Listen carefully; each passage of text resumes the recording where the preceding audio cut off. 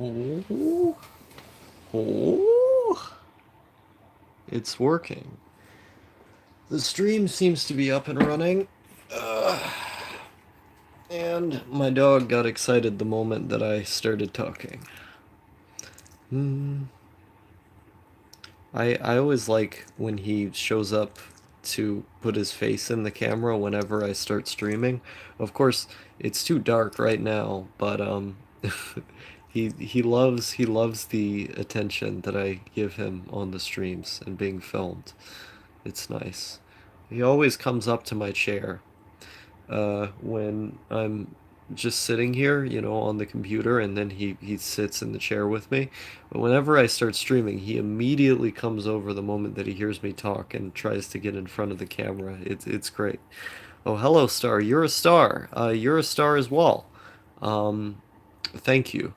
Uh, I just woke up a couple hours ago from a very long hello meme gazer. Bismal Boy says hello as well.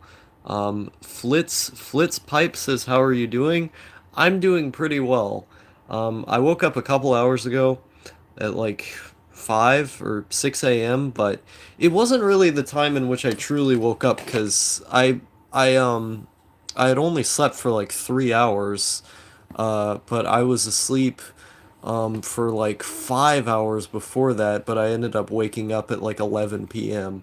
Um, because I had taken, I think it was like two blotters. I took two blotters of atizolam in order to get to sleep. And then my dad ended up waking me up, and I just listened to music with him for a while, and then I ended up going back to bed for like 3 hours, and so now I'm awake, and I've been awake for a little bit, but uh, I my sleep has been really bizarre for the last several days because I have been for basically the last 4 days I've been doing nothing but sleeping, and it goes in great contrast to not too long ago when, like I was awake for a couple days not too long ago, but all I've been doing is sleeping. Um, I got pretty drunk like 2 days ago, and I ended up sleeping for most of the day. That probably helps. But yeah, I've just been sleeping a lot, and it's been immensely helpful. Okay. Yeah, my camera randomly cut out. They constantly do this to me. The FBI is always trying to take me down. But I don't understand the people who are sleeping on sleep as a way of dealing with bad feelings, because for me it's immensely helpful where like, and I don't want to get into the personal matter as to why I was having such a bad day. When I recorded that video, it was called something like, worst day I've had in a long time or something, or it was just the black recording of my room. I don't want to get into too much of the personal element behind why that video was made, because it largely has to do with someone else's privacy, someone who I was very worried about and still am. Um, and I've just been sort of going through the motions of dealing with the fact that, a friend of mine, well, I think that's too much information. Um, Basically, what I'm saying here is that I'm all right now. Uh, still, still bothering me, but I've been dealing with the problem as it stands. Um, it's I don't feel comfortable shedding light on their own privacy concerns. So it's just worried about a friend of mine, but since then, I've been getting constant sleep, and it's kind of sucked away a lot of the blackness that's been going on in my brain, in my soul, and that's been nice. So, sleep would be my recommendation if any of you are dealing with a particularly stressful situation. The problem for me comes in the fact that it's difficult for me to sleep consistently when I'm dealing with a stressful event, which is why I would need to like get drunk or use something in order to get to bed. But I think it's worth it enough. Hmm. Hmm. How is everyone else doing today? How is it going in the I wonder how many people who watch my channel are neets. Probably most of them, right? Because I always wonder like about what neets routines are because most neets have a pretty similar routine, wake up, go to the computer, play video games or something, if you're on that part of the neetosphere, you're looking at image boards and I wonder like what is the day in the life of most needs look like? I'm fascinated by that because I don't go on the Neat subreddit, but I like to see these threads on image boards of like people asking Neats what their routines are because I'm fascinated by that stuff. Because my routine has stayed mostly it stayed exactly the same for like 4 years now, basically, with some hiccups in between of like me being forced to go back to school and then quitting again. I guess if you wanted to get really specific, my schedule has been almost exactly the same for like 2.5 years. Um, yeah, pretty much. And only really got interrupted by having to go to school in September, late September, but I basically never go to school. I haven't gone to school for the entirety of January, and no one's knocked down my door, no one sent me a letter in the mail, no one's complained. So I think I'm just gonna keep not going to school. No one's done anything so far. So, um, uh, let's see. Still dragging myself to fucking school. R.I.P. Um, I never leave the house except for Saturdays when I work. Am I still a NEET? Well, that would mean you're in employment. So technically you wouldn't be a NEET. You'd be I guess that would be like a freeder, right? Because freeders, they just sort of take random jobs at odd days. I guess that's what you would be. Yeah, I mean, working for one day is still a kind of employment. Freeders are considered to be like NEET adjacent, sort of, because freeders, they're basically unemployed, but they still do work every now and again. And so that's how Japan kind of views them. And I just love their categorizations of things because I'm a retarded weeaboo. Um, but yeah, like school is just terrible, and it sucks for me because like I've been thinking about this really heavily lately. Like if I wanted a future outside of living in the US, I would just invariably have to get an education. Like there's not any way around it. I would just have to do that. Like if I could live in the Czech Republic, for example, I would love I let me tell you, I would love to live in the Czech Republic. It would be great. Um, or like I don't know, somewhere in Europe. I think Europe's cool. There's a lot of aspects of Europe that are really not based, but I mean they're not gonna throw you in a pen for, you know, um, doing drugs or something. They're not depending on the country, they're not gonna, they're not gonna throw you in a pen for being in the wrong area at the wrong time or something like in certain parts of the US. It's like, oh, I parked my car here, now I'm getting arrested. No. It seems more laid back. It seems more chill in Europe. And so I'd like to live in Czech Republic because it seems very chill and nice. There's no way I'd be able to live there though because I would have to have an education and work and stuff. I can't do that. Who do you think I am? Um, and so, yeah, I don't know. Unless I got on like antipsychotics or something again. Um, and that would just suck the life out of all of my soul, and I wouldn't want to do that. So I don't know. Trust me, Europe sucks. Would much rather live in the States. I mean, for the kind of things that I would want to do, Europe would be much better. Europe fucking rules. In Germany, NEETs get a free apartment and have some money to live off of called Hearts 4. Yeah, like stuff like that is what I'm talking about. Of like in America, most of us can't even afford healthcare. Like basic healthcare, most of us can't get that. And so I think there are certain things that Europe has that just make life easier. Uh, it would be easier for me. Living in the US, there's a lot of hurdles, but because I have not just disciplinary problems with consistency, but also because I have what is it called? Problems with other people, like behavioral issues in the meat space, the IRL world.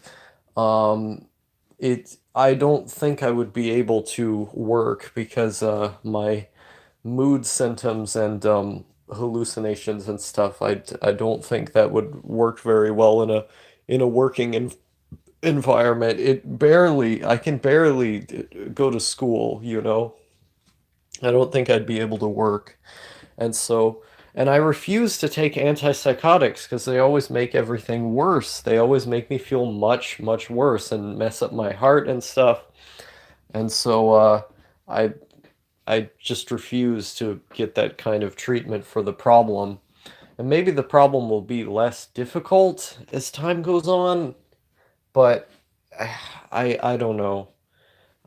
Like the easiest, this is the thing is that like the easiest time I have when I'm, outside IRL and doing things in school is when like or I guess because school is the closest comparison I would have to work, so I'm just using that as an example. Um, the way that I always get my work done is because I can't focus on any of it, is by, having to shove pills down my throat of like antipsychotic that ends up making me not want to do anything and removing all of my motivation to do anything, but gets rid of the hallucinations which, I sometimes experience on a day-to-day basis.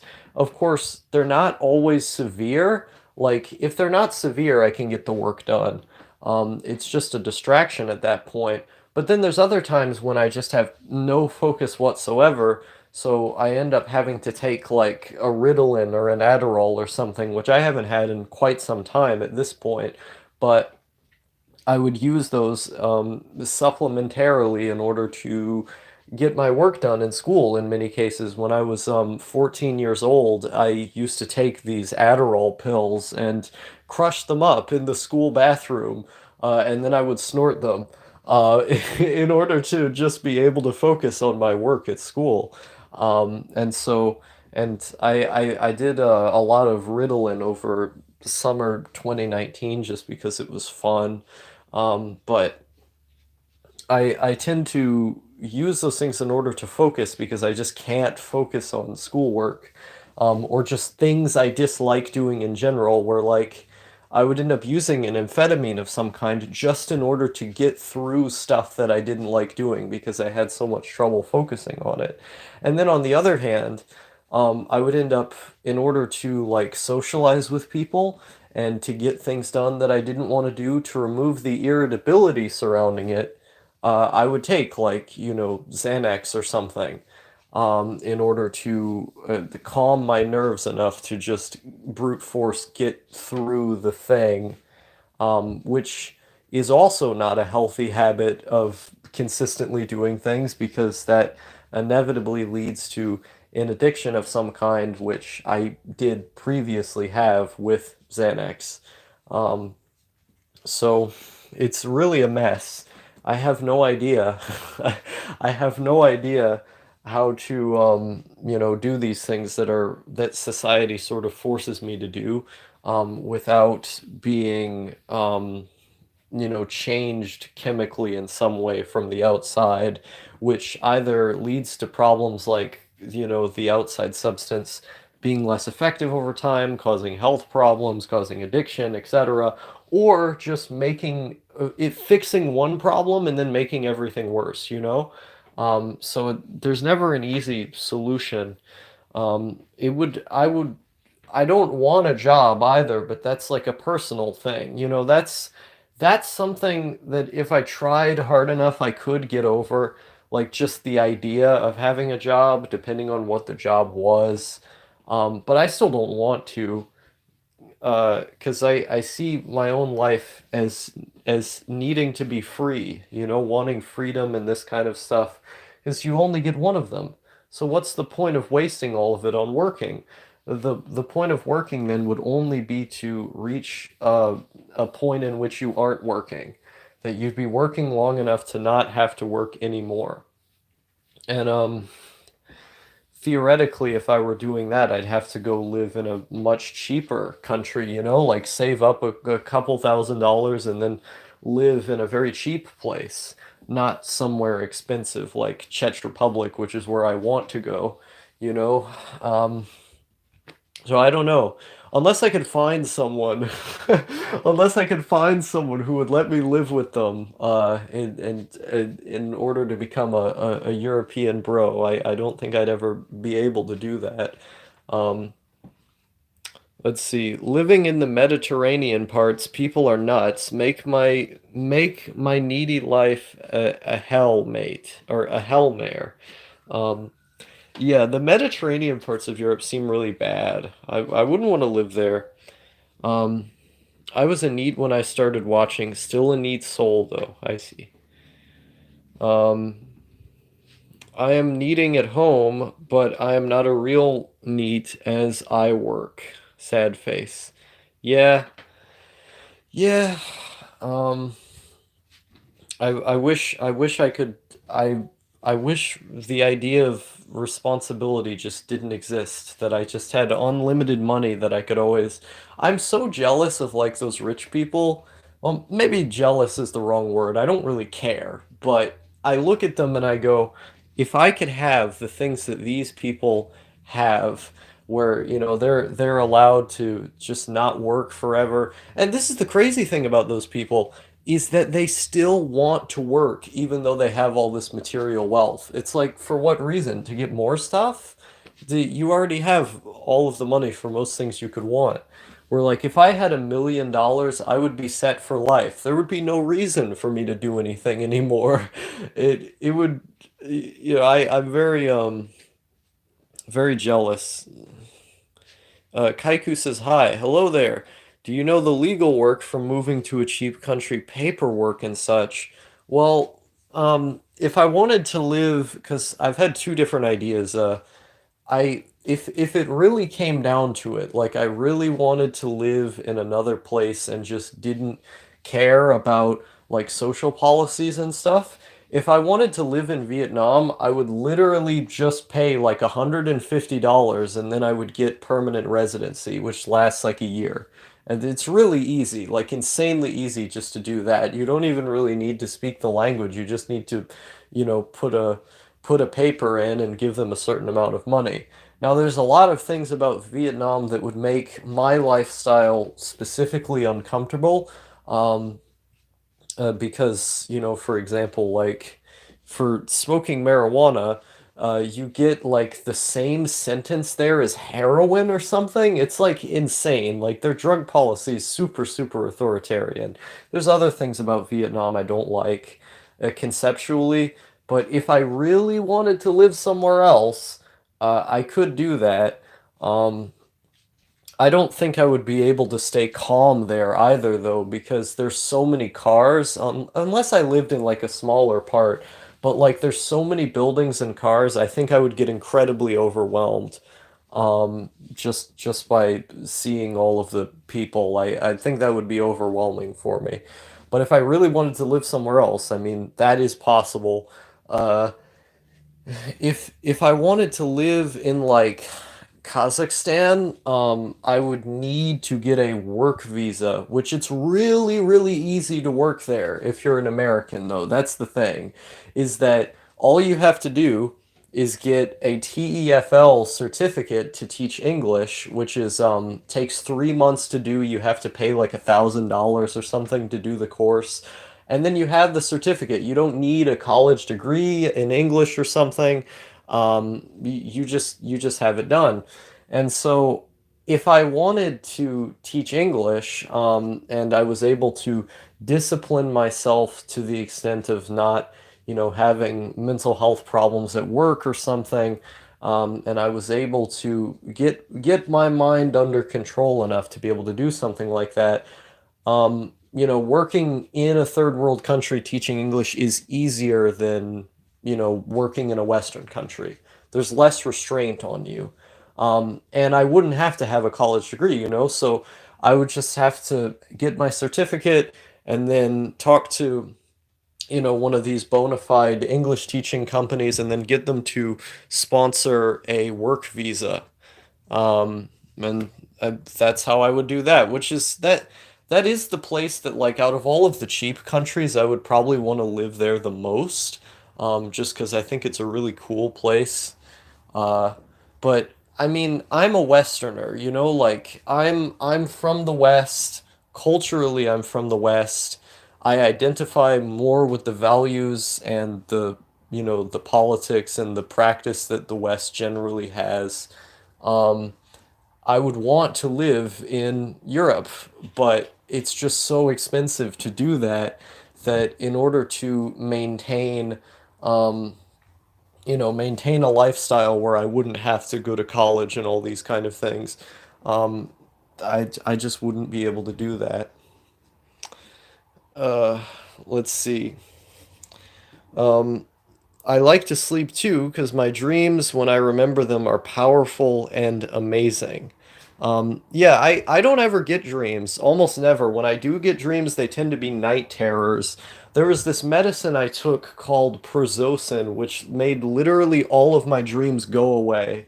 And I loved that medicine so much because I didn't get night terrors anymore. It just made me forget all of the dreams I ever had, as I was sleeping. Um, but I'm not prescribed it anymore, and it also made my sleep cycles a little bit weird. Uh, but yeah, no, I hate having dreams because every single time it is a nightmare almost. Sometimes I get dreams that are just weird. Usually they're about mundane things though. Like that's the pattern I've noticed, is that my dreams tend to be about mundane things, but um that's when they're normal. They're almost always nightmares for me. So I don't like remembering dreams, but luckily I don't remember most of them. Um, are you on NEET or still unable to get it? I'm in the process of getting it. I have to, uh, I have to get papers from my mental health people. I have to get papers that say that I have schizophrenia, and then I can get I can get NEET after that. Oh yeah, sleeping is also the best form of being calm I know of. That is true. That's why I like to sleep so much. It's basically all I've done for the past, couple days. Um, I consider bad dreams good dreams too, though. I completely disagree with that. Completely. They're traumatic. Most people would file some of my dreams under bad, but I love all dreams when I sleep, especially in deep sleep. I don't think I've had deep sleep. Um, well, no, that's not true. I've had really long sleep. So I don't really know what deep sleep is. My only escapism at the moment from this meme world is playing Fate Go. I don't, um, I don't know anything about Fate, but that sounds like a tumultuous task, a lot of effort. More effort than it would be worth for me. There was a time when I wanted to play all of the Fate games, and eventually I gave up because uh, it's too convoluted of a franchise. Maybe I'll watch all the anime. Maybe I'll put that one under my hood as for anime goals. Infinite Western Values Outlaw. Hello, no, thank you. It is true though. Uh, like And then the Russian guy says, culturally, you're a citizen of the internet. I mean, I identify with being a citizen of the internet, the digital highway, more than I would identify with like being a Westerner or something. But if you were to put me in like a culture, like geographically or just culturally, it would be just the West as an idea, like the kind of Enlightenment values about like freedom and liberty and these kind of things. I'm more closely aligned with that than anything else. Let's see. Damn, that sucks. I feel for you, Star. Wait, are you a NEET again? I thought you were going to school. I'm registered in school, but I haven't gone to school for like a month. Yeah, well, really, it's been 2 months because I didn't go to school for most of December. I went to school for like 4 days in December. So yeah, I've basically been a NEET for like 2 months. Even though I'm technically registered in school, I just haven't been going. Lately, I combat my ever-growing narcolepsy with dozens of black coffee and tea. Oh man, that must be the worst. Hebe Chica. Uh, my grandpa had narcolepsy, and he had to take. I think it actually was Adderall that he had to take for his narcolepsy. There were a lot of stems that they threw down his throat, and probably contributed to the way that he died. I think deep sleep is just a phase during sleep. Oh, okay. Have you tried to train your subconscious mind so that you can get better dreams or lucid dreaming, or even strongly thinking about something good that you want to dream about before you drift off? I've tried all of those things for several years. Before, like, I tried those things when I was like 12 years old, and younger. Like, I was reading about this stuff on the internet way before I had a YouTube channel, because I've had problems like this for a long time. And so even back then, I was looking at like WikiHow, lucid dreaming, I was like 11 and stuff. And it just never worked. I took these fucking lucid dreaming supplements as well to try and, speed about the process.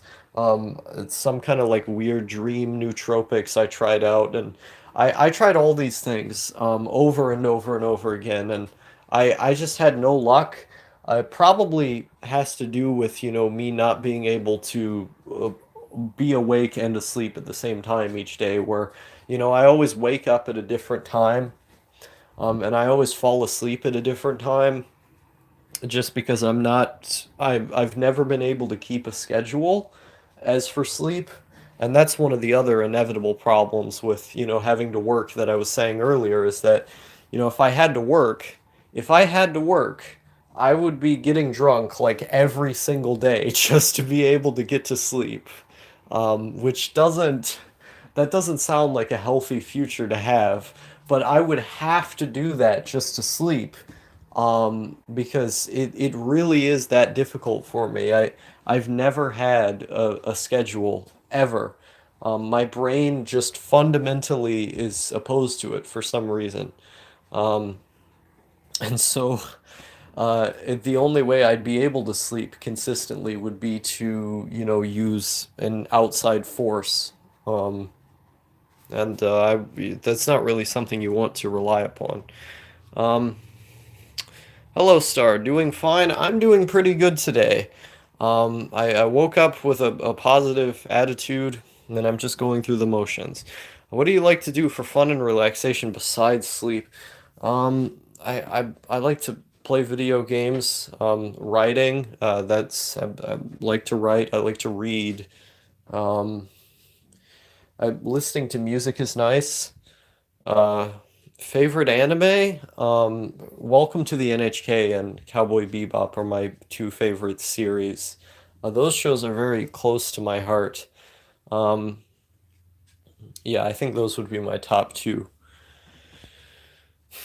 I like I guess my favorite anime film would probably be would it I don't know if it would be Grave of Fireflies or which one would it be?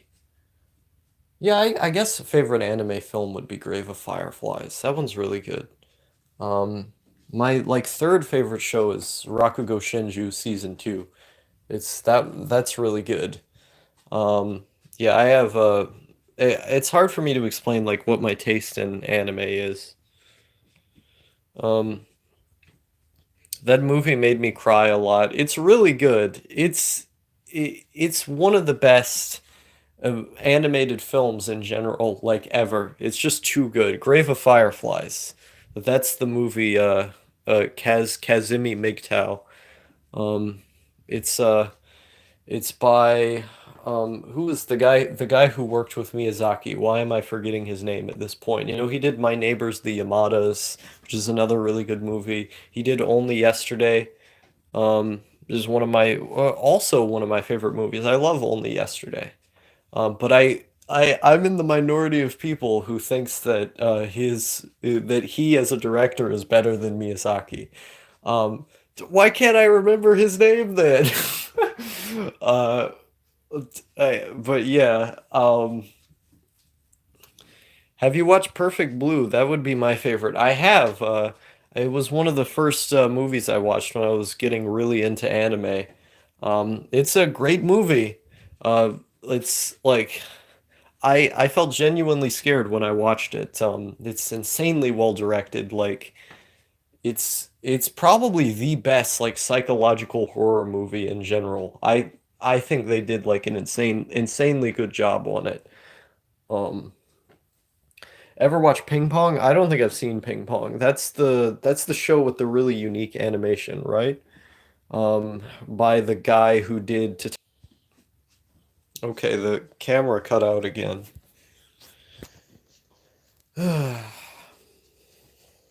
But yeah, I want to get back into anime because there was a time when, I used to watch like an entire series in a day. Um, but my focus since then has gotten so much worse. Like my attention span, back then my attention span used to be really good. Uh, I mean, it's never, at least for things I was passionate about, it was really good. My attention span has never been good for things I don't like. But even for things that I like now, my attention span is not very good.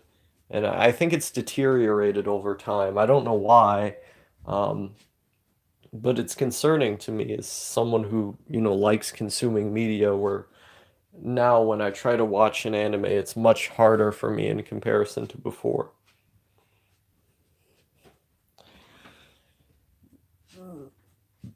Ugh.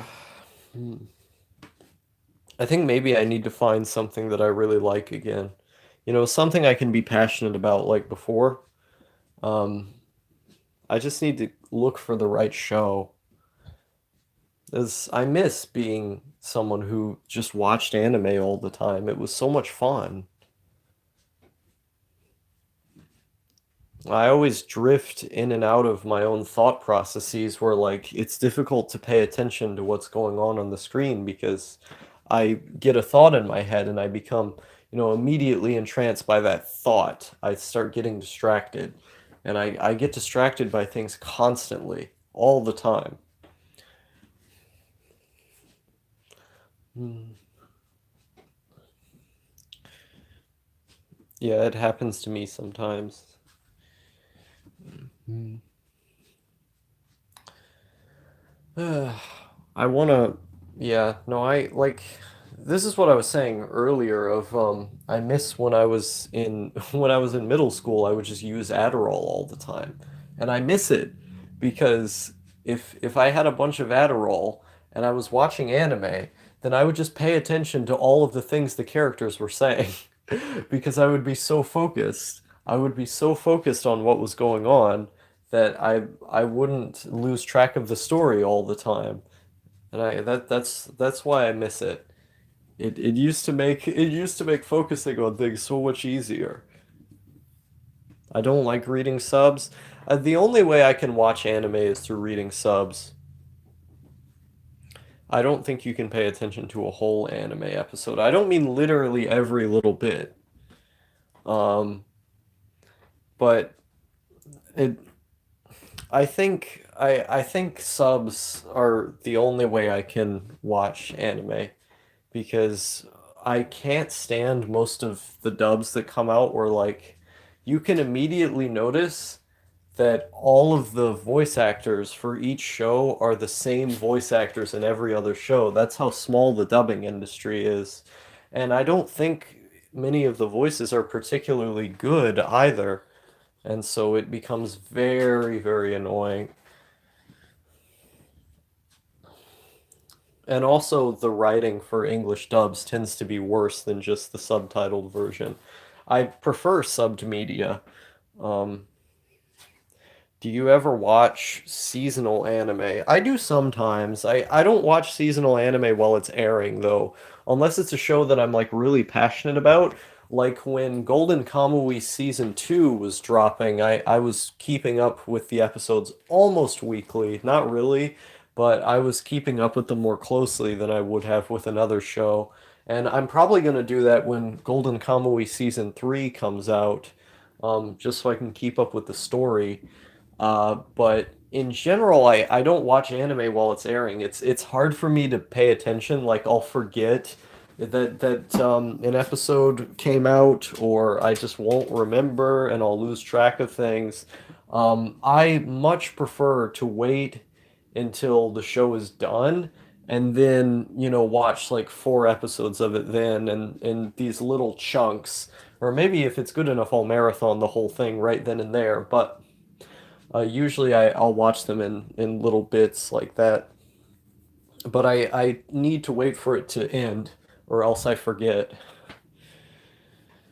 Uh, there are occasions in which I do watch it seasonally. Um, I like the new shows that come out. Like, I'm not like an old fag or anything. I don't think that, anime was only good in the 80s or something like that. Um, oh, wow, that was a loud, loud train. Um, what do you think of the Death Note dub? That's actually one of the only dubs I like. There's like 3 dubs that I enjoy. It's Welcome to the NHK, Death Note, and Cowboy Bebop. Those are the only 3 good dubs. There's probably, I mean, I'm not counting the Ghibli movies because the Ghibli movies almost all have good dubs. Like, those are professional actors that they have there, celebrities and shit. So that doesn't really count. But like, yeah, those 3 series, NHK, what, Parasite, maybe? Parasite the Maxim, the dub was okay for that show. I'd need to watch it again to really know for sure. I think the Yu Yu Hakusho dub's really good.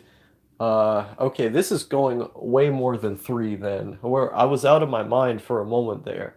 Um, the old DBZ dub is good. The original Funimation one, yeah, so there are a few good dubs. Not, I'm not sitting here saying every single one is bad, but the ones I tend to like tend to be the older dubs, generally speaking. Um, what are your thoughts on Best Guy Ever and the Procrastinators YouTube channel getting hijacked by a shady Ripple crypto scam? Um, I think it's hilarious. I don't know why the procrastinators haven't fixed it yet. Did they not have two-factor authentication on the account? Do I wonder how they're gonna get it back. I don't know what's going on Best Guy Ever's channel, but I looked at the procrastinators just today, and I'm still getting notifications for this shady crypto live stream. And they changed the name of the procrastinators channel to the shady crypto thing. So it's been there for like a couple days now. I don't know why they're not fixing it. Um, I'm watching Yu Yu Hakusho at the moment, and people said to watch dubbed in Portuguese because the dub is very good. I tried, but I can't do it if the dub has no nostalgia for me. The original is much better. I don't think the English dub is better than the Japanese sub, but I do think the English dub is really good, personally. Every single dub is inferior to subs. I completely disagree with that.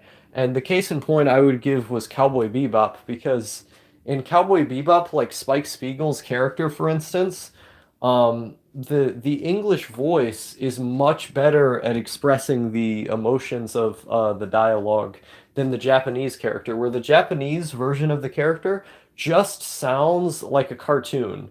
And I believe the guy who voiced Spike in the Japanese version was the voice of Lupin.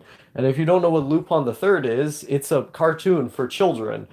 So his voice was very like high pitched. It didn't really suit a lot of the more emotional moments that the character had. Whereas the English dub, the voice was perfect.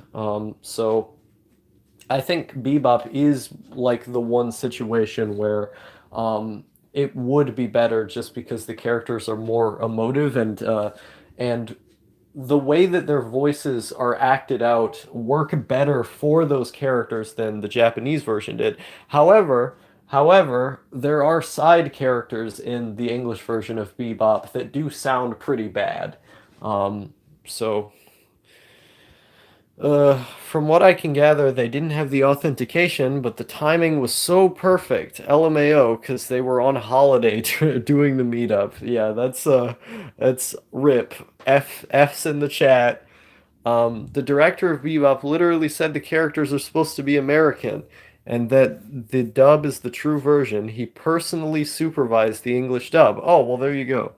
Um, yeah, but that's only Spike. I think all the other characters sound worse, but that's just my opinion. Um, I think Jet, it would. I haven't heard the sound of the Japanese version in a while, but I think Jet, Faye, I think they all sound better. Especially like in the well, that's spoiler territory. I won't go there. Um, Kurz says F. I really like Kurz's Yui avatar. What is that? Is that Yui eating something with a bunch of red around it? That's based. K-On! Is one of the greatest anime ever made. Um, always. This show's so good. Burger? Oh yeah, it's a burger. Okay.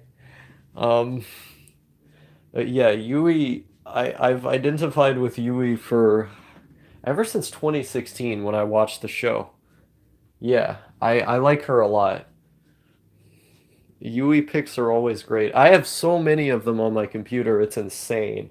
Like it's next level collecting territory that I've gone into with the K-On! Memes. Um nice Erica Avi Alex. I don't Erica. I thought for some reason that that was the little bitch girl from Higurashi, the one who's always angry. The what's her name? The blue hair one. That the uh for Furidu Erika from Yume Neko. Okay. Well, who was the one I'm thinking of? Rika, Rika. For some reason, I thought it was Rika that you had. Yeah, I don't know why it took me so long to remember that character. Yeah, but for some reason I thought you had Rika as your profile pic. I guess it's because it's from the same series, and I've never actually seen Higurashi or played the visual novel. Everyone tells me to play the visual novel. I've tried playing it, and I got to the beginning, and then I didn't have enough energy to keep going. So I don't know. What am I gonna do now? I want to get more. No, thank you. If he's still in the chat, is going to get very angry at me in a moment because I'm about to get a soda. Is that every time I mention that I like drinking soda, he's like, "Oh no, it's so bad for your body, dude. You can't do that." Yeah. Oh, wait. Okay. You want to go out for? Wait, no, don't go in there. That's my dad's room. You can't go in there. Well, yeah, the house is a mess right now. I don't want to show you that. The house is an absolute mess. What? Look at this. Look at how much of a mess everything is in here. I mean, there's stuff. That's good. That's good. But yeah, everything in here. Look at this. Just random weed whacker. Just randomly and a gas can. Um Uh, let's see. Okay, this is where it is. Look, I don't buy the food around here. Don't look at me. That's based home. I think it's pretty base. Have to put this down though. You can kind of see the drink as I pour it though. Sort of? Yes. Okay, I'll do it this way. This is a you're getting cooler angles than anyone else on YouTube. I could use this. I could use this methodology for filming things. Yeah, that works. Pepsi is superior. I agree completely. I just don't have any Pepsi.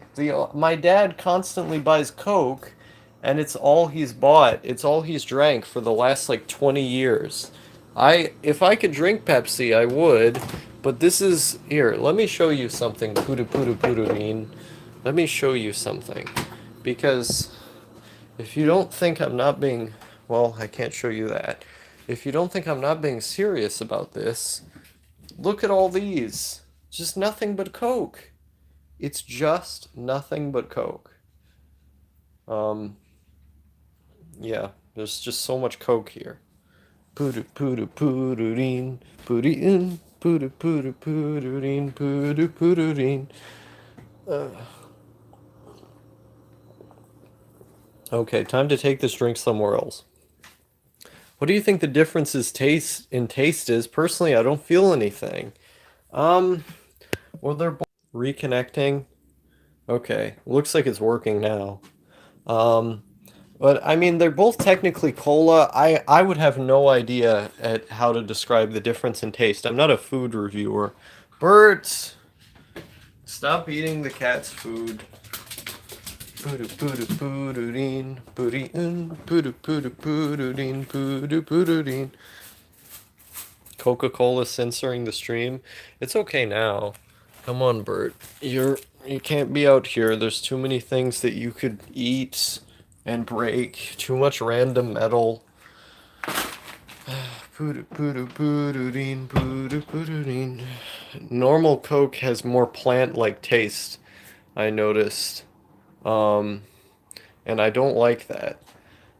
Yeah, I mean that's fair enough. I mean it I guess you could say it tastes a little bit more bitter. I don't know. What's up, Starman? I couldn't understand your last video. Um, yeah, no, I feel you on that. I think like the reason why that video is more difficult to understand for certain people is because they didn't have the context as to why I was feeling that way.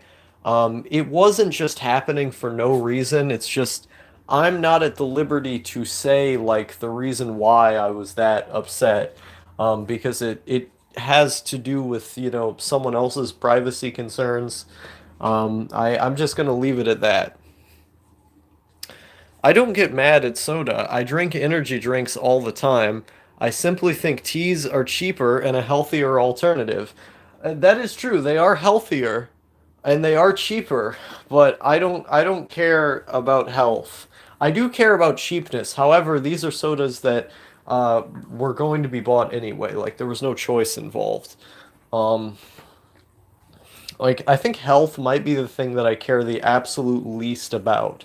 Out of all things, it's like the lowest on the list.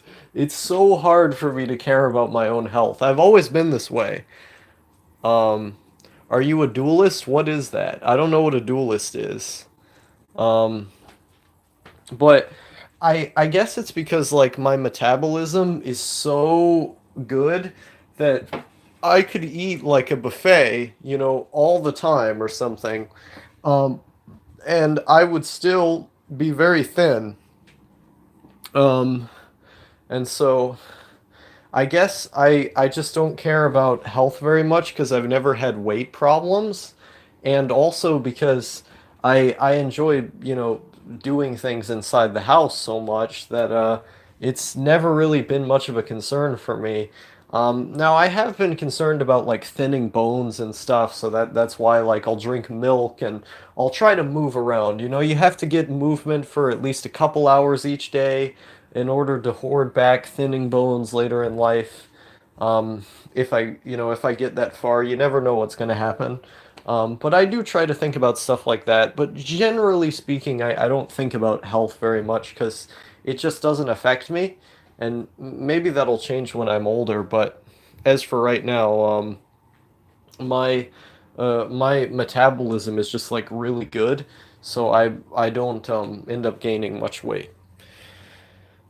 Let's see. What about diet drinks? I know they're still far away from healthy, but at least your teeth don't rot away. Do your teeth still rot away if you like? Because this is the thing is that whenever I drink a drink, I don't know if other people don't do this, but I never let the drink touch my teeth ever. I just never let it touch my teeth. Where like I feel like when other people are drinking things, they put it towards their mouth and the drink always gets around their teeth and stuff. I only let it touch my tongue. Um, and that's got to do something, right? If you're drinking like a sugary drink and you just let it flow through all of your teeth, that's probably going to do more than not doing that. Um, and of course, you got to brush them each day. I try to remember to do that. Separation of mind, body, and soul. Do you believe that that the mind is completely separate from the body? I think they influence each other. Like the human body it's a complex organ. So, well, it's not an organ, it has organs in it, but I think your body ultimately influences your mind, and your mind ultimately influences your body. They're interconnected with one another. I wish I wasn't so bony. Yeah, I I think I'm hmm. I don't think I have a problem with being bony personally, but I do see the problems that could arise. I guess I'll put it that way. Death Note dub is superior to sub. I've never seen the sub. I'm addicted to wash my teeth because of OCD after consuming food and drinking soda. Um, I see. I used to do that. Then you should probably care about health. Um, I mean, it depends. It depends on how much the things you're concerned about affect other things. I don't know. It's a matter of like the costs and benefits of what you're doing. Where like certain things take more precedent and should be thought about more than other things. I don't have the energy to be concerned about most health problems. But there are certain ones that I do pay attention to because they do matter. But I can't keep track of all. I think most people are like this, where they just can't keep track of most of these things. I just don't really see a reason to care outside of, yeah, it might, make me feel a little bit worse, but what is that? What does that really ultimately do? Might like whenever I've tried to have good health, it never made me feel better, quote unquote. It just made me feel different. I guess I could put it that way. Um, it's never seems like a very big deal to me. The things you eat affect your mental state. That is true. Uh, do you judge drug addicts? No. Which is why you should eat plenty of mushrooms. Are mushrooms especially good for you? I know you talked about tea and mushrooms in your recent like 2 hour long video. Um, but I know that okay, so I need to become a tea person if I want to get better health, number one. And apparently I need to also become a mushroom person. That seems pretty easy. Like this is the thing, right?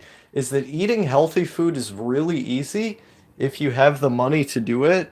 Um, but like it's also effort. Full Brypo myclodite mycolite supremacy. Um, dude, I don't know these I don't know these plant terms. You're into this gardening stuff. I don't know what any of this is. Just eat caviar, bro. Yeah, how could I forget? Um, but Dalton Miller, if you want my opinion on how the drug addict problem should be dealt with, I think they shouldn't be put in jail. That's basically if someone is dealing with addiction, they should receive care, like going to like rehab or a hospital or something. I don't think they should be locked up in jail. But I don't judge them for going through what they are going through. Like I've been addicted to various drugs in the past. I don't think it's something people should be ashamed about. It definitely shouldn't be a crime. It's an illness, not a crime, you know? A star, a person who can read. Yes. Hmm.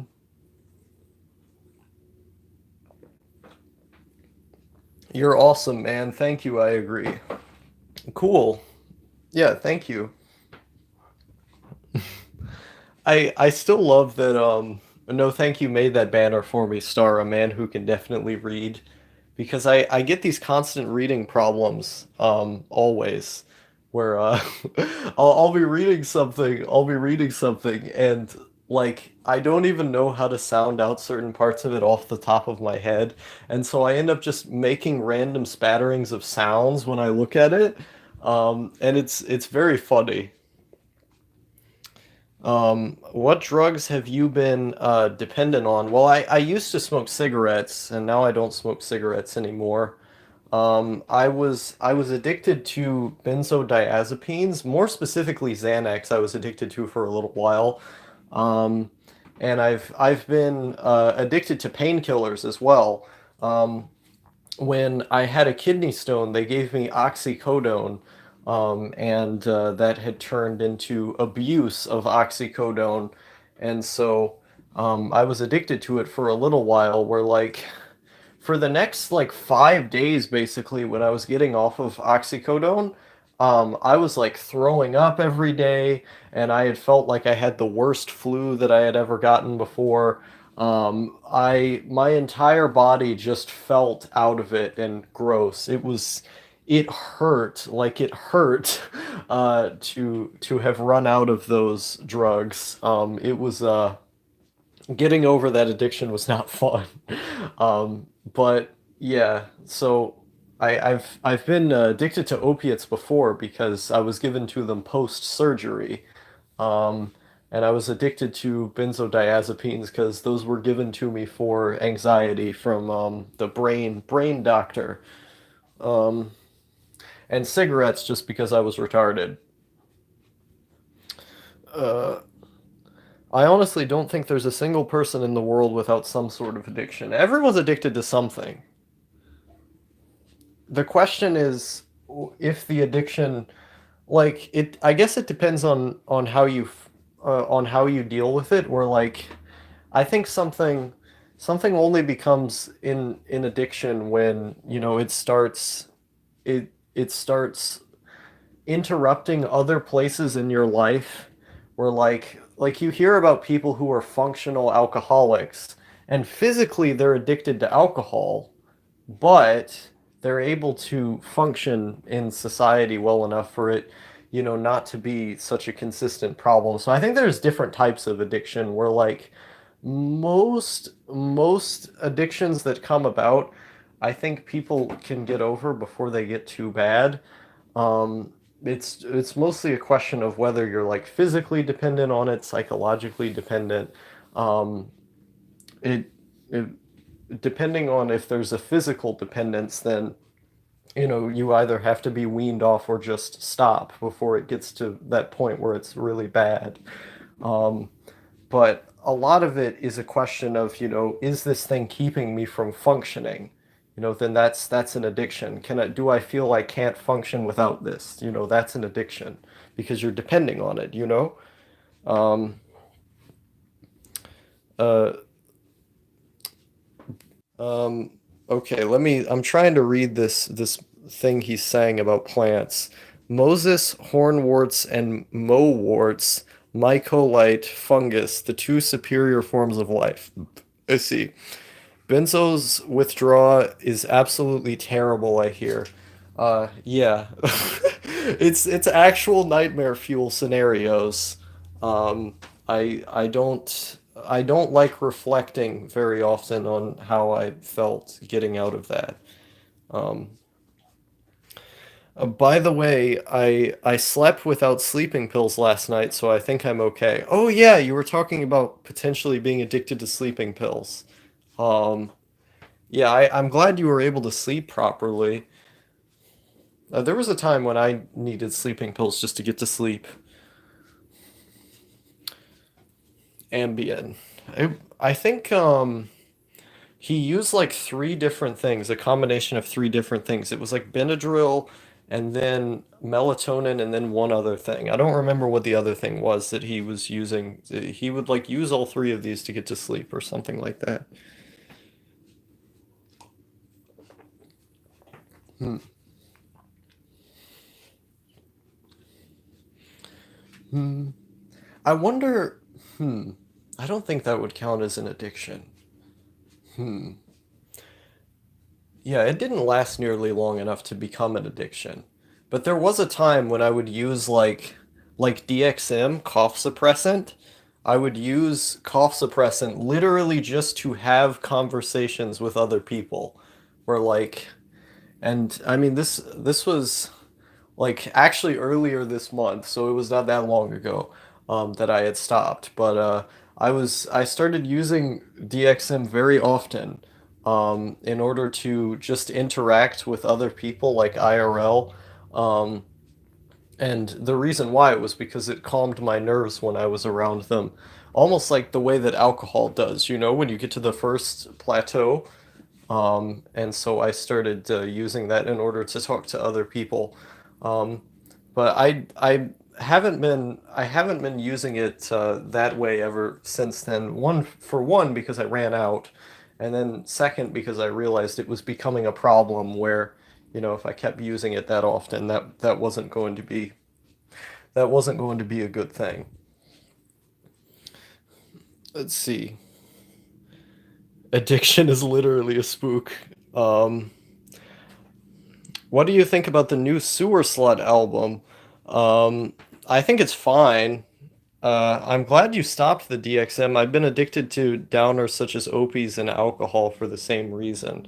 Um, I wouldn't say I've quit in yeah, the phone stopped working again. But it seems to be one of those things that I'm only going to use on special occasions. Like I don't plan on using it like more than two times in a month, you know, whereas I was using it like every day almost at that time, for example.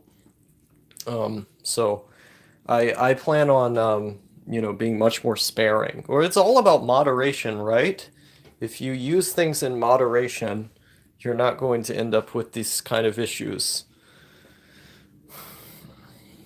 Hmm. I don't think I'm an alcoholic yet. But there have been times where I've drank alcohol like every day, for the same reason that I was talking about using DXM. Um, so I'm honestly I'm not that concerned about monitoring alcohol usage. It doesn't really matter that much to me. Maybe it should, but it's one of those things where it's difficult. It's much more difficult for me to care about drinking alcohol than it is for me to care about other things, especially because it's very often a social activity. Why did they suddenly start getting recommended to everyone out of nowhere? I'm pretty into underground depressive drum and bass breakcore and had literally never heard of them before.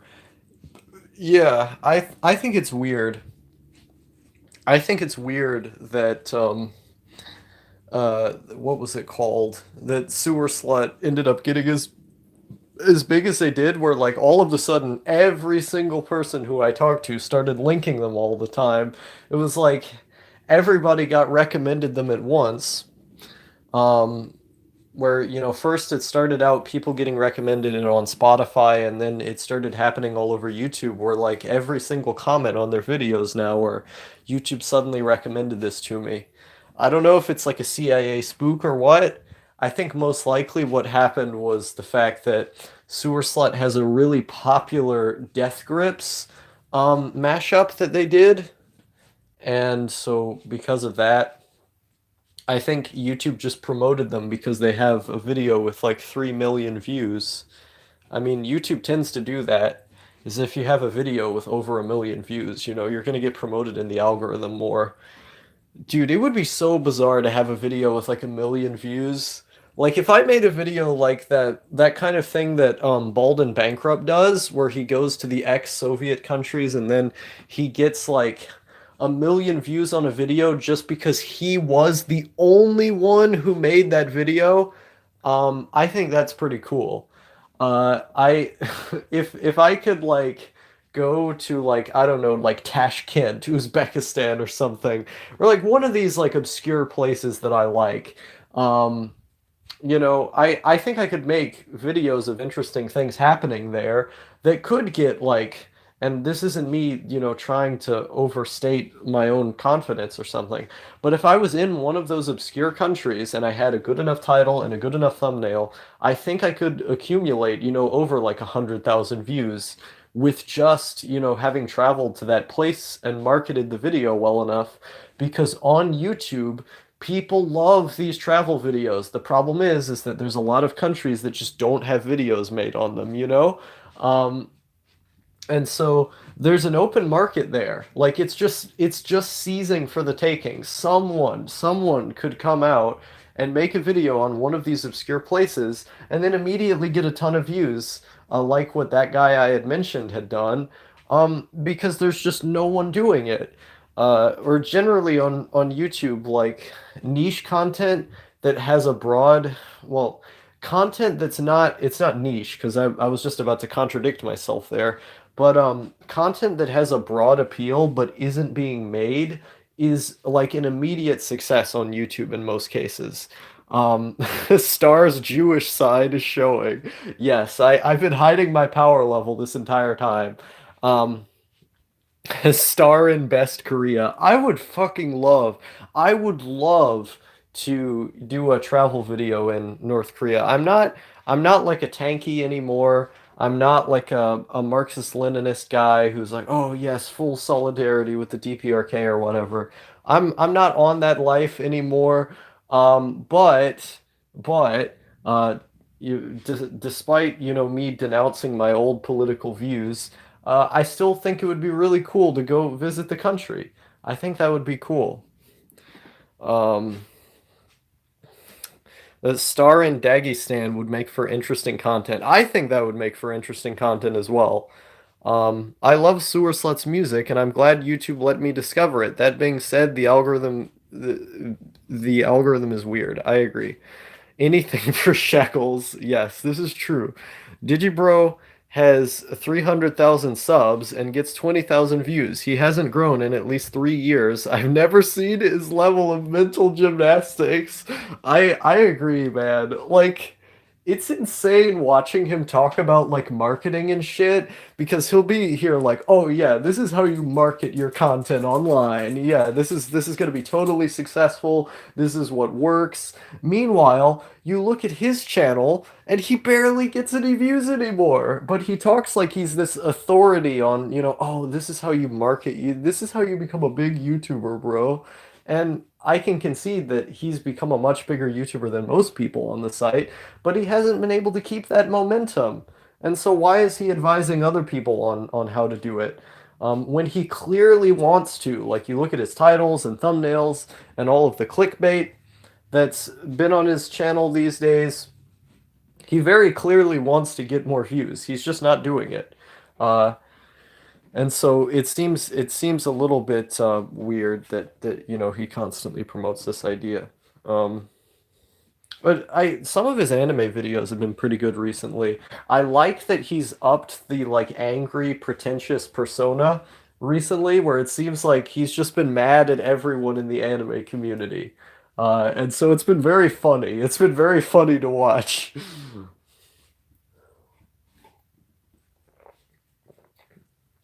Oh boy. The one thing I don't like about drinking soda is that when I haven't drank soda in like 2 months, and then I drink it for the first time, it always makes my body feel wrong. Like there's something entering it that shouldn't be there. Um, let's see. Uh, I don't know if you mentioned this before. I'm new to your channel, but what are you going to college for, or are you going to college currently? I don't go to college.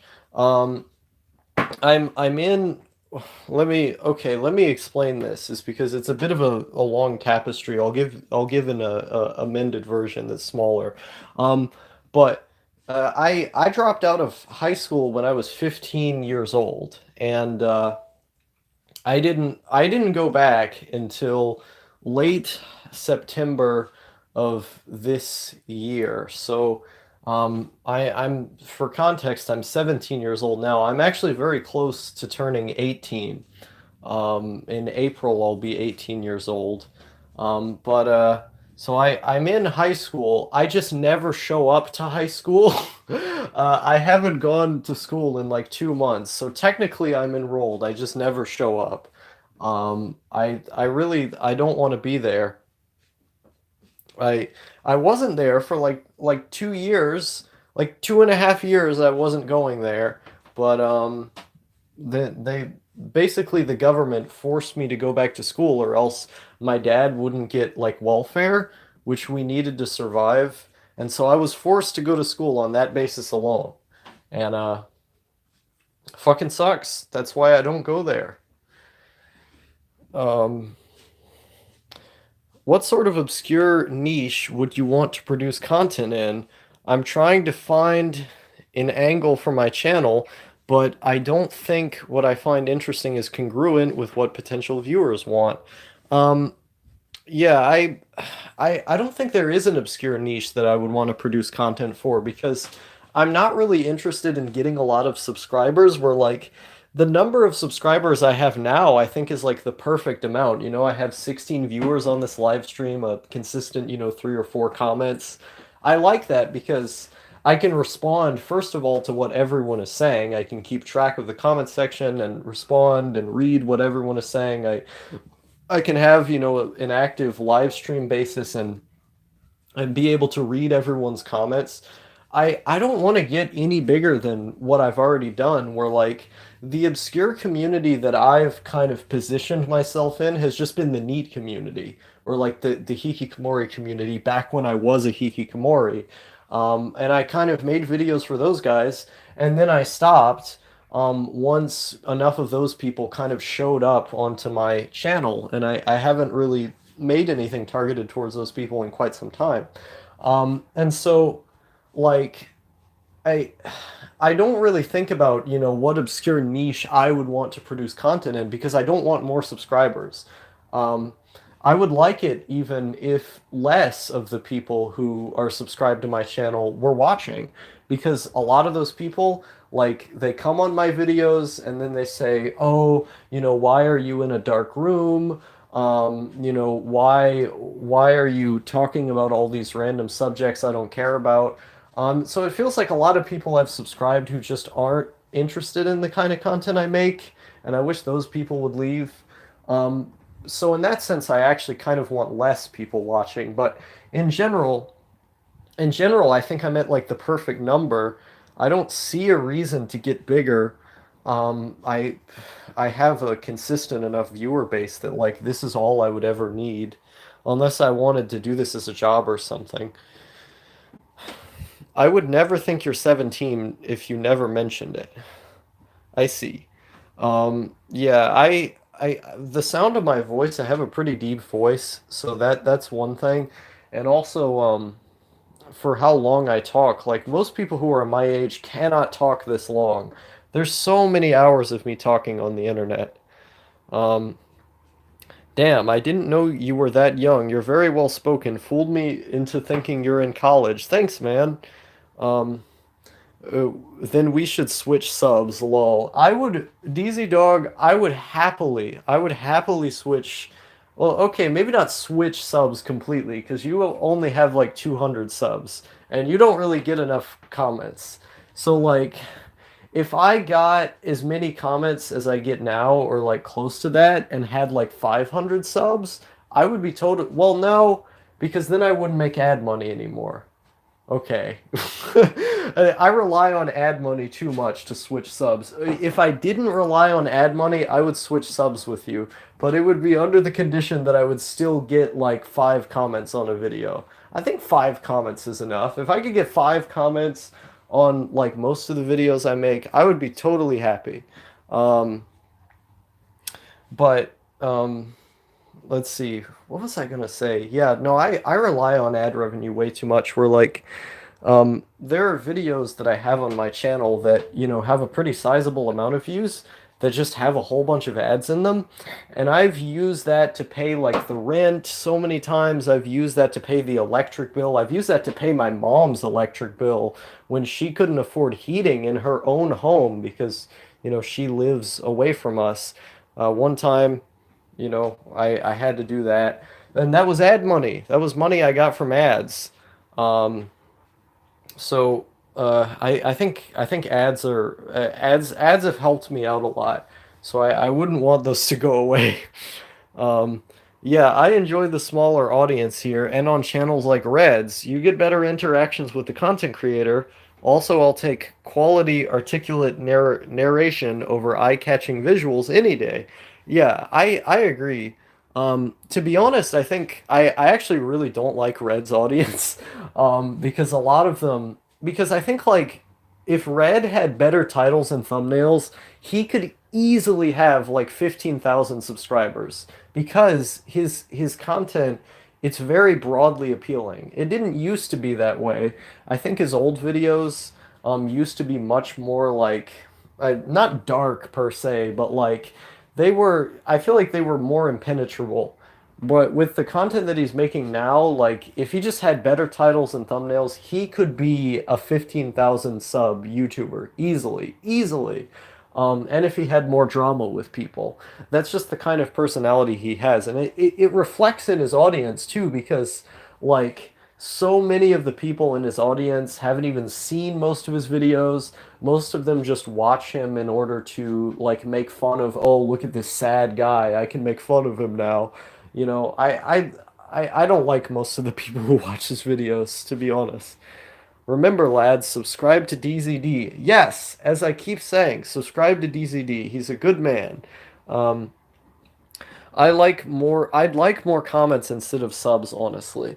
Yeah, like comments are way better than subscribers because with subscribers, you don't know who the people are, but with someone commenting, at least you can consistently say, this is that username, this is that profile picture, this is their writing style, kind of. You can tell who they are and you can interact with them. And that's the most fun part. But with subscribers, it's just like this sterile kind of numbers based life on YouTube, and I don't like that.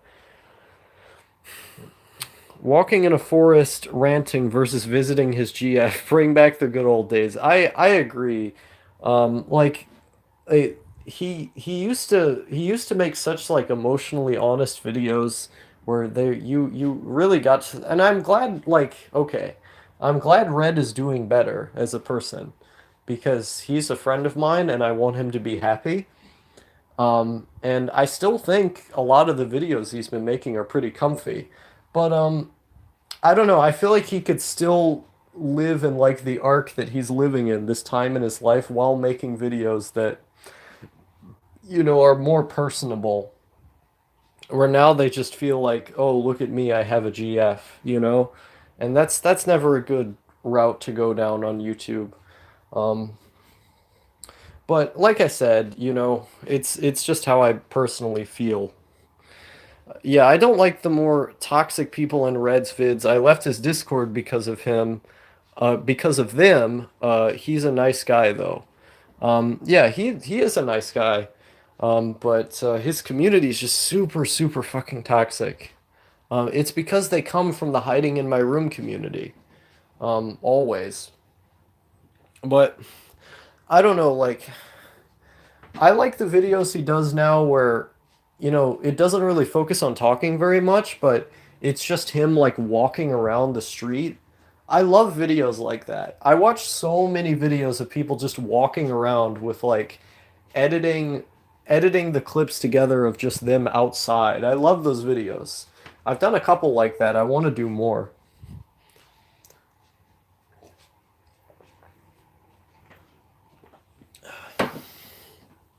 Do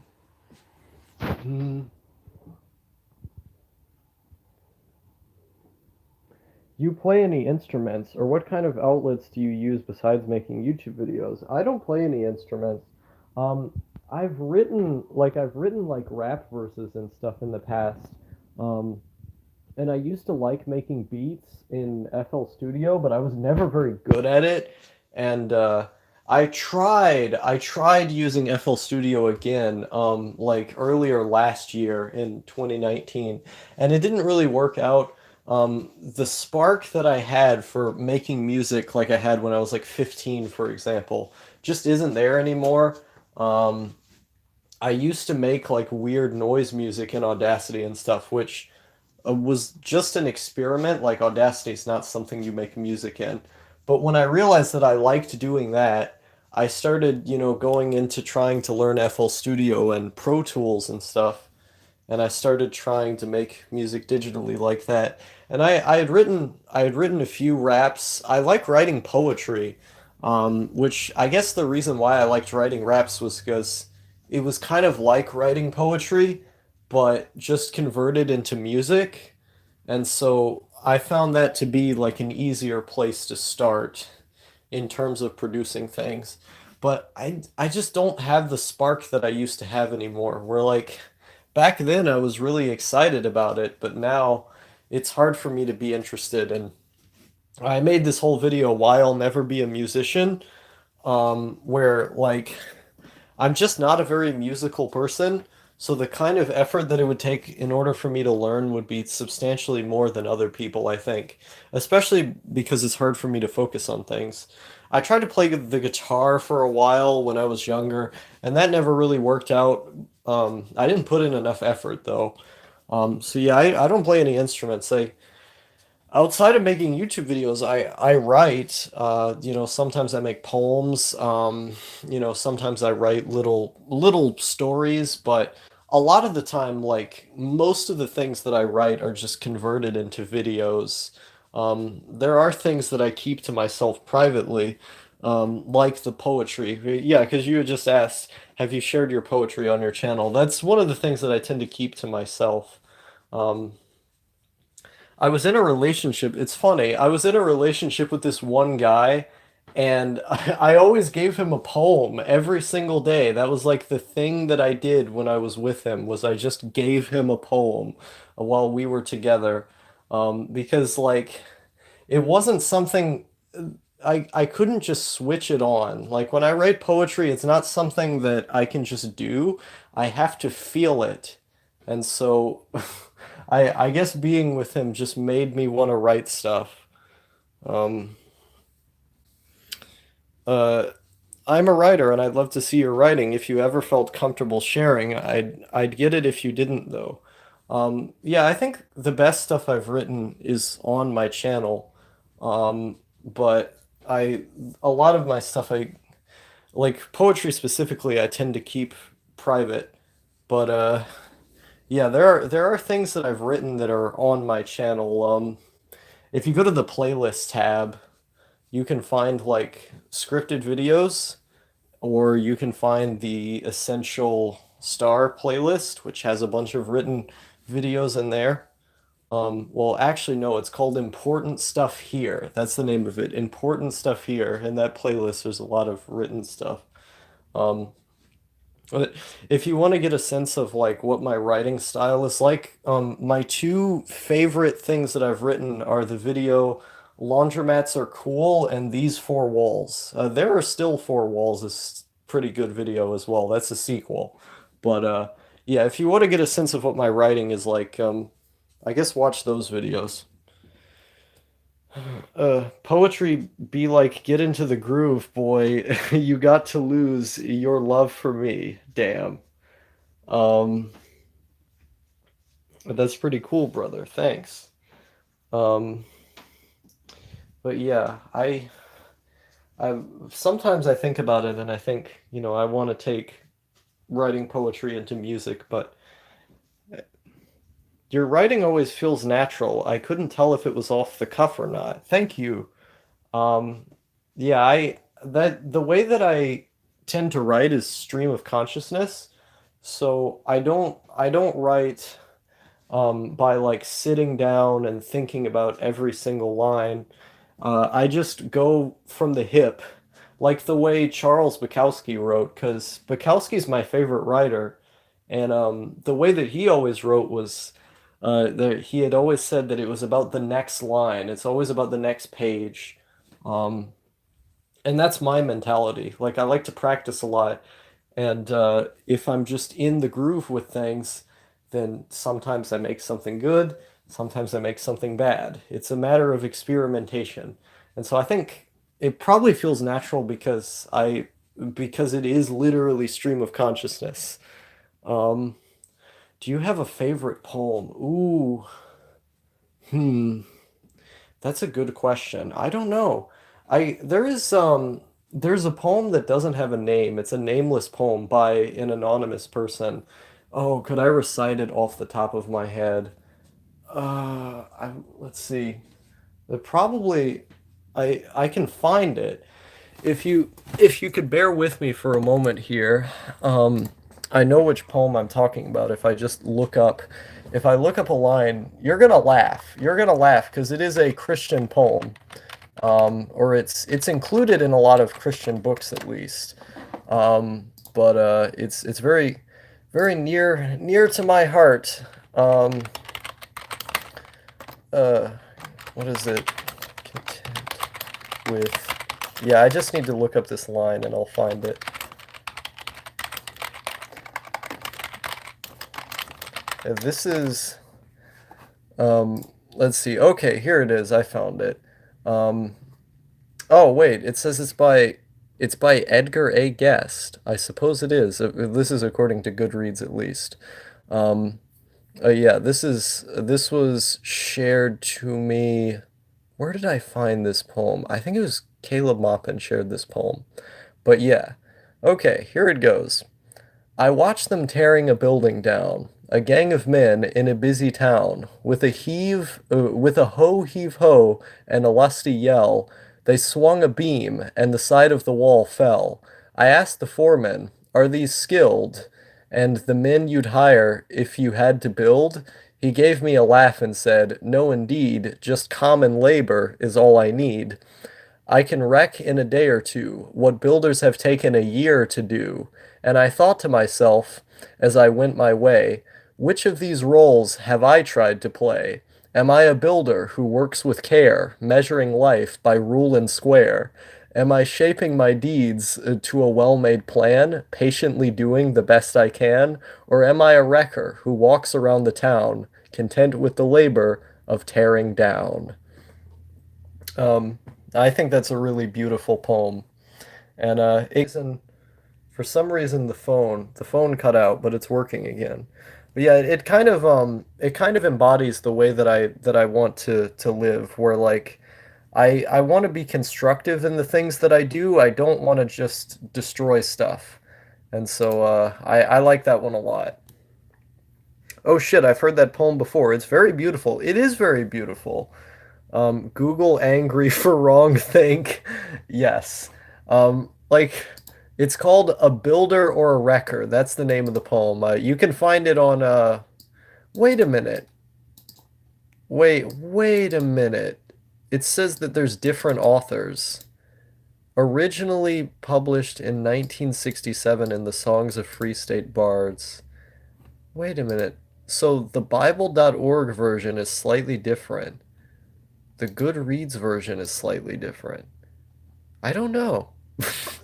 I guess this poem has been around for so long. There's been different iterations of it.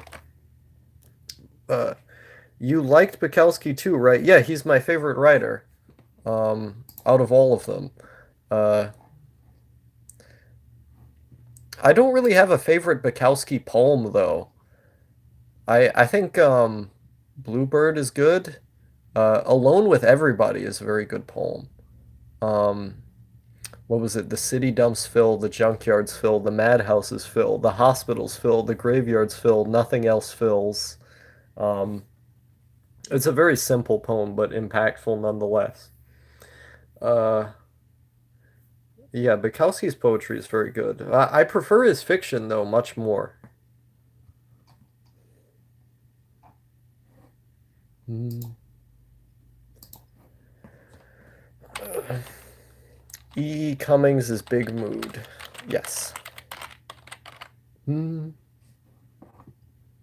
I need to read E. E. Cummings. I read some of his poems when I was in school. I liked Ezra Pound's poetry a lot.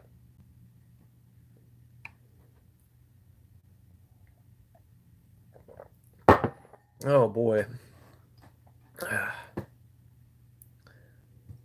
Ezra Pound was such a cool guy, even though like he went on the radio and said that like Jews should be killed and stuff. I forgive him for that. His poetry is just so good.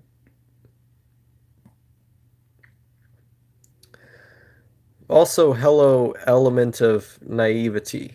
How is it going in your part of Denmark? I like him too, though I still gotta read a whole book of his. There's a good album called Hostage, which is just him doing a reading in Ranhondo Beach and kind of roasting the audience. Nice.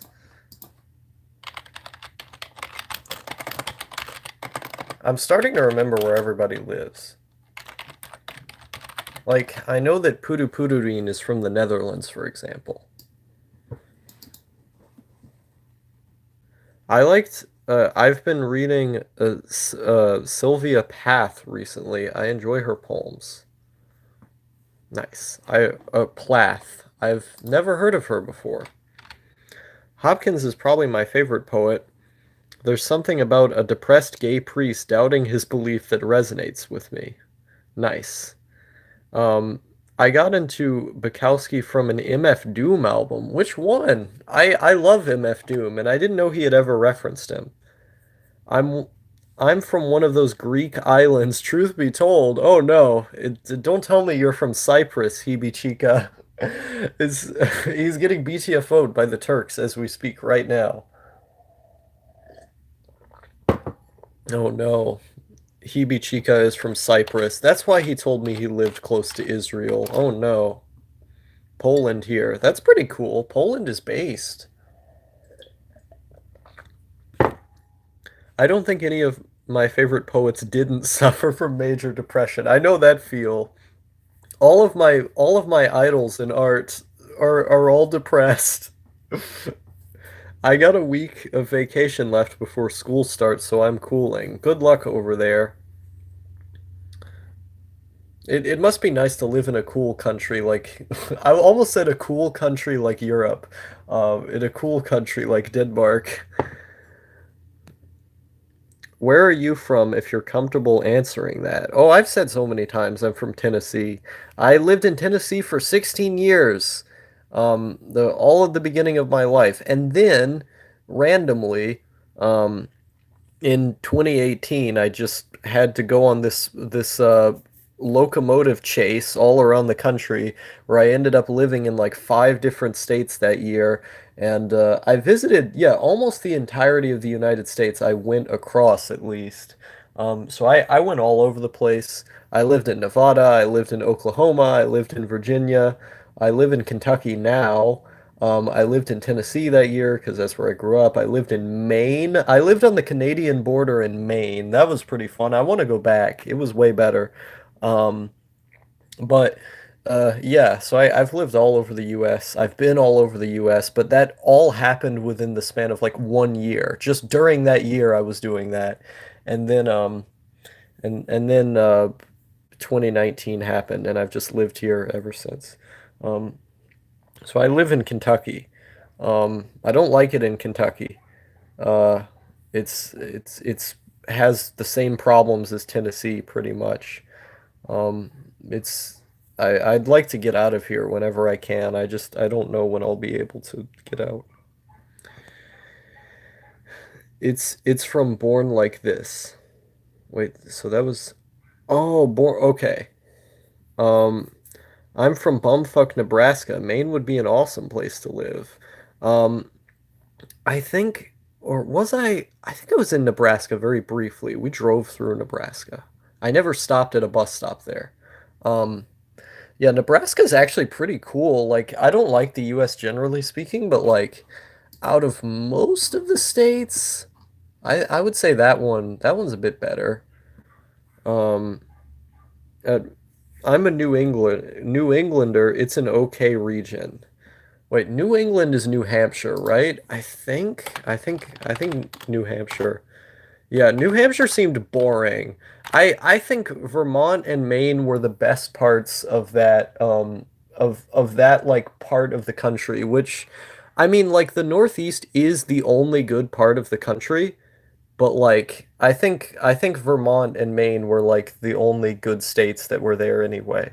I didn't get to spend enough time in Vermont though, but it gave me similar vibes to what Maine had, and I think I think Maine is like the only good state in the United States. I can't really explain why I liked it there so much. Um, Probably to do with the fact that it rained so often because you know you're close to the sea and it's constantly raining, and because everyone kind of keeps to themselves, like they don't, you know, come up and try to talk to you all the time. You always get the feeling that you're safe there. It feels like a very safe place to be.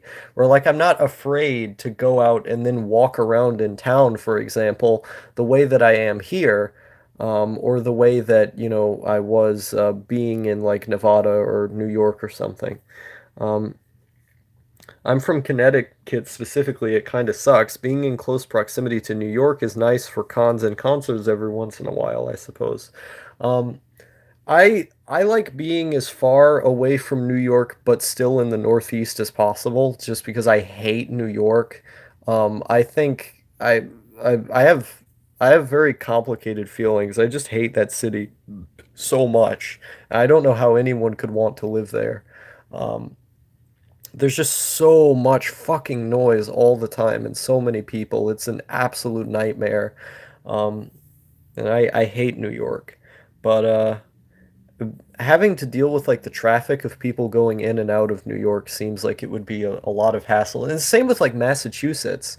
You know, everyone's coming in and out of Boston, everyone's going from Boston to New York. It would be such a hassle having to live in a place like that. So many fucking people.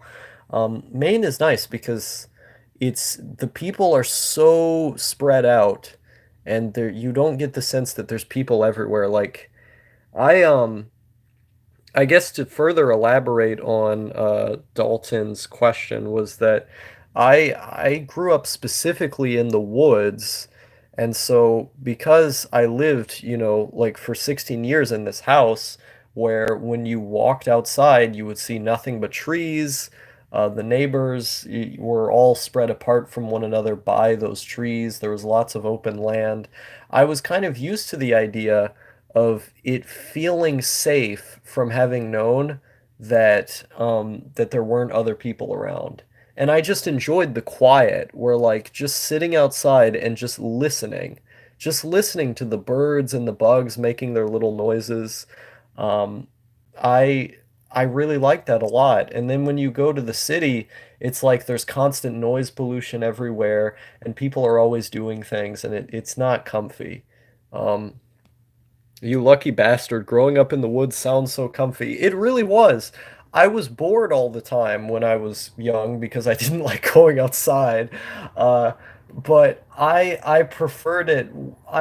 I don't think I would have liked growing up in a big city. And part of it's probably has to do with conditioning. Like that's I was conditioned to grow up in the woods. But I'm glad I grew up there ultimately.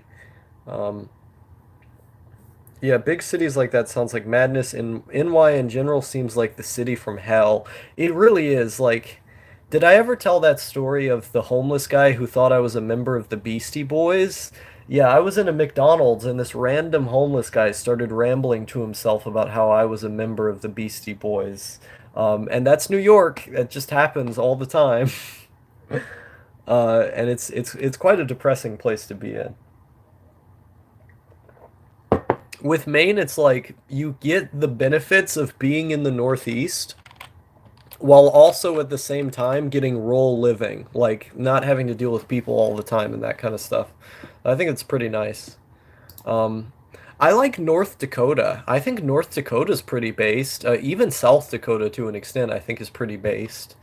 Um, I don't know if I'd be able to, yeah, I don't know if I'd be able to like consistently live there or whatever, but I think if I were to like forced to live somewhere, those places wouldn't be so bad. The problem with North Dakota is the fact that it floods there so much, where a lot of people's houses, break down and stuff. Um, but I'd be cool with living in North Dakota. I want to go to Union Square just for the people. I don't really know what people would be there. Like, what interesting people, I guess I should say. Uh, the only time I haven't felt a great big hole in my soul is being in nature. Um, I don't really care. I don't really care about being in nature that much. I just like the fact that it's quiet. Um, yeah, it doesn't do very much for me. Um, I guess it's not true. Like going into the mountains is nice. I like going into the mountains. Most nature I think is pretty boring. Yeah, New Hampshire, all of the original colonies. I wonder if Delaware is based. My mom was researching living in Delaware in 2018. She had considered moving there, and we never ended up doing that, but we could have. I wonder if Delaware's based. Probably not. That's where Joe Biden's from. They can't be good there. Hmm.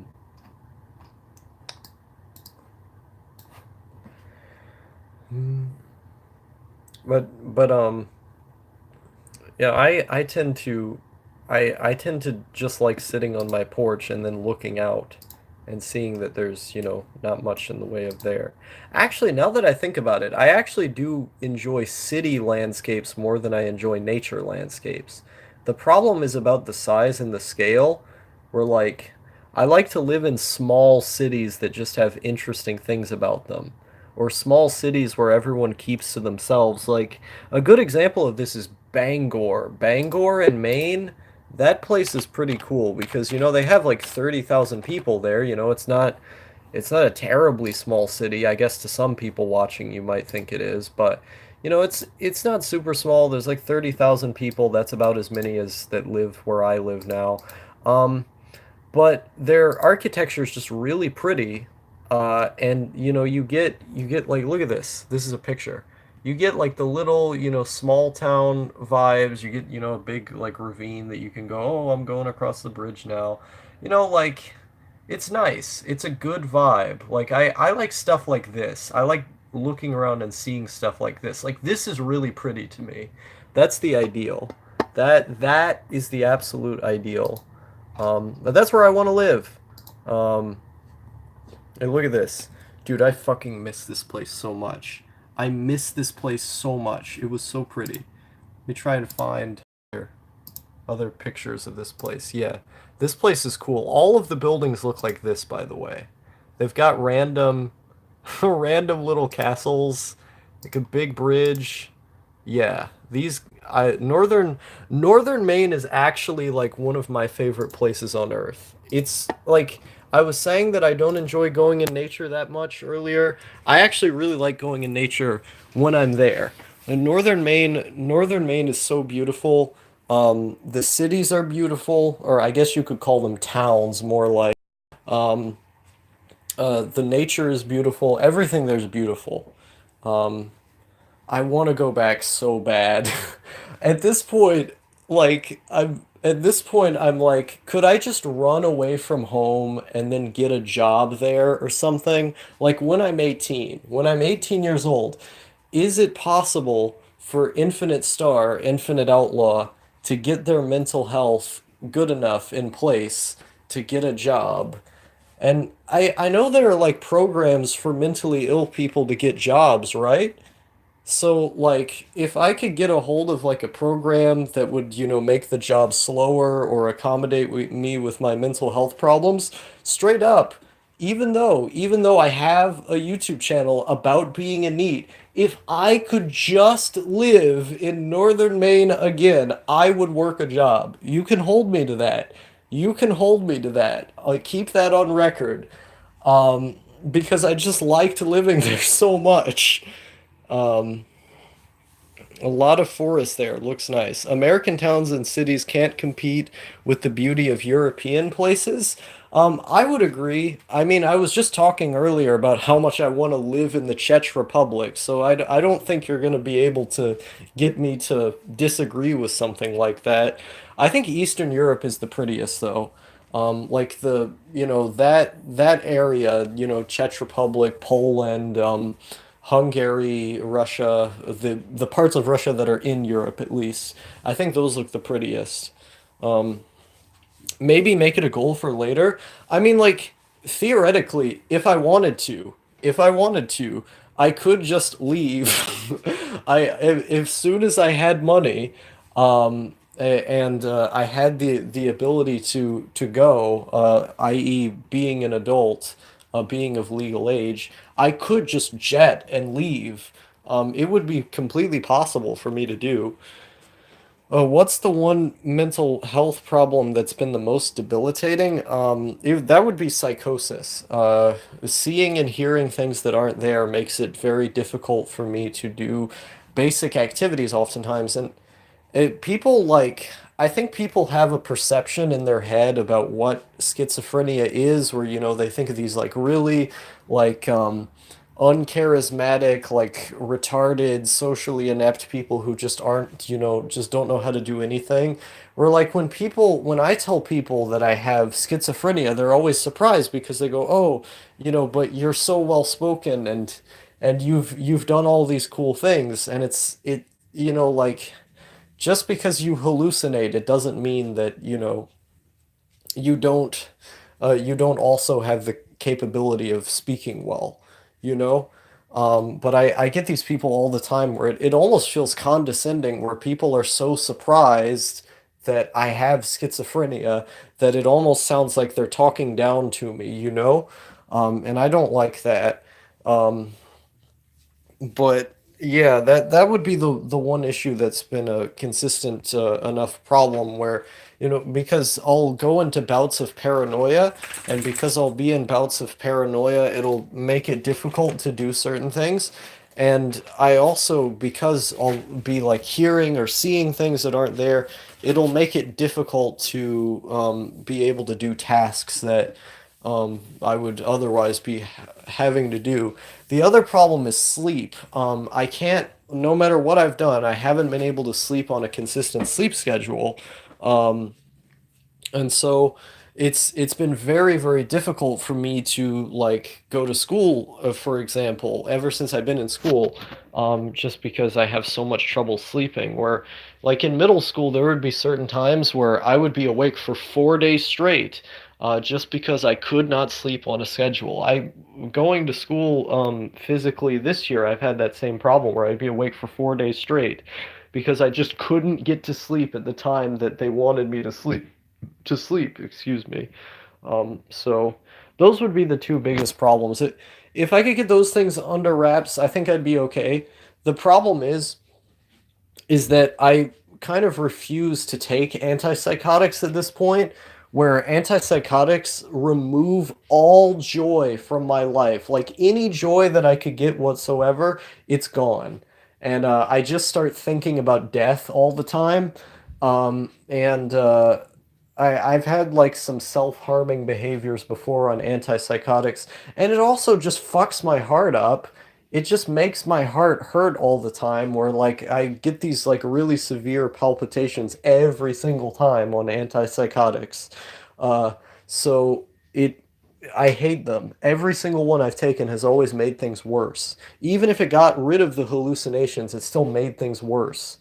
And so I don't want to take those anymore.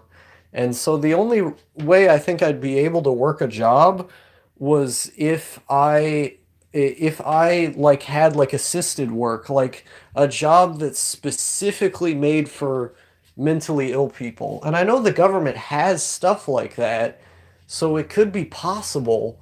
And in Maine, like their minimum wage is like $11 an hour, which totally blows out Kentucky's minimum wage. Where in Kentucky, our minimum wage is $7.25 an hour. That is like that's pitiful. You cannot live on that money. But Maine has $11 an hour. And so that's like miles better than our minimum wage. That would almost give me more motivation to work, you know? Dude, I was on antipsychotics, and that's so true. Not necessarily my heart, but they suck all of the joy out of life.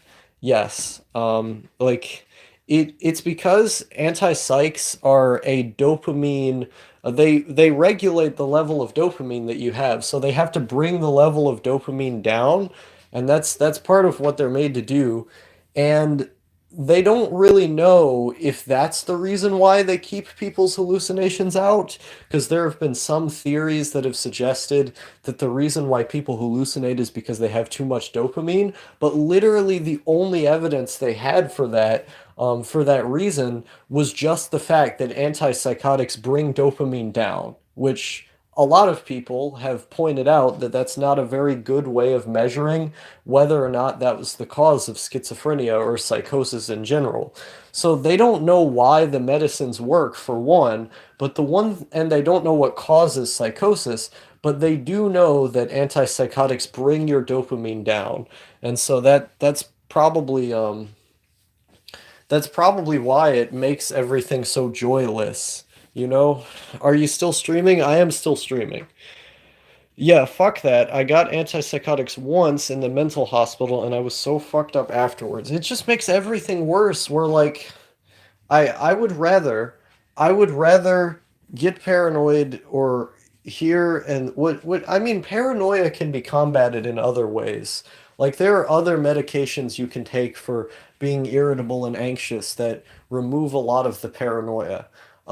And that don't have these disastrous side effects. But with like dealing with dealing with hallucinations in general, um, has never getting rid of them has never been worth it. And they always come back anyway. Even if the medication works, it always stops working. And so it's like it's never worth it, because I would rather have little people inside of my head who talk to me than not feel any joy whatsoever ever. I it's preferable, even though it makes life hard and makes life downright terrifying sometimes. It's preferable. I would rather have it. Um, let's see. Did you know that people from different cultures where schizophrenia isn't as looked down upon actually hear or see more positive hallucinations? I did know about that. I read an anthropological paper from Stanford University that suggested that people in tribal cultures in Africa and India tend to have like very benign, playful hallucinations, and they tend to hear the voices of their family and ancestors because they lived in like a positive kind of communal society.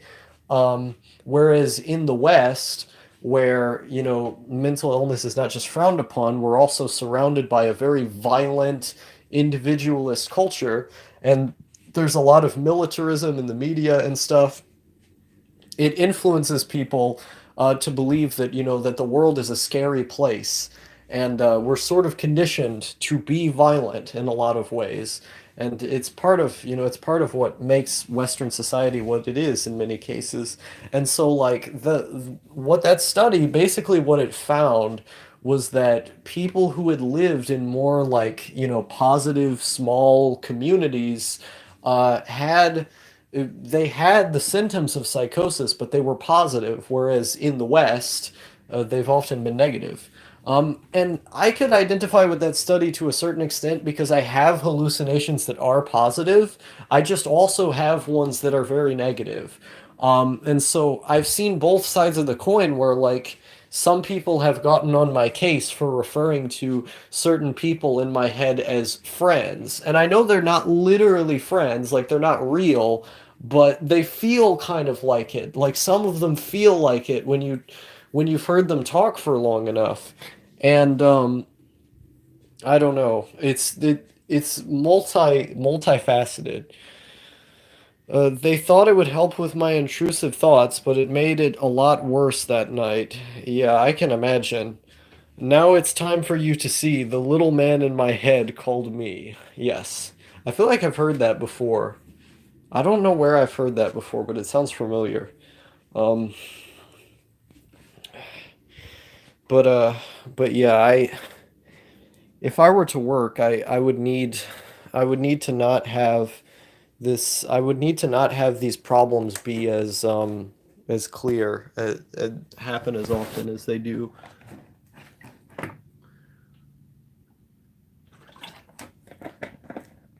You've heard it before because it's the lyrics of one of my songs. Oh, okay. The lyrics too. Yeah. Which song is it on? Is it on No Thank You Doesn't Laugh? How does psychosis influence your view on empiricism and the human experience? This stuff always fucks up traditional views on neuroscience and kind of throws the fields into questioning. Um, I'd need to look up the definition of empiricism. I don't really remember what that is. Empiricism is the belief that like things are generally relative, right? Where like rationalism believes that things have like a hardcore reality that you can just see that like is derived from rational thinking. I believe they believe that like humans are naturally I don't really remember what empiricism means. I but human ex Empiricism is the belief that there is an objective reality that exists independent of the mind. Um, hmm. I think I would have. Hmm. I thought that's what rationalism was. I guess I'm getting them mixed up. Uh, Gay. See you later, element of naivety. Um, yeah, I mean, like, if you were to ask about my view of the human experience, how it affects that, um, empiricism is basically the opposite of that. Yeah, that's what I had thought. I thought it was the opposite. Um, I guess I would say empiricism is more correct then because it's hard for me to really believe that there's like a objective reality that can be quantified on its own. Um, the only thing we really have are our own thoughts, you know, like we know that our thoughts exist. We don't really know that anything else exists. Um, Read David Hume, that's a lot of effort. Uh, but yeah, we know that our own thoughts exist, like Descartes said, I think, therefore I am, but we don't really know if anything else exists. Um, so that, yeah, that's my view on that. I guess that makes me an empiricist. I don't know. But I guess to respond more broadly to your question, uh, it makes me having psychosis makes me realize that there's a lot of things about the human mind and body we don't understand. Like the fact that they don't even know why the medications they give to us work. And the fact that like there's so many things that we just literally don't know. And because we don't know them, and they're outside of our realm of perception, and we can only really theorize about them. Um, and because I'm one of the people who's directly affected by that, it makes me realize how little we know. Like, there's it sometimes when you think about the idea that like all of the systems that exist in the world are just kind of based on these like core assumptions that we've all maybe not all agreed upon, but these like core assumptions, you know, these core theories that make the world keep on turning. It's it's a little bit scary. Um, but yeah, I try not to think about it very much. I try not to think about it very much because it ends up just being a thought loop of like, oh, we don't understand any of these things, do we?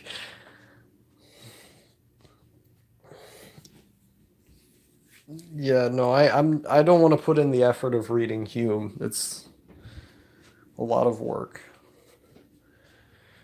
I think No Thank You really likes Hume, right? I don't know if he's still here.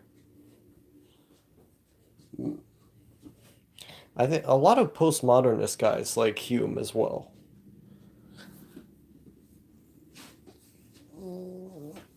Ugh.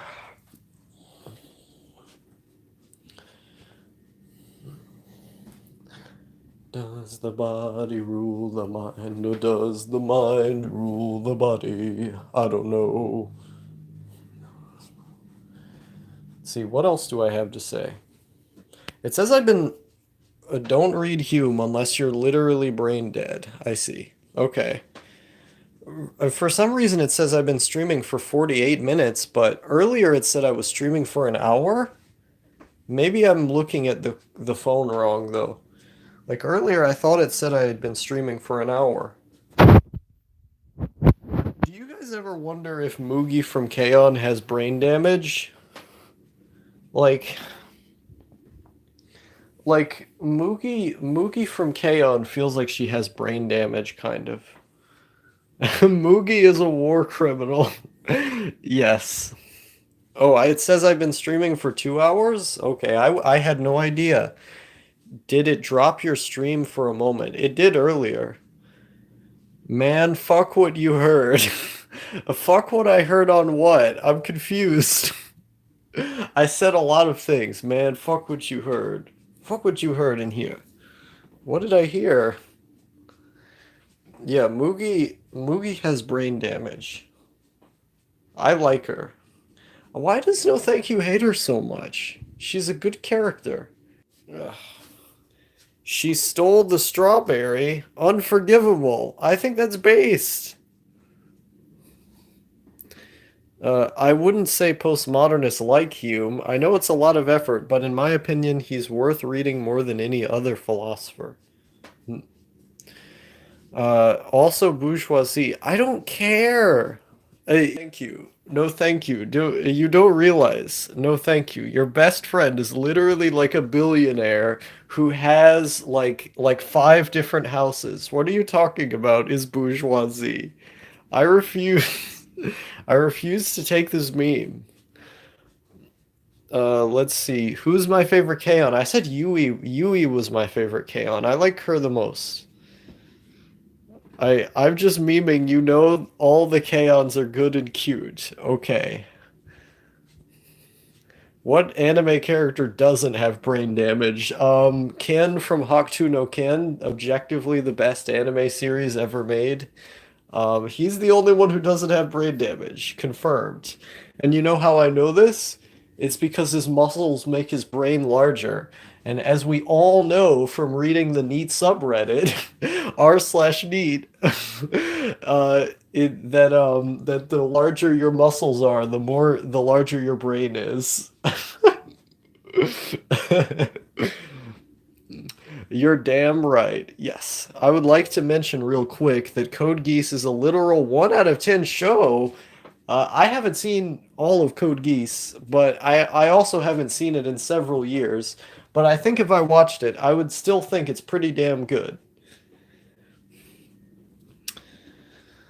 The reason you don't like it is because it's a tanky series. I think it kind of is. I think Code Geass is a little bit. Is it as tanky as Death Note? That's the real question. Hmm. The body developed at the expense of the body. Many such cases. I don't know what this Russian guy is on about.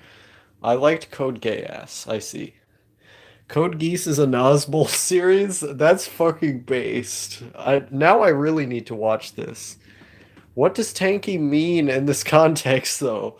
That is the real question. I don't know. I'm just sort of saying words. I was going off of instincts. Is Code Geass a tanky series? Maybe. I don't know. It's somehow the only Nazbol thing that isn't base? Yeah, oh boy. Now I really need to watch Code Geass. Oh, oh boy. Yeah, Nazbol anime from Japan. What a sight to see. They just want Naruhito so bad. They want to go back to is Hunter x Hunter a tanky series? Thinking face. I haven't seen Hunter x Hunter. I've seen like a bunch of random episodes of it on Adult Swim over the years. And I tried watching like the first like 3 episodes, and then I got bored. Um, because I was in the middle of a voice call, and I was just like blown out at that point because this was after I had my surgery and I was on the painkillers and everything.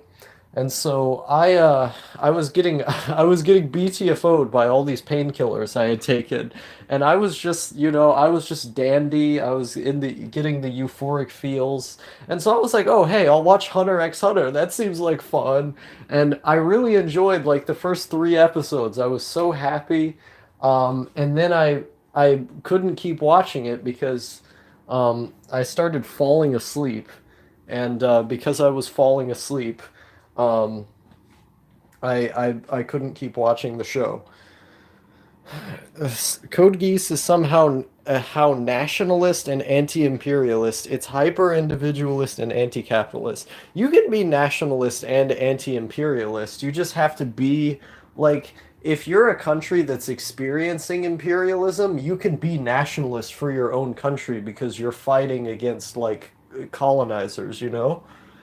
So it's kind of possible, like if you're being nationalist for your country that's being colonized, and then you give like anti-imperialist solidarity with other people, I can see it being possible. I don't think they're necessarily opposed to one another. That's exactly the message of Geese. Yeah. Oh, okay. I don't think I disagree with it that much then. And I think you can be hyper individualist and anti-capitalist at the same time because like capitalism takes the creativity out of so many people, and because it takes the creativity out of so many people and keeps people under their potential, an individualist argument against capitalism would be able to say every individual should have the resources to live the kind of life they want and to unleash their own creativity, you know? And that's kind of like the anarchist example in many cases. Um, Saw a TED Talk vid called The Most Important Lesson from 83K Brain Scans by psychiatrist Daniel Amin, which revealed that mental illness is usually caused by mild traumatic brain injury. I had no idea. Um, I mean, it kind of makes sense that, like, both my mom and my dad had brain injuries when they were at a young age. Um, and I mean, both of them have mental health problems, so I mean, it wouldn't surprise me. I don't have any brain problems though. Well, physically, I never got dropped on the head or anything. Well, no, I banged my head into the wall a bunch of times when I was young. Um, and then there was also the issue of well, no, I'm not going to tell that story. Except they're also somehow critical of nationalism because there's those Japanese nationalists who take over that hotel and then they're framed as evil. It doesn't make any sense. It doesn't know what it wants to be. Uh, I mean, that sounds cool. Like lots of chaotic themes clashing with one another. I think I'd like this show. This show sounds good. Daniel advocated brain rehab over pharma drugs to treat mental illness. Um, I think if it were that simple, people would already be doing it.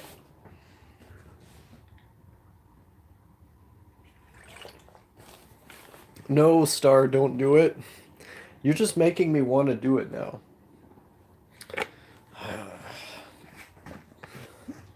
The power of friendship over capitalism and mental illness. Yes.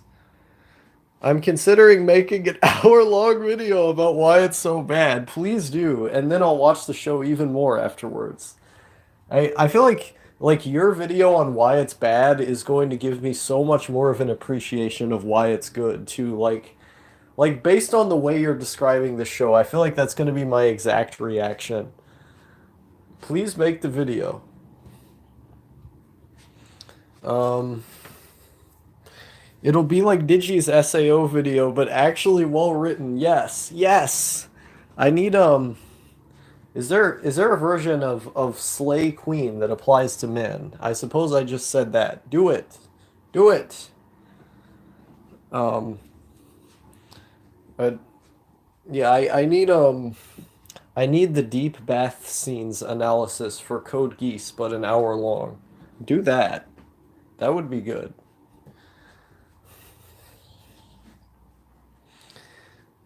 I still can't believe when Digi ranted about your Hidamari sketch bath scenes video, he said unrelated clips. I was like, I had to double take so hard when he said that. It was like unrelated clips. Like it was very funny. It was very funny to watch his reaction to your video.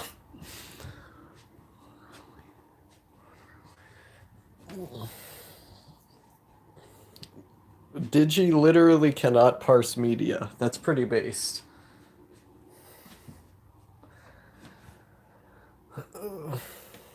Hidamari's sketch isn't good. Oh no. I haven't even seen the show, and even I know, based on the few episodes of it that I've seen, that it's good. Say that again and I'll ban you. He could have the power to do it as well. Um, but yeah, I've only seen like the first couple episodes, and I thought they were good. It's a very comfy show. It's not the kind of show that you should marathon. You should not marathon Hidamari sketch. Just watch random episodes of it every now and again. It was a good show. I haven't seen it, but Umi Aoki's art style is based. I agree. That's one of the shows I most want to watch. I think you might like it, Alexander. It seems like something you would like. You like his cute girl shows a lot and all that. Yes, it should be watched over the space of at least 2 years. Apparently, the brain rehab helped a female patient with severe dementia. Daniel did make a good point criticizing psychiatry for not doing brain scans for the patients they treat.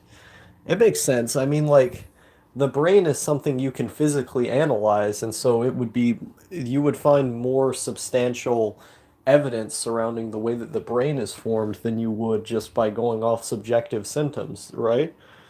Um, it makes sense to me. Slice of Life Hidamari is better than K-On! Oh no, I completely disagree. I completely disagree. Yeah, I'm sure I'll like it. Aria, the animation is more comfy than K-On! I mean, Aria, the animation's bad, first of all. It's not a good show. But second of all, it's incredibly boring. Like, I don't know how anyone could find that show comfy to watch when it's so overbearingly slow. Nothing happens. It's terrible. I hate Aria. Hidamari and Arya are both better than Kaon, but only just. What the fuck, Star? Arya is absolutely based. It's not good. Like Kaon has characters that feel like real people. The pace is always moving. The comedy is always funny. In the case of Arya, it's just annoying. It's so fucking slow that like I don't even want to know anything to do with the characters or plot by the time the first episode is over because it's so goddamn slow. Um Kaon is best Moe, common opinion but true. The TED Talk was from back in 2013, so there were likely changes in the field since then. Oh, okay. Um, Nichijou is the best slice of life. Prove me wrong. I've never seen it. I don't think I would agree though. Invite me on right now. Call me live right now. I must defend my Arias. I'm streaming from my phone, man. I'm streaming from my phone. I wouldn't be able to have you on the stream. And my computer is backed up in terms of streaming. It wouldn't work. Unfortunately. Call me on your computer. I just said. I just said, okay, maybe I can get it to work. Oh god, every single time though, every single fucking time I have to get OBS to work on just play the sound out of the speakers. Uh, I have to plug my speaker into my computer. You're really making this hard for me. I don't want to have to go back behind all of these wires. Yeah, no, that's too much effort. I'm not doing that. I'll try Arya too, and I hope any Moe anime at least be as good as K-On! To me. Yeah, I think you would like Arya as well, actually. It seems like the kind of show you would like. Um, no, I don't wanna go through the effort of getting you on stream. No, thank you. I don't know what you would expect me to say. I would just say, "Oh, I think it's too slow." And then you would say that every single thing about the show is good for these exact reasons. And then I would go, "Okay, you're right, but I just think it's too damn slow." It's the same thing with like Evangelion, where like I know you're right, like thematically, structurally speaking about the show. I just don't care because I don't like the way the show is paced. You can be as right as possible about how the show works and is structurally. It where if it doesn't reel me in as a viewer, I'm just not going to care. And it's the same thing with like when I tried to watch Evangelion when I was 14, I was the same age as the characters in the show, and I just thought they were all annoying because I noticed this continual pattern of characters doing things that cause them pain multiple times over. And so the whole time I was watching the show, I was like, why don't you just stop doing the things that are causing you pain in the first place? And I was the same age as the characters in the show. And so I couldn't properly finish it at the time because I just kept getting fed up with the fact that the characters kept doing things again and again that they should have had the self-awareness to know were going to cause problems for them.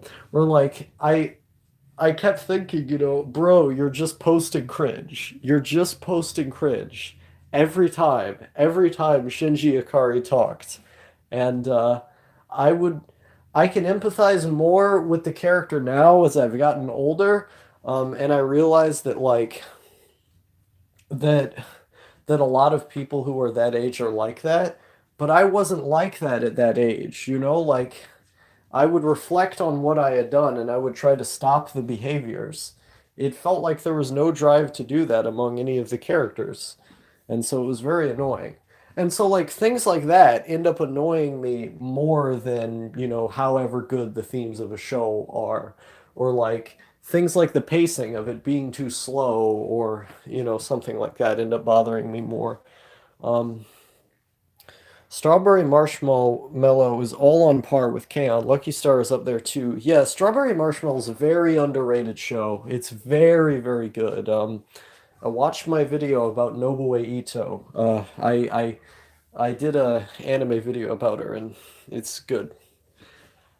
Pacing too slow is not an argument. It's not meant to be an argument. That's the thing, is that like me explaining why I have personal grievances with a series and why I don't personally identify with it is not me trying to, make like an academic dissertation saying, yes, this is structurally this show has so many problems. It could be like a great show, structurally speaking. It could do every single thing it's set out to do, but if those things that it's seeking out to do don't grab on to me, then I'm not going to like the show. If a show is too slow for me personally, I don't care how good it is. I'm just not going to watch it. It's not meant to be an argument for or against anything.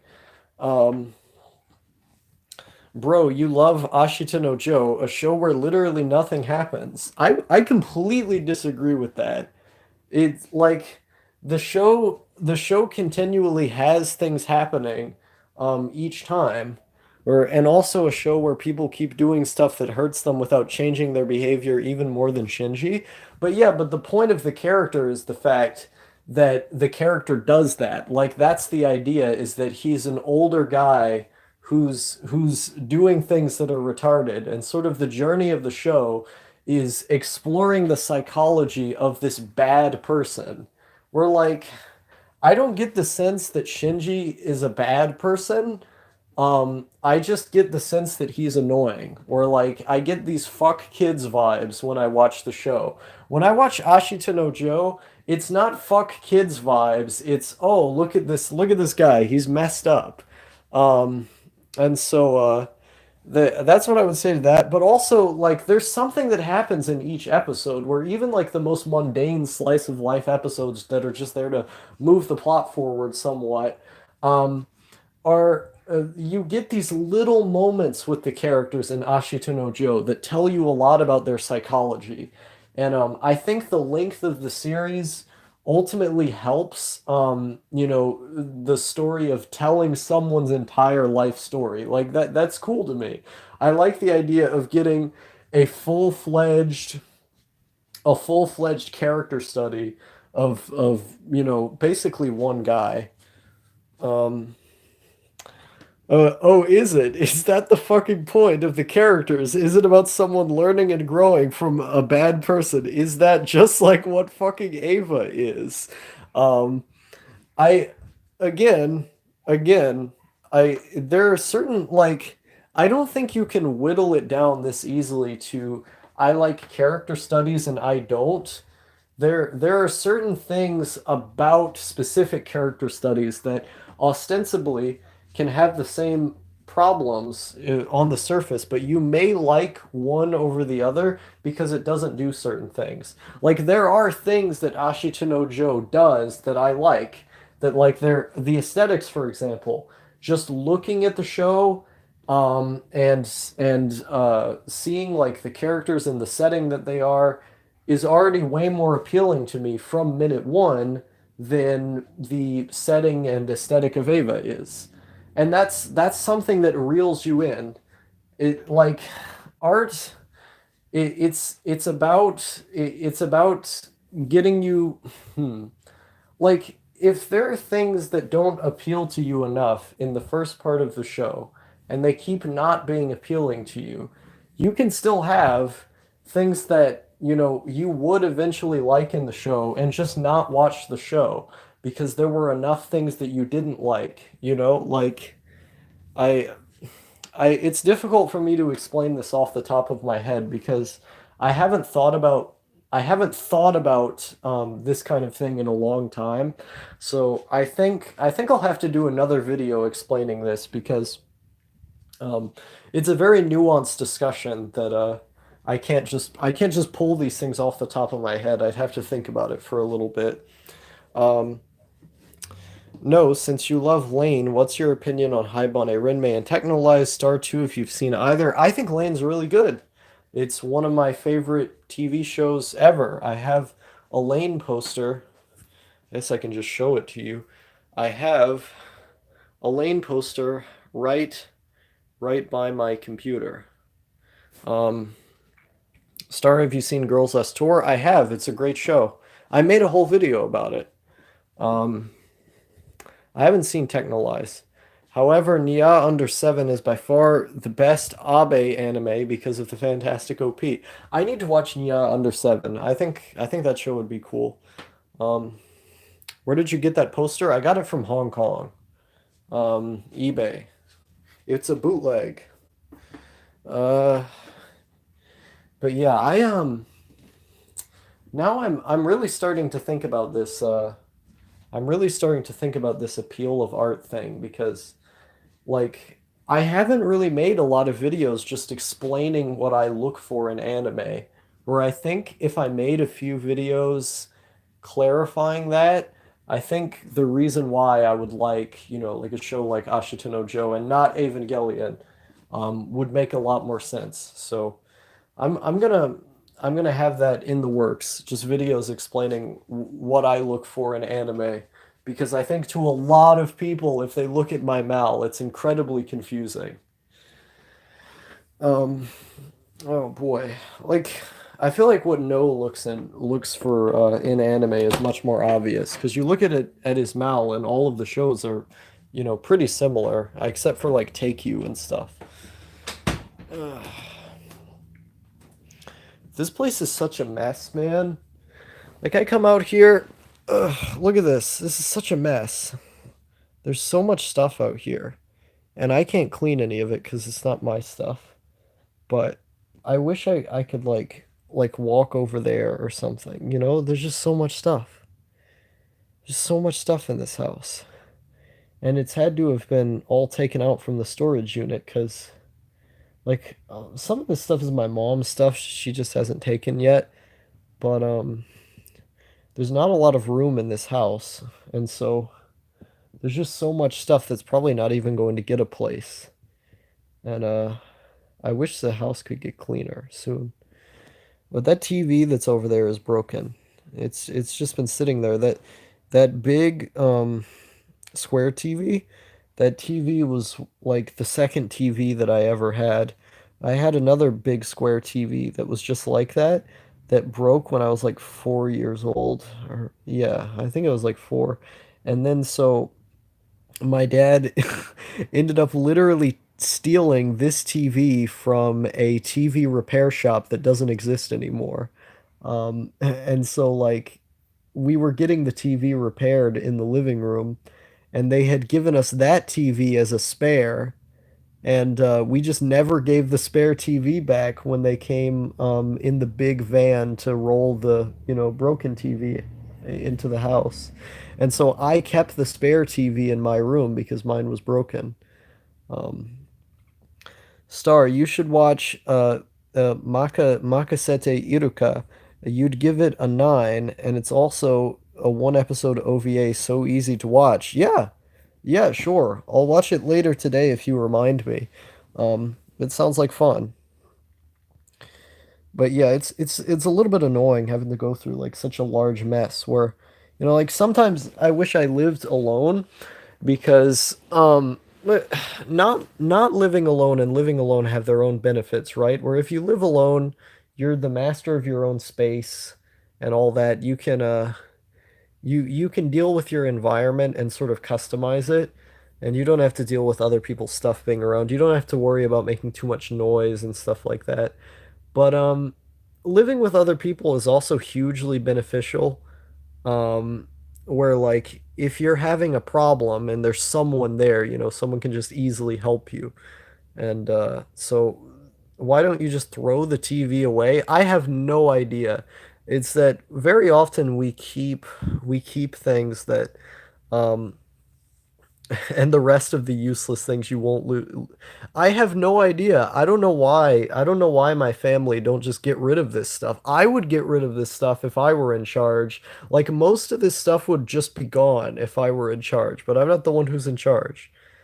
Um, what's your happiest memory? Um, hmm. I hmm. A happiest memory. Like if you asked me this question a few years ago, I would have told you that I didn't have one. I do have one, but it's quite an embarrassing answer. Where like so hmm, I've talked about this before, so it's not even really that much of a surprise, but uh there was a time, the one time that I was in love with someone else. Basically I had had a crush on this guy for like it was like a year. It was like a year and a half. Um and I ended up messaging him one day, asking him if he had wanted to be together with me. And after like, over a year of having a crush on this person, they had finally said yes. And I was just so happy that it was like the sort of love that I had felt for them was like bothering me a lot in my daily life. It was interrupting a lot of things because I would just think of them and then I would feel different. And so like I had spent so long, dealing with the anguish of feeling this way. And when they finally said yes and had accepted the affection that I had felt towards them, I was just so happy. I was over the moon. Um and it like the weird thing was is that it didn't just make me feel like good and euphoric when I was eating food. No joke, the food tasted better than it would have normally tasted. Like it was as if everything just felt good. No matter what I could do. It's like someone could come up to me and punch them in the face and I would want to give them a hug or something, you know, like I just felt so good. And I that was like the one person who I had ever been in love with. I've never been in love with anyone else since then. Um and so I guess that was the happiest memory that I had. And I getting to, getting to spend time with him, afterwards. That's how MDMA feels. I think MDMA is probably more intense. I don't know. But yeah, I feel you. Um, oh, that's sweet. Yeah, I don't think I'd be able to feel that way again without doing a bit of workarounds because um, I've suppressed my own emotions so much since then, or not even suppressed, like a lot of them have just been shut off from how much negative experiences I've had and how much trauma I've had, that like the idea of falling in love with someone else again seems pretty slim to me. I think that part of my brain has been cut off just because of how traumatic the breakup was for me. Like that was a breakup that was dealing with me for almost like a year. You know? It was it it had some pretty messed up implications for my brain. And so I don't think I probably don't think I'd be able to fall in love again. Um Haha, yep, MDMA is the closest thing I felt to actual love. So are you bi or gay? The jig isn't out on that one. Some people some people tell me that I'm bi because I've dated girls or have interest in dating them, but I don't really feel sexually attracted to women. I don't find women like attractive on a sexual level. I don't look at porn of women or anything like that. Historically, I haven't. I've never found it very appealing. But I've dated women, so I don't know. I don't know what you would call that. I'm primarily attracted to men, romantically, and sexually. But my libido is also very low, so yeah, it's difficult. I'll I'll never love again. My world is ending. Damn. Uh, you felt that probably because you didn't have strong feelings for almost anyone. When someone that you actually liked appears, it's like the best thing in the world to you. I'm saying that because it's the same for me. Yeah. Um, and like I never really had the desire to be like a part of a family and stuff when I was younger. And part of it was just because my family was so alienating to me, that I had pretty traumatic experiences with them at a young age. So I don't know. I've had people that like, and I don't want to get into too much detail about this, that I felt like I should be in love with, that I just never ended up feeling that way. Um, I don't know. It sounds 100% gay to me. Yeah, most likely I am. I the thing is that women women are everywhere, and it's easier to find women who are attracted to males than it is to find males who are attracted to other males. And so like there's almost a desire to be attracted to women there because I feel like it would make life easier. Maybe not. I fall in love too easily. I fall in love too fast. Yeah, I feel like the opposite of that song. Um, Love dies whether fulfilled or unfulfilled, so the road you take doesn't matter. Yeah. Bro, there's literally an app for that. That is true. Grinder. Yeah, no, I know.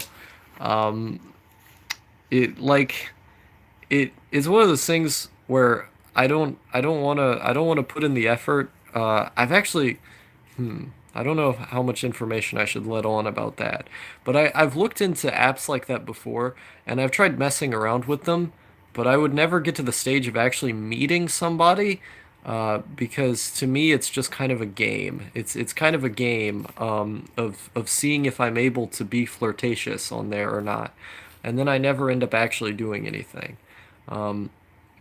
because I kind of don't want to. Like, to me, the effort of getting into a relationship with someone and just like, what is it for? Is it just to have sex? Like, it seems like a waste of time to me. I've pretty much given up on the idea of ever falling in love with someone again. Even if I did, like, I think the pain of the love fading away would be more than it's worth. I don't think it would be worth it. Thought Discord. Too bad most gays are spiritually women. Damn. We're gonna start getting into like we're gonna start getting into the like the Jordan Peterson with like the divine feminine and the spiritual masculine. Yeah, no, it's everyone on my feed has started to become Jordan Peterson lately on Discord. Yeah, I'm noticing it. It's real, dude. I have the impression that the concept of love is something that changed the modern world. So you feel like you should love, but in the end, it isn't the real thing. Yeah, I don't know, like we can pinpoint like the biological desire to want a partner in order to have kids and stuff, but like it isn't really something you need to do. It's just sort of something that you're programmed with. Sex between men and women is disgusting, only Yuri is pure. Then become a woman. Yuri is based indeed. This chat is so comfy. It feels like everyone here is just sitting around having a nice chat. Haven't really talked to anyone this week, so thanks. Yeah, no problem, man. I always like doing these streams. It's great. You find a lot of interesting people. Like I always see someone new. Nah, based Jew Otto Wienger, not cringe agnostic Christian Peterson. I see. Wait, how can you be agnostic and a Christian at the same time? Having an anime GF or BF is the only way to go in this century. I agree. Yeah. I like the thing is for me, like I said, is that it's not even that, being in love was so traumatic that like if I did it again, it would hurt just as much. The problem is that it wouldn't hurt just as much. I wouldn't be able to feel anything at all. Like I tried so many times after that to, to fall in love with somebody else or to expose myself to that kind of thing, and it just didn't work. And I look at the person who I was when that relationship began, and then I look at the person who I was when it ended, and emotionally, I was completely different afterwards. I think it, I think it changed, you know, who I am forever. Um, you have plenty of time, man. You'll love again. I doubt it. And like I said, I don't really want to. That's the thing. Um, but did I tell the story of how I think I've told the story of how bad that breakup was. But what had ended up happening was like my heart palpitations were so bad and like my body just felt so physically bad that I needed to be in calls with people just to get to sleep. And it was like this for like more than a week if I recall correctly. That I just needed to be in calls to sleep, and I would only get sleep for a few hours because I was under so much stress that I couldn't sleep very long. I would always end up waking up. And I couldn't I couldn't it is sort of difficult to go back to that time, but I couldn't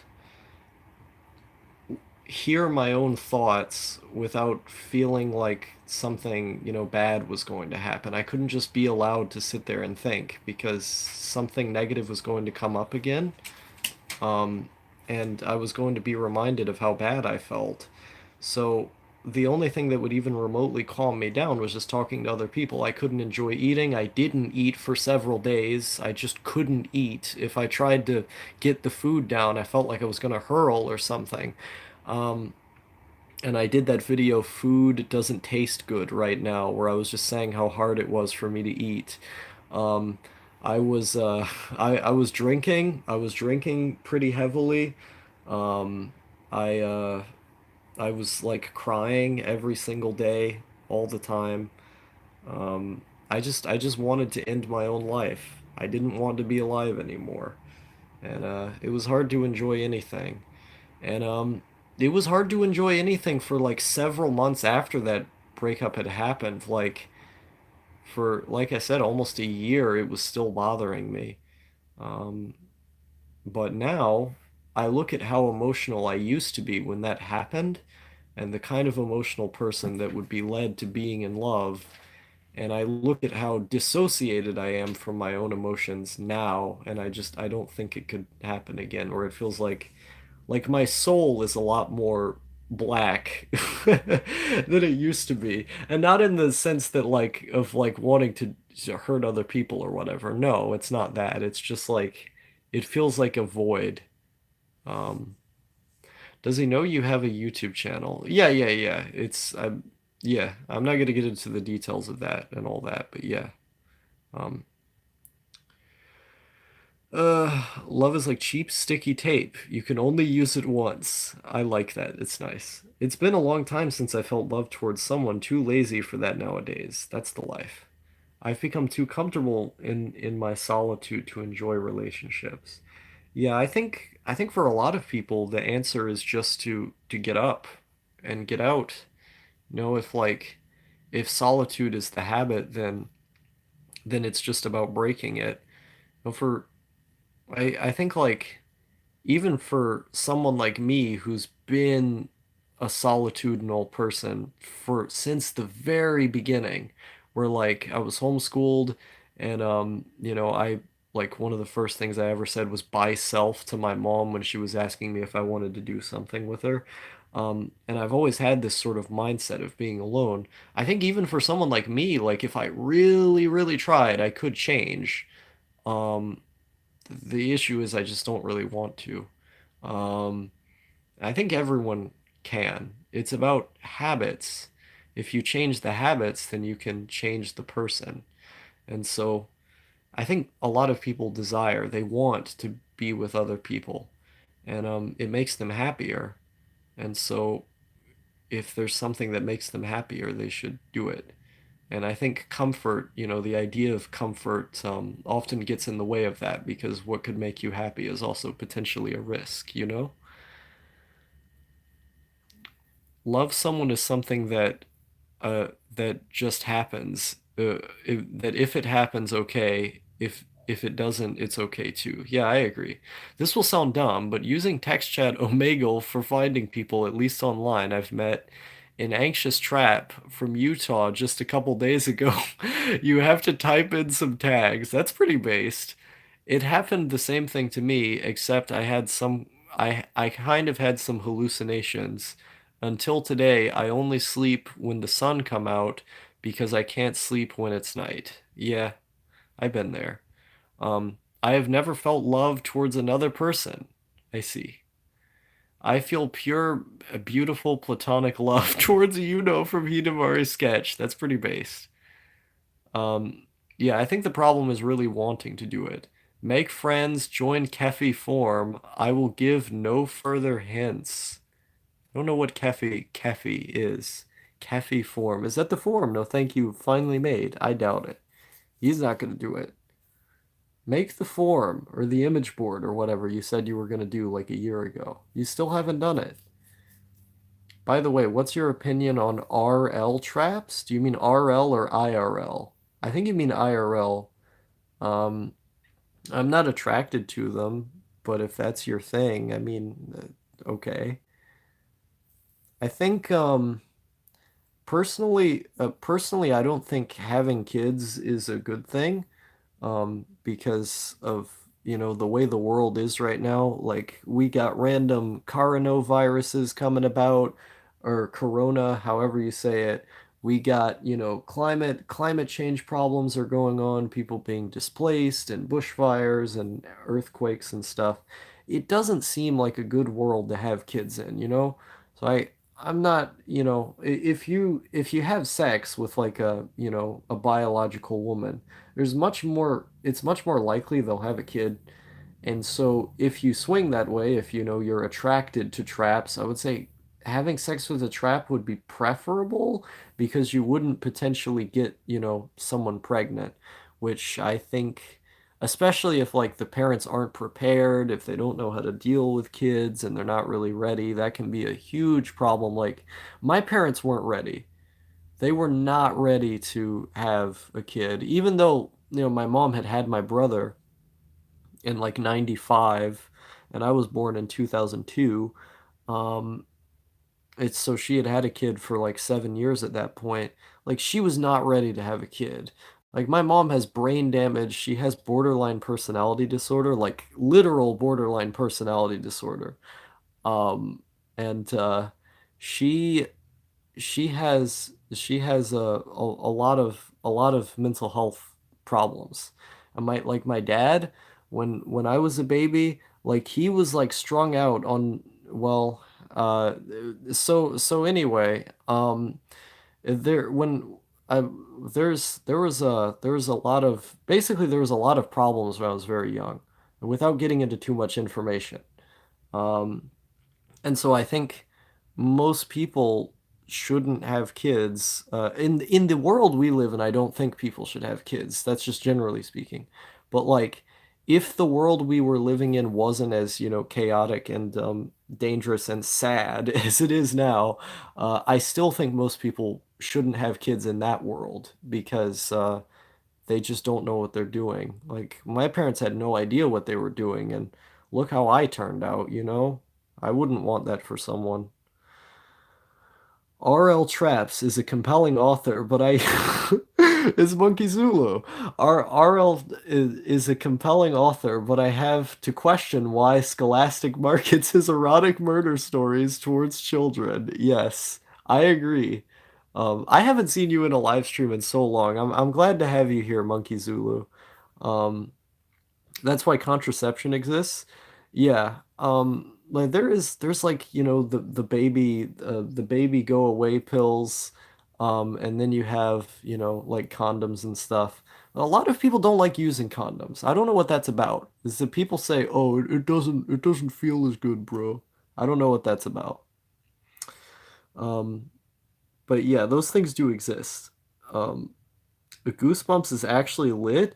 I have not read a Goosebumps book in, oh geez, like 9 years. So I don't remember anything about the books other than they were just material that I could read when I was young. Um, the only way out is living like Uncle Ted. Um, who is Uncle Ted?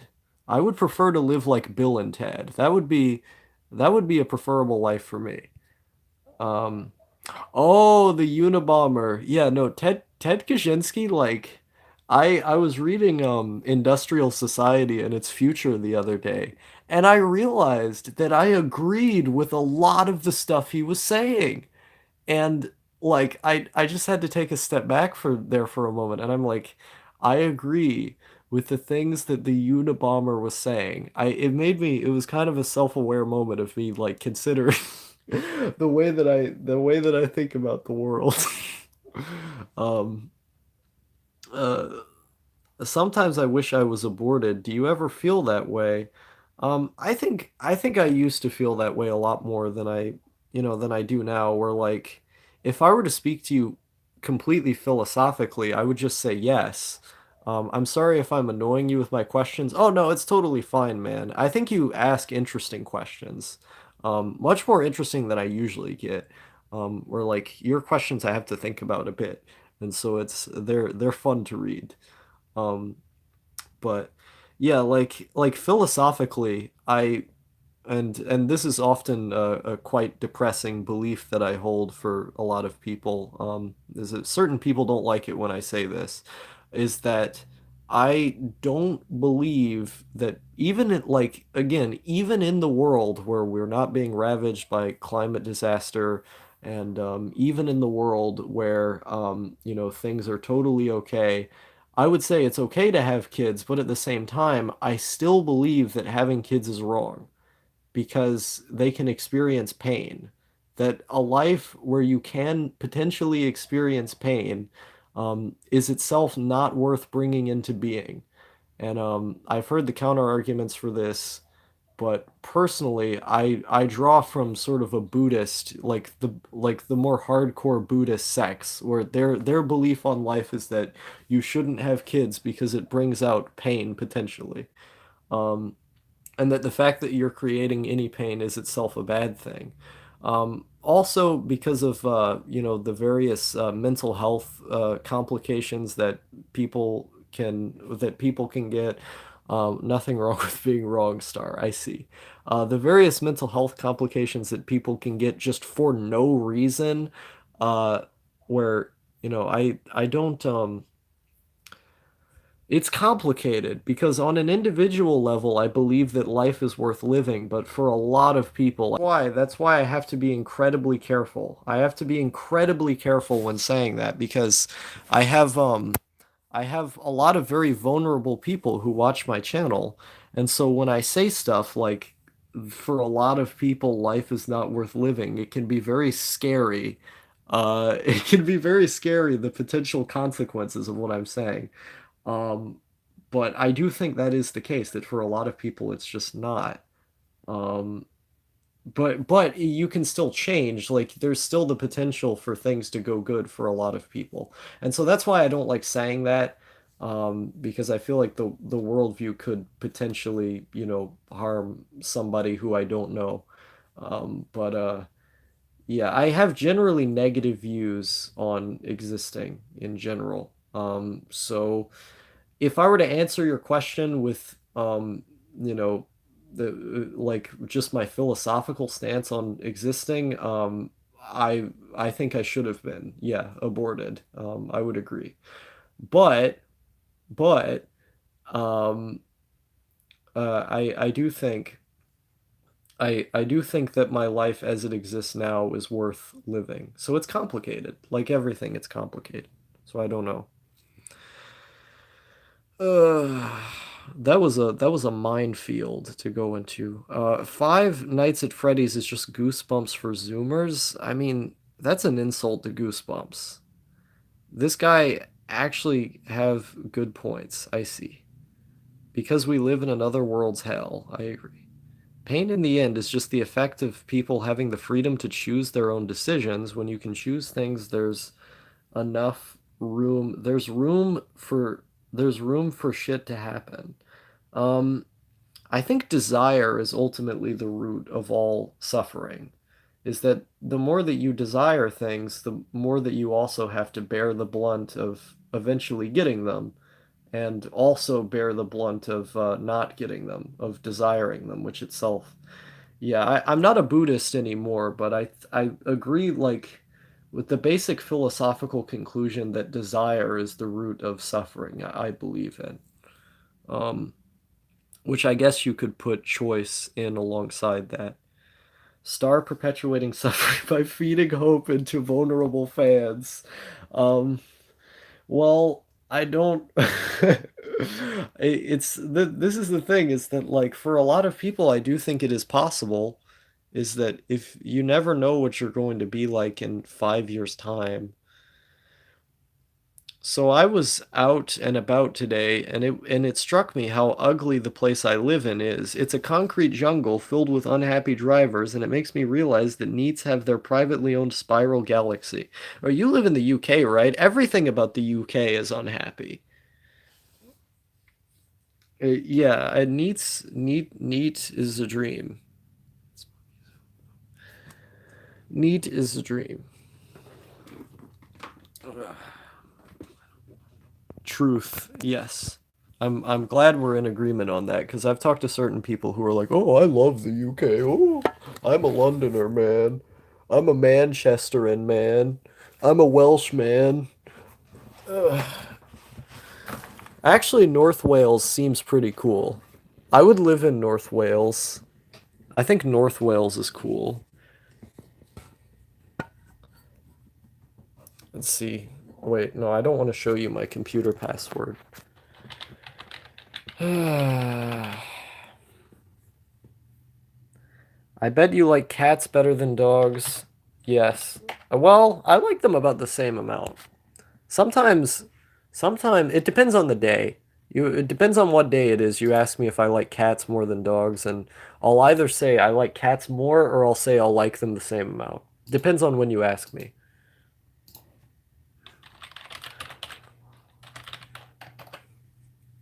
Let's see. What's going on Discord today? No, for those of you who don't know, my Discord at is public. Is that if you go to my anime list page, you can find my Discord profile and add me there. I need more people to add me on Discord. I need more people to talk to. I don't really have very many friends. Let's see. I also have Skype, but I only really use that to record podcasts.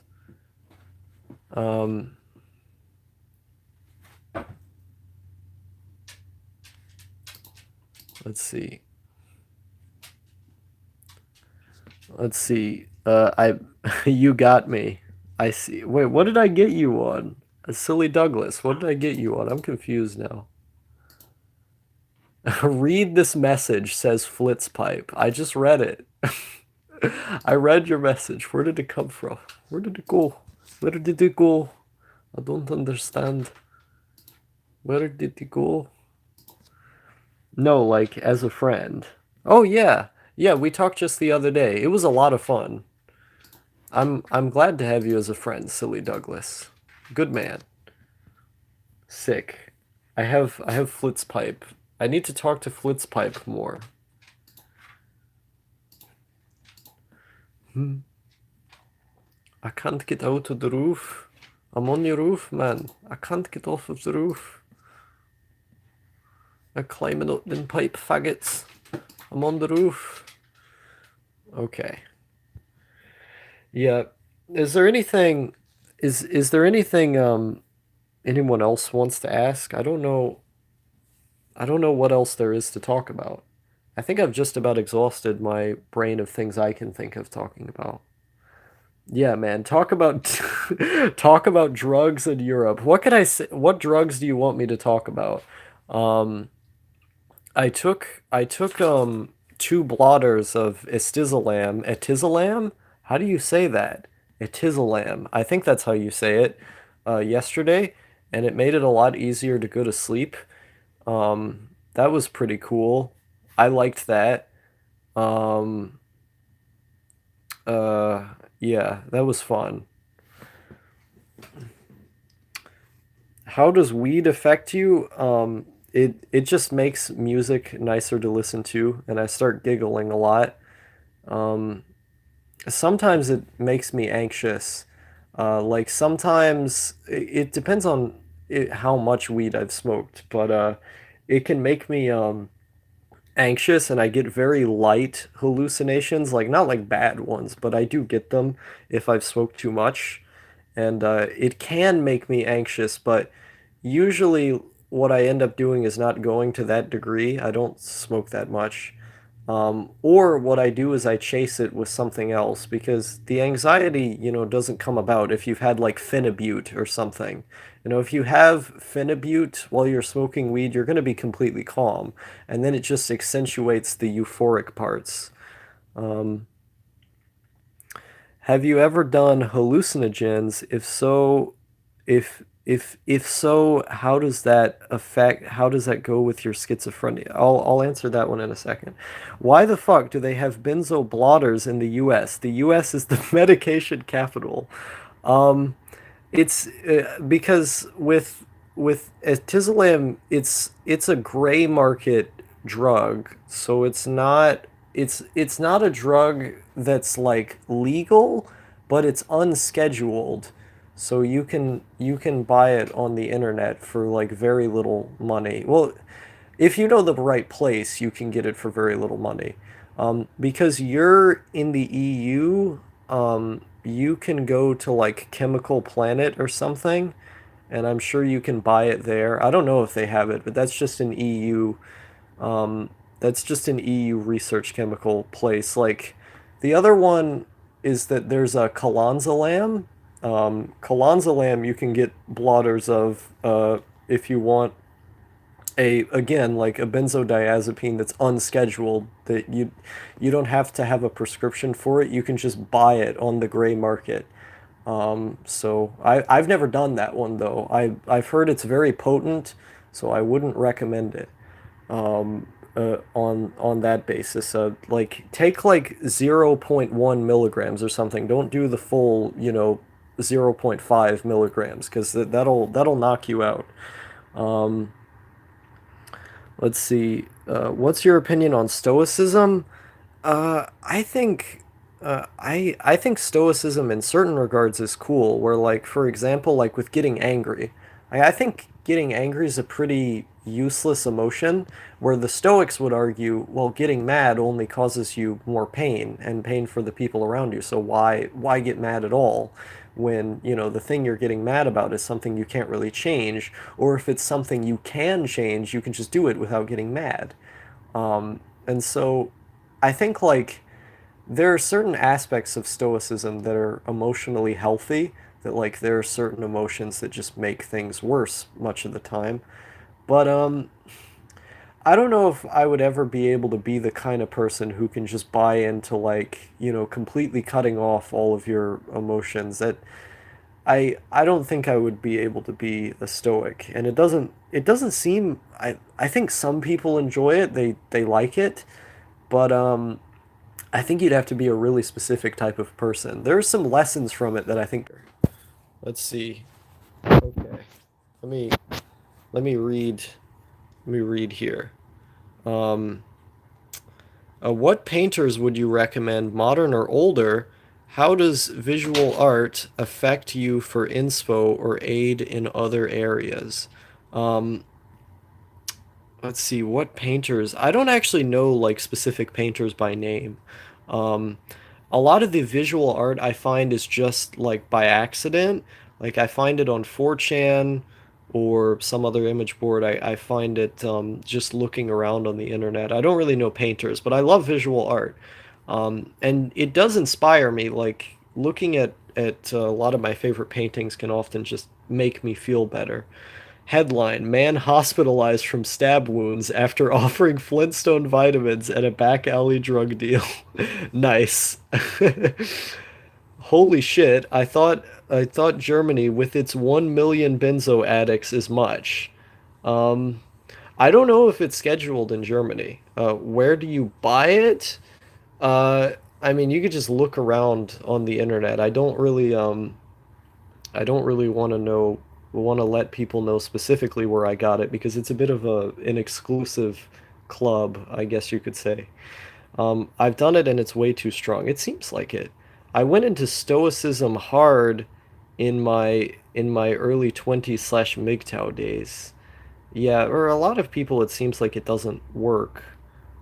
I think maybe an interesting video that you could do, DZ Dog, and I know you don't really do like personal stuff on your channel, but maybe you could do a video talking about like when you used to be like a nihilist and a stoic and stuff when you were younger, and then compare that to to who you are now and sort of your more spiritual beliefs and all that. I think that could be an interesting video. So you aren't a MGTOW anymore at DZD. I believe DZD's getting married, right? Or something? Or he had mentioned wanting to. I don't think he'd be a MGTOW if he has a girlfriend. I think it's Blue Poodle. Stoicism is a meme, but so is philosophy basically. I think philosophy is basically a meme. Yeah, I don't pry very much in DZD's personal life. Good luck, I see.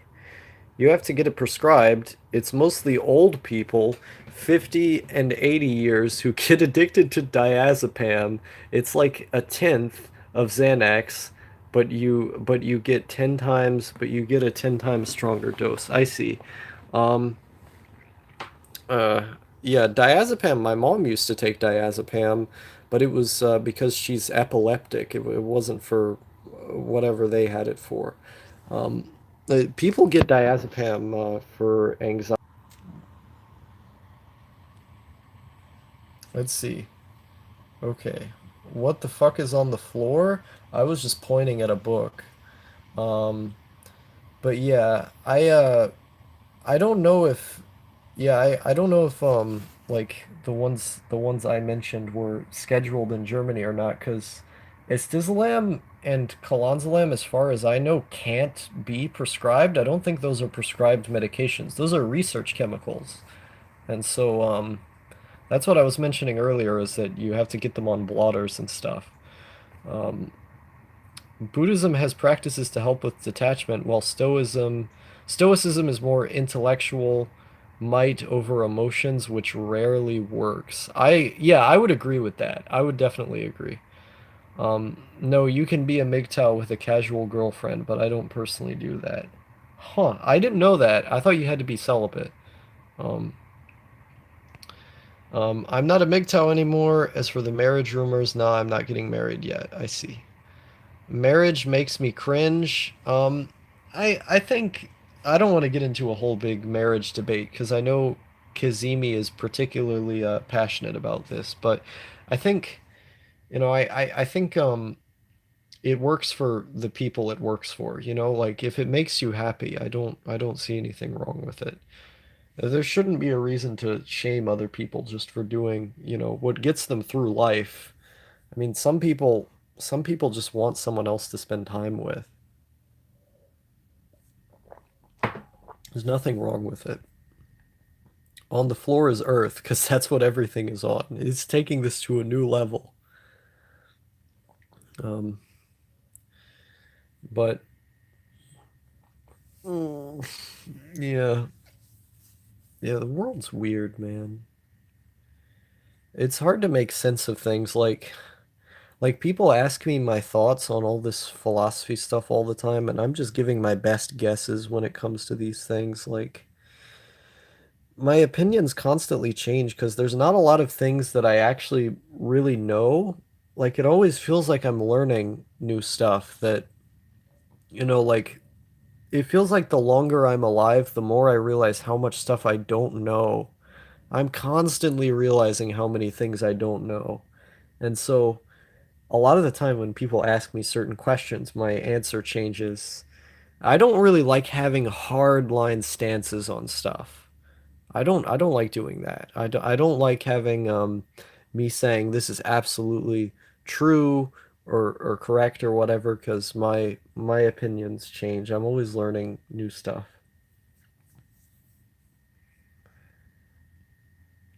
Flat Earth, yes. People should do what gets them through life and makes them happy. I agree. Yeah, cool.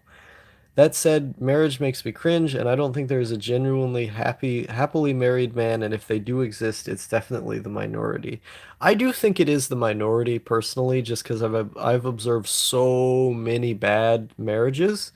But there was this old couple who I used to visit in my cousin's neighborhood back when I was living with my cousin for a period in like 2017-ish, like when my dad had got kicked out of the house. And I was living in Tennessee. I would go from my mom's house to my dad's house because he was living with my cousin, which that house used to be my grandma and grandpa's house, but they died. It was a trailer.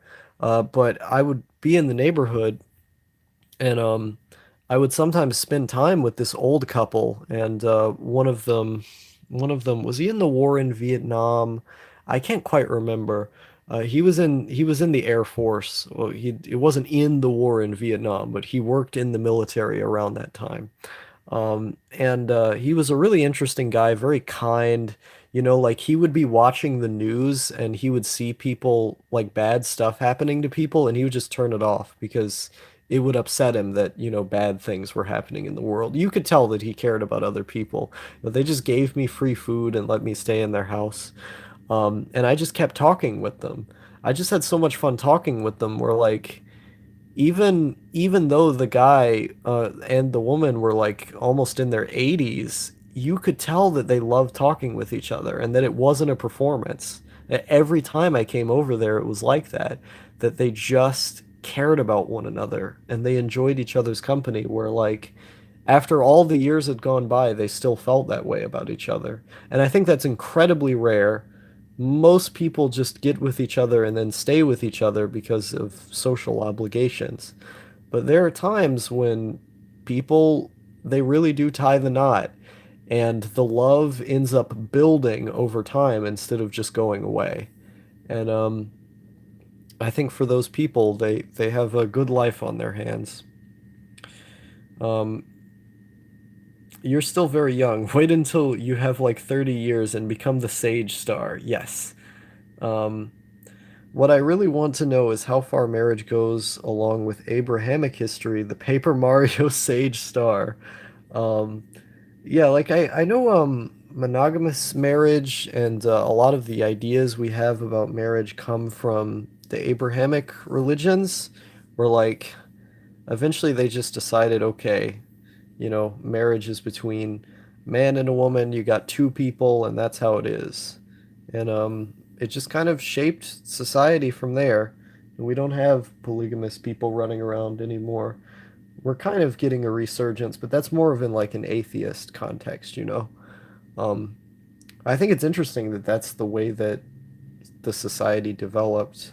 And for a lot of people, like I said, well, it does make them happy. I just imagined late 20s star visiting schools and telling kids about needs and depression. Yes. What that would be very funny. Oh my God. I can't imagine. I can kind of imagine it, but that would be such a depressing existence to have. Going to random schools and being like, "Hey kids, you want to know about being in needs?" Oh no, I'd be such a bad influence. I think I'm already a bad influence. Um, like, what about Abraham's 69 wives, though? I mean, there are certain figures that you could argue some of the stuff about certain biblical figures being, like some of the context around them being metaphorical, and also like different rules sort of applied because of the context of the time. And I don't know. I'm not. I don't really know how to respond to that, because like it's been a while since I've looked into theological stuff. I don't know. Um, what are your views on drag queens based? I mean, if it makes them happy, they should do what they like doing. I don't really see a problem with it. Um, what the fuck? All the Bible prophets got plot armor. This is bullshit. I don't think all of them got plot armor, but I it's one of my favorite like pieces of literature is A Sermon on the Mount.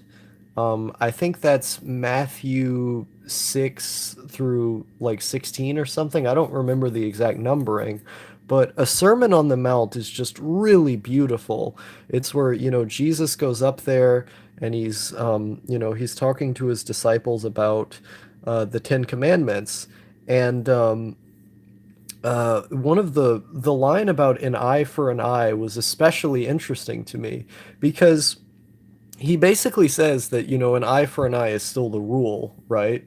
But then he says, because like the idea is that because society has developed since the time this was written, that, there are new standards in place, that we have to be peaceful and kind to the people around us. And I could pull up the quote if I wanted to, but that was like the basic idea. And I don't know, reading A Sermon on the Mount is just really emotional. It's just such a powerful bit of scripture that it's like obviously it's one of the most important parts of the New Testament, but like I really like it. I don't know. I don't know any other way of saying that I just like it. Um,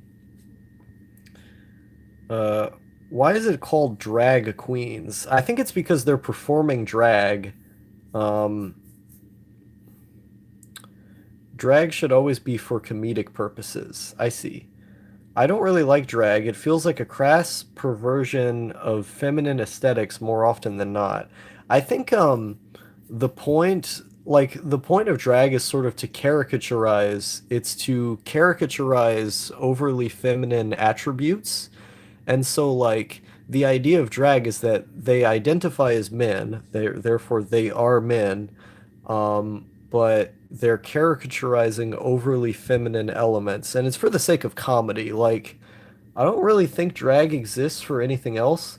You could say that you have traps, but then traps are a separate thing where I feel like drag is specifically trying to be comedic, or to put on a show of some kind. Whereas in the case of traps, it's a man who identifies as a man, sort of showing off these more feminine attributes in a fetishistic way. And so that's sort of the point. And so that would be gay. Um, uh, but that's not to be confused with trans people who, are women. But it's really complicated. I don't understand a lot of this weird LGBTQ stuff. It uh it gets there's so many terms that you think would mean the same thing, but then they take another turn, and I don't get it. That's why I just use the terms interchangeably at this point. It's yeah, whatever. Who cares?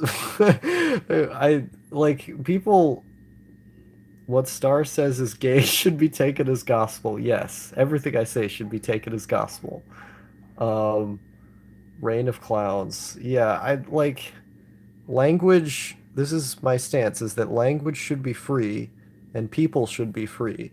You should be allowed to do what you want, but don't tell me how I should talk about it. And I think that should be true for everybody. If something personally offends someone, you shouldn't go out of your way to offend them. I think that's mean. But like people generally I feel like they get too obsessed over this language stuff. Um, hey, want to hear an edgy joke?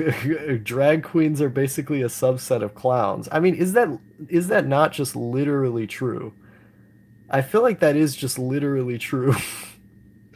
There's no other way of saying it, is that better than expected. Classic never gets old. Random review on Atizalam. That's based. The New Testament is great. Good taste. If drag queens started drag racing, I'd have more respect for them. I agree. Um, Language should be strictly enforced with violent authoritarianism. I'm not doing a bit. Fair enough. No, I already know your stance on all that. And I personally disagree, but yeah, what was I saying? Like, yeah, I think the sort of outrage culture that we have now with a lot of the I mean, you guys know how I feel about this. I don't need to re-explain it. I hate censorship. I think censorship is necessary in certain instances. If someone is being explicitly racist, that should be censored. I'm sorry. I'm sorry for all of the libertarians in my chat, but if someone is making, content that's explicitly saying, you should be racist or you should harm, racial minorities, that's a protected class. I don't think stuff like that should exist. Um, I believe in personal freedoms and stuff. I believe that different political ideologies should be able to exist and organize, but I have limits. I don't think racist propaganda should be out there. In general, I am in favor of personal freedoms, but there are things like that. I don't think that has a space. I think that's just vile. I don't think that's right. And there are statements that I've made that, have been, like jokes that have a racist caricature about them that I think are okay when it's in the context of comedy, you're joking about it. But there are certain things that I've said that are racist, that are wrong. It's just wrong. Even if you try to sort of, put it within the veneer of a joke, if the joke doesn't land well, if it's not doing, if I don't know. Yeah, it's the camera cut out. Um, let's see here. Have you watched Joker yet? I think you asked me this on another stream, and I said I had seen it in theaters. The movie's pretty good. On reflection, I don't like after thinking about the film, I don't think I like it as much as I did when I saw it in theaters, but I still think it's a good movie. Um, I need to plug my phone in again. Let's see here. Um, I don't necessarily think racism should be censored in the sense that the government should try and stop them from saying it, but I don't agree that those people are entitled to have a platform. That's fair enough. Um, yeah, and whenever you get into the subject of like the government doing things from above, it can become quite scary if it gets out of hand. So I understand where you're coming from.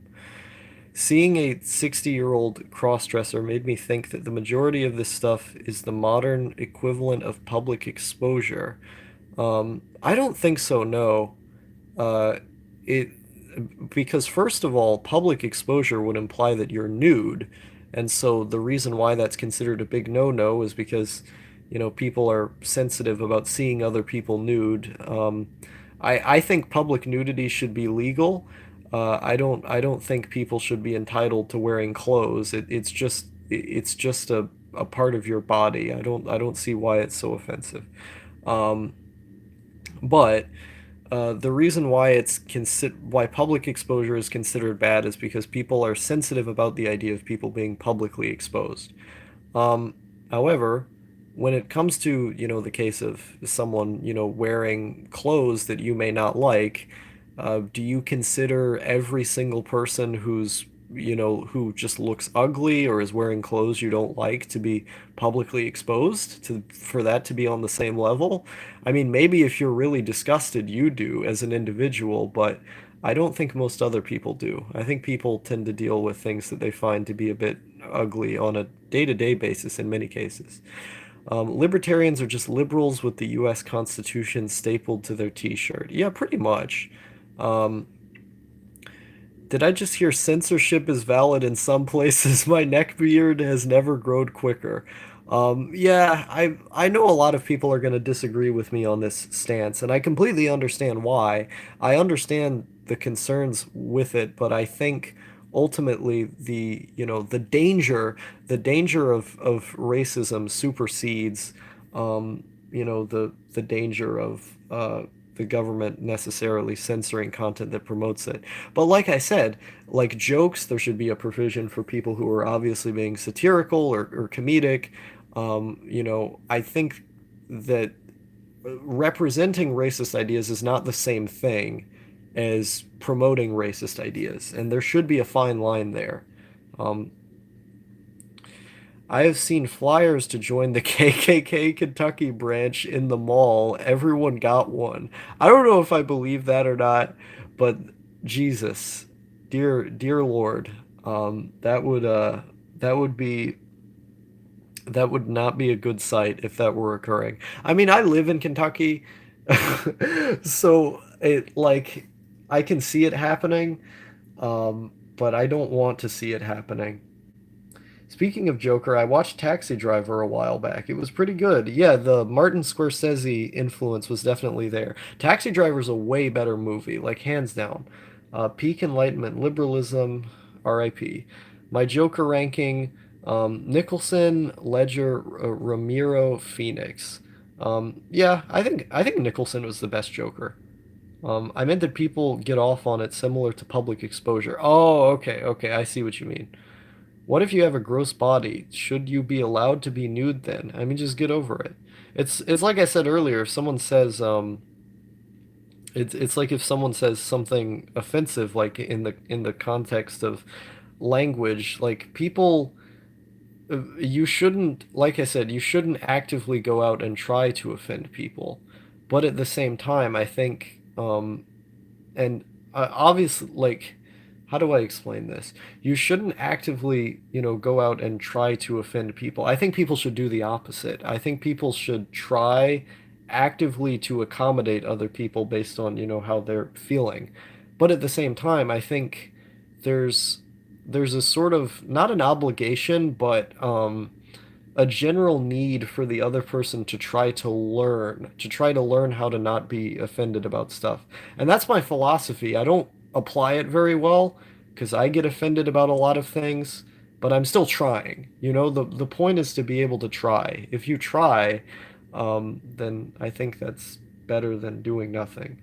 Um, can I get one of those flyers? But you're black though, DZ Dog. How would that work? A naked guy jerking off on a Toyota Camry is pretty bad though. Might be an extra step above public exposure. Yeah, that'd be pretty bad. Um, uh, Taxi Driver is a great movie. It is a great movie. Um, let's see. The danger of racism. I'm just thinking about that topic in my native German. Yeah, it's fair enough, man. I was once handed a Mormon pamphlet. I used to have Mormons come up to my house all the time when I lived in Tennessee. They used to they used to give me the Book of Mormon. I don't have it anymore, but I got so many free ones there. Um, Joker as Taxi Driver plus King of Comedy is a good meme. Yeah, I don't think the people who say that all the time necessarily realize how much the film deviates from those two films and how much worse the film is in comparison to those two films. Which again, I said I liked it, but like it's one of those things where, those two movies are much better. Um, wasn't there a story about a black guy joining the KKK? Yeah, he did a TED Talk. Um, I didn't know they was in excuse me. I didn't know they was in Kentucky, though we're more in the southern countries. Countries? I think you meant counties. Yeah. Um, I can't I can't do a southern accent like I used to. It ain't gonna work. It ain't gonna work no matter how hard I try. Um, it sounds like a parody when I try to do it now, where like I just can't channel the folksy energy the way that I used to. Um, What's your opinion on the new Israel-Palestine peace deal? I think it's a show. The only real way to make peace on that part of the world when it comes to the crimes that Israel has been committing against Palestine is just for Israel to give back the land that they stole from Palestine, which is like most of the country. So I don't think it was a real peace deal. I think it's exactly the same as all of these other, retarded two-state solution things that we've had in the past between Israel and Palestine. Make no mistake about it. Israel is the oppressor in this situation. They always have been. And it's not because, they're Jewish people. It's not because of George Soros or some, evil plot from, from the goys over there. It is because the nature of the capitalist system and the way it's been asserted upon land that was taken from Palestinians after World War II is going to lead to imperialism like this nonetheless, and it's really horrible. Like in certain occupied territories of Palestine, there are, people who have to use different drinking fountains, like the Jim Crow South, they have to drive on different roads. Uh, it's horrible. And like, you look at like IDF soldiers, like gunning down civilians, like pregnant women and things like this.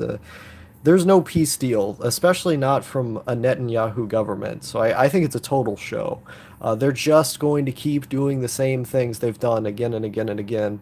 And the only way to end this would be for the Palestinian people to take back the land that rightfully belongs to them. Um, let's see. I'm gonna make a lot of people mad today. Have you listened to Shinsei Kamata-chan? Do you like them? That's like my second or third favorite band is Shinsei Kamata-chan. When it comes to noise rock, they are the best one. Um, I am a huge fan of Shinsei Kamachi-chan. I listen to them all the time. They're great. Um, do you think assisted suicide should be legal? 100%. Suicide is a human right. You should have the right to commit suicide if you feel that your life is not worth living.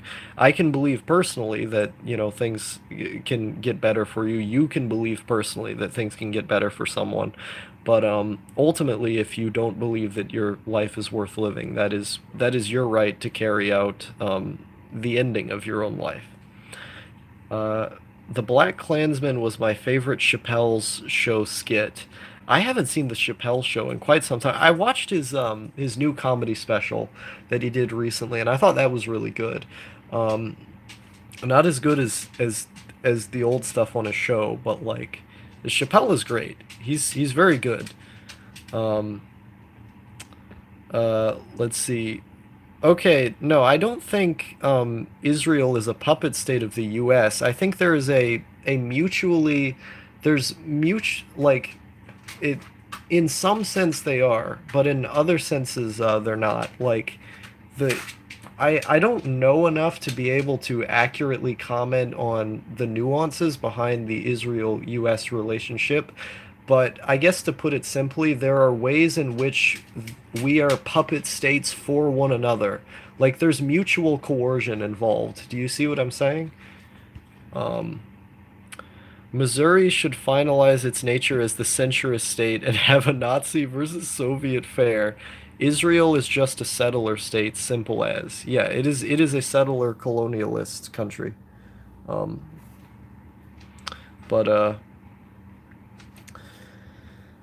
yeah, like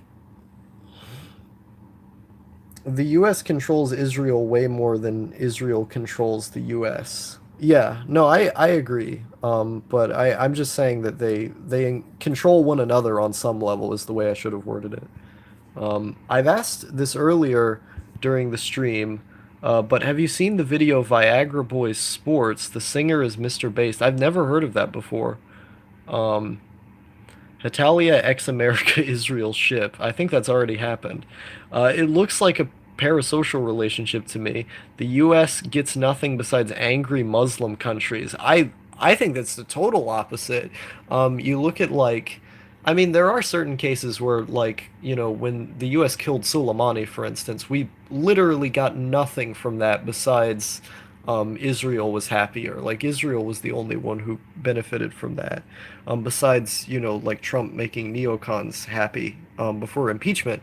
But without getting into all that, um, I, I think if you look at cases where Israel has heavily lobbied for like the intervention in Syria, the intervention in Libya, these various cases of imperialist expansion, it has been a huge benefit to the United States to have Israeli foreign policy be based around intervention because much of that intervention has to do with getting cheap labor, profiting for the oil companies, and more importantly, selling lots and lots of weapons, manufacturing lots and lots of weapons, which Israel often buys. So, and Saudi Arabia does as well to a great extent, which Israel is aligned with. And so when you look at, the sort of axis of power that Israel, Saudi Arabia, and America form in the Middle East, much of it is surrounding how can we make a country like Yemen as desolate and poor as possible in order to steal the resources that exist there. Um, you know, like I think the sort of genocide that Israel would want of these other countries that generally benefits the U.S. It aligns with U.S. foreign policy. Um, so that's how I would respond to that. Um, aren't a good amount of silicon factories in Israel, but there's also some in West Virginia. I believe so, yeah. And there's also like a huge tech sector there where like a lot of um a lot of tech is manufactured there as well. So America gives Israel money so they can buy American weapons. Yes. Do you watch J-Reg? I do sometimes. I like some of his songs. I think his songs are nice. I don't want to get into this big politics discussion though, because every time I do this, when I start ranting about politics on streams, I get people coming at me from 10 different directions. Yeah, I think J-Reg is good, especially because I like with my memory being what it is, I have a pretty good memory when people ask me, about, more well, like historically based stuff, economically based stuff going back to like the 20th century. Um, but like there's so many details that I would want to bring up from sources I've looked at that I can't just pull up off the top of my head. I've gotten better at it. I've gotten better at being like a rhetorician for the things I believe, but um, there are certain topics that I feel bad about not being able to do enough justice in a live stream context because there is just so much. These issues are so complicated. Um, Hot take. The only way to stop the tech industry is to make the CPU tools as cheap as possible. Um, I don't know. Yeah, I don't I don't know enough about the tech industry to make any cohesive statements on it. I don't know what we would be stopping it from per se. Like technology is always going to progress, and as technology becomes a larger portion of our lives, technological companies are inherently going to exert more control. Um, the tooling is literally in the billions just for single mainframe size monolith. Jeez. Nacho Libre is unironically an amazing religious film. I didn't know what it has to say about religion. I haven't seen Nacho Libre since like 2006 or whenever that movie came out. I literally the last time I saw it was when it came out. I was very young. So just bomb Silicon Valley and set the satellites to self-destruct mode. I wish we could go to An Prim Gang every now and again, even though so much of what I enjoy and what my life is based around is surrounded by technology. And I couldn't imagine things being any different. At the very same time, I think it would be cool to have a tribe of some kind, or just like live out in the woods alone, like Ted Kaczynski. And I think a lot of people would be happier if they just lived in the woods. A lot of people like obsessed with, what's on their phone and what's being broadcasted on the satellite. I think those people would be much happier if they just lived in the woods. I can't imagine what my life would be like without the internet. Um, it is it is basically my only form of entertainment. Um, hmm. I think there was a time when I would agree with that. But I've had times where like the power was out, for example, or where I just sat in the woods for a while, for a few days just by myself, and it made me realize that I think I could survive without it. There would be times when like my internet would get shut off, and I would be really, really upset, where all I would do is just feel depressed. And then when like my power got shut off for almost a week or whatever, I felt completely at peace where not having the internet didn't bother me at all. So I think I've grown since back when I used to relate more to that sentiment. And it might be an interesting experience to like try to go out and live in the woods for a while. I don't know if I'd be able to do it for very long, but I think it would be an interesting experiment. Yes, a dashy zombie-based economics now. Yes. Man called Meme Gazer cannot imagine uh man called Meme Gazer cannot imagine life without the internet. More news at 11. Yes. um let's see here. What do you think of the idea that the automation of the economy will hit China hard? Automation of the economy. Oh yeah, because much of their economy is based around manufacturing.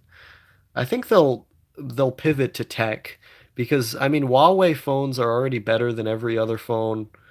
Like I think they can pivot to the tech world well enough because like like Huawei and these huge state-run companies that they have, like we've heard testimonials from things like Apple, for example, where they've said time and time again, we just can't compete with these Chinese companies because the state is such a larger organ than us that, we need like government subsidies just to be able to come out with our new iPhone and whatnot. Well, they didn't say exactly that, but like when you have companies that are just absorbed into the state, you can just throw money and endless resources at those companies. Um, and it's much harder to compete with them in comparison to a private company. That's why like the success of the space program in the US was largely due to public funding because it was just something that we couldn't leave that up to the market. And we can give many other examples of innovation where, in fact, most innovations have been cited to be due to the state. But let's see, what was I gonna say? Um, I forgot the point I was gonna make. Oh well. 40 days and 40 nights, Star Forest live stream. Yeah, I don't think, well, I mean that would kind of defeat the point if I had a phone with me. But maybe 40 nights in the forest could be interesting. I could come back a changed star. Once truckers are automated, the shit hits the fan. Automate the middle and managerial classes out, instant implosion. Yeah, the when self-driving cars hit the country, it's gonna put a lot of people out of work. Um, don't care about the internet itself too much, but for me it's necessary because the best way to get any kind of content for free. I see what you mean. Um, didn't the state do the same thing with the railroads in the West? Oh yeah, like in countries like Finland and the United States to a lesser extent, but like there were times when the railroads were just entirely made by state-run companies. Like in Europe, this is more specifically in Europe, this happened more often, where the state would end up building all of these railroads just for private companies to buy them because the state was the only one who had enough money and resources to do it. But the private companies ended up being the ones who ran the railroads. And that had to happen in like a country like Finland, for example, because the capitalist class didn't have enough resources or money yet, so they were still building up the country. And in order to build up the country for the private entities to accumulate more capital, they had to do so through the direction of the state. And you can see in many of like the Asian tigers, like Taiwan back when they had more of a state element of their economy, Hong Kong back in the day, and now, Singapore. All of these economies have had a huge level of state direction, and that's why they've been so successful in and like people will try to tell you that Hong Kong has no state direction in their economy. That is bullshit. They may be the freest market in the world and have continually been so, but there's a huge amount of state intervention that goes into how their economy is coordinated. So don't believe that if people tell you that. Um, but oh geez, what was I talking about? TSMC is a Taiwan semiconductor. I see. What if we just completely stopped outsourcing labor to third world countries?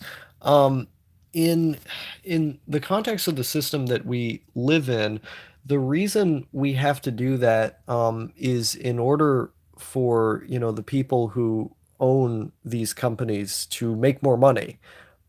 Because private equity, the goal of the system um, is in order to have the means of production act as preliminary transformations into capital. That is the goal of the system we live in. And so, because profits are in command, um, we're not going to be able to live in a United States where all of the labor just stopped being outsourced because that's not the goal of the system. The goal of the system is not to give people jobs because they need them. The goal of the system is not to make things because people need them. The goal is to make things in order to make profits. and to have the system itself coordinated around that idea. And so the only way we can get out of a trap like that is by having the economy be ran by computers. And I always talk about the Project Cybercia in Chile in the 1970s under Salvador Allende, where they had been making the prototype to plan out the economy using computers, and it was pretty successful just with the prototype. And this is again with 1970s, early 1970s computers. With quantum computing being what it is now, we could plan out the entire economy using computers. Um, and even with like the stock market now, where like the calculations that the stock market does is all done through computing, where we have the ability to do it. If Chile could be successful with a prototype of it in the 70s, we can be successful with it with quantum computers now. And so in my view, the only way to pull back the chaos of the system we live in is not just through using things like automation in order to benefit public good. It is to plan the economy using the abilities that computers possess. That's the direction I think we need to be going into. Just automate everything except mail delivery, then we can live in the utopia Kojima dreamed of. Yes. I can see it happening. Why pay a person when a machine don't need a paycheck or rights? This is true. Um, get a camera for the woods, film yourself, and then upload the whole thing at once. That would be a good idea. I plan to do that. Um, let's see. Uh, let's see. Companies have to make all of the money or else their shares go down. Yes. Um, let's see here. Uh, okay, this guy's saying that Hong Kong has a decent tax system. That's just not true.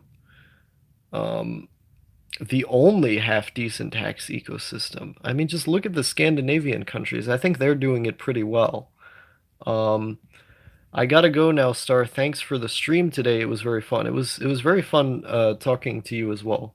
We never got socialist planning with the Zglog Z80s. What the fuck? Bring Allende back. Bring him back.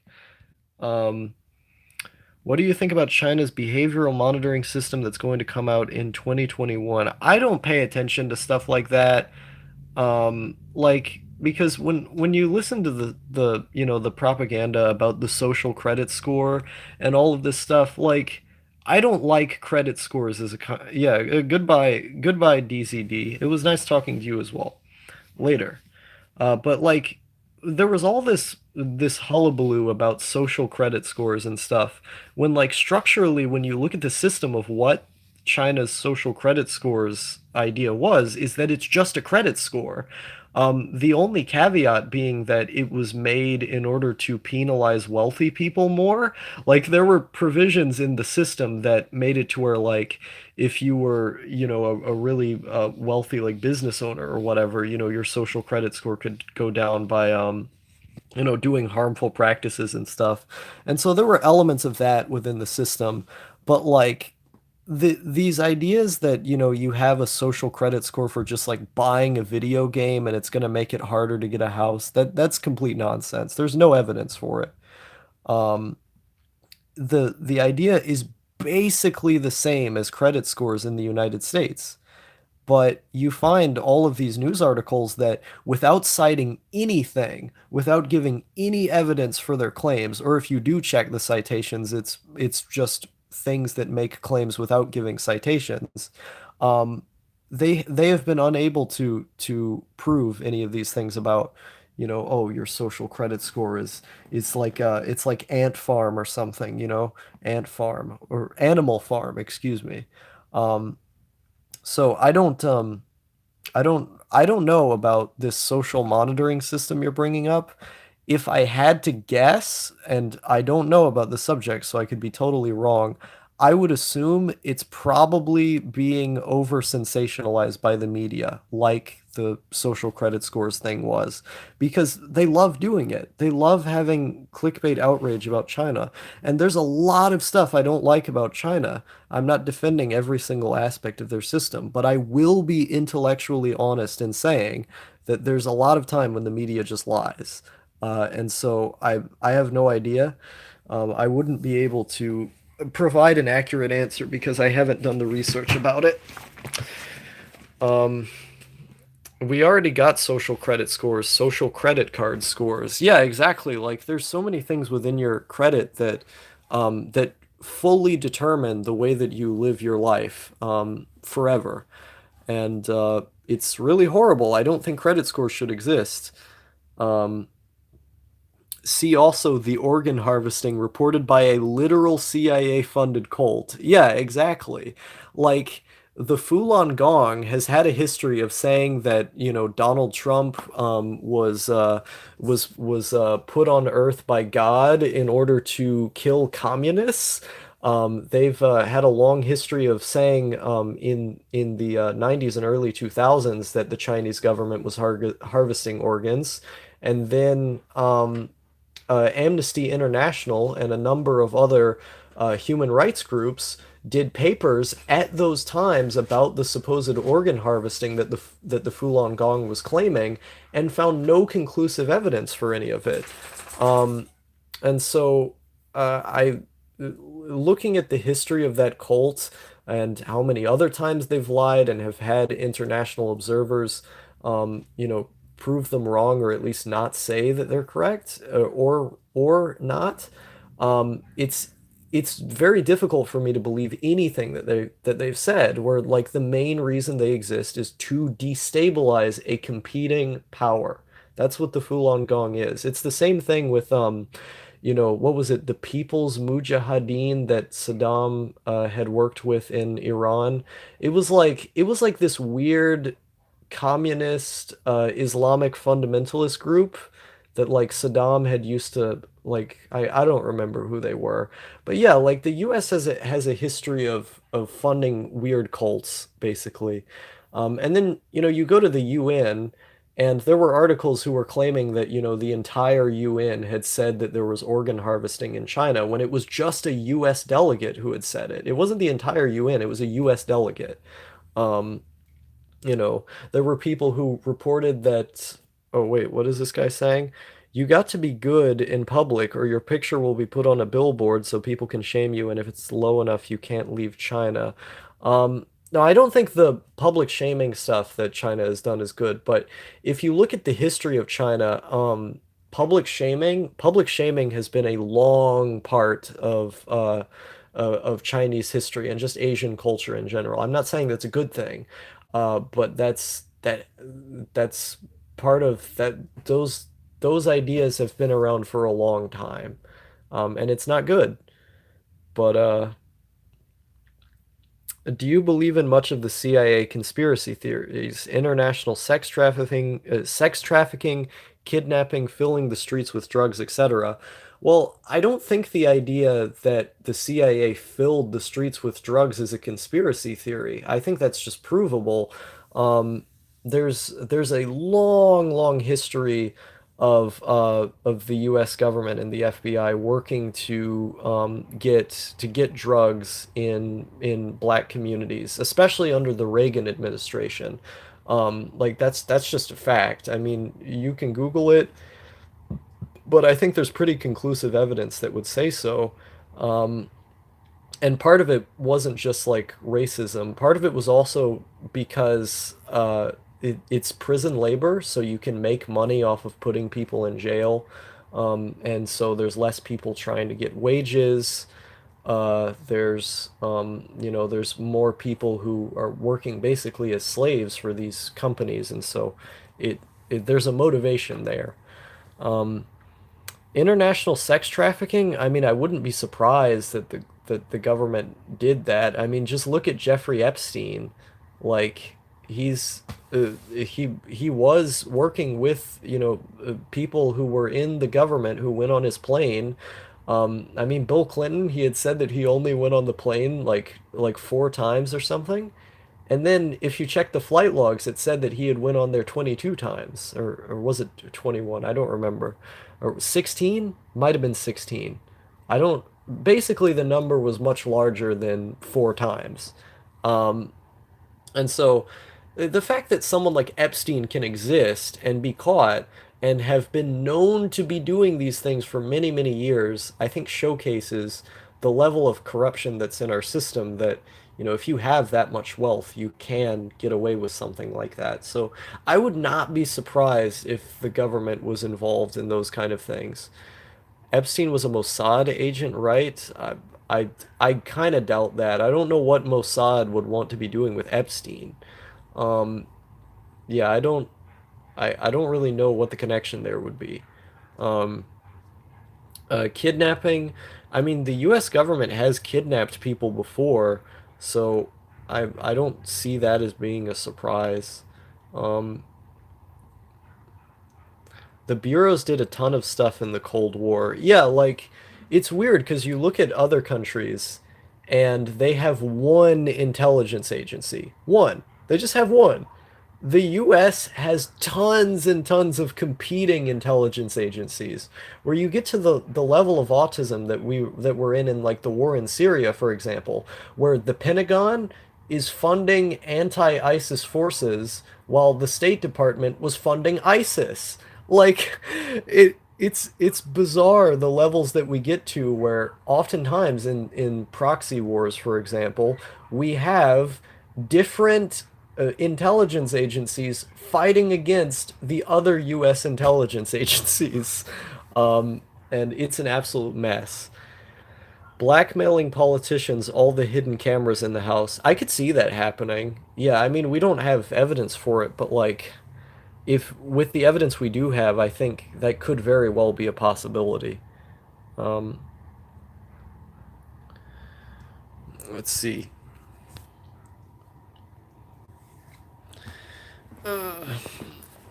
Yeah, I, I, I mean, he worked with the U.S. or he worked with high up people in the U.S. So working with Israel, I don't think would be very many steps away. Um, it's so depressing to think about,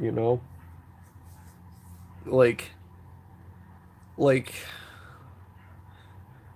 when I was little, I had experienced sexual abuse, but like that level that level is something that I think is a little bit incomprehensible.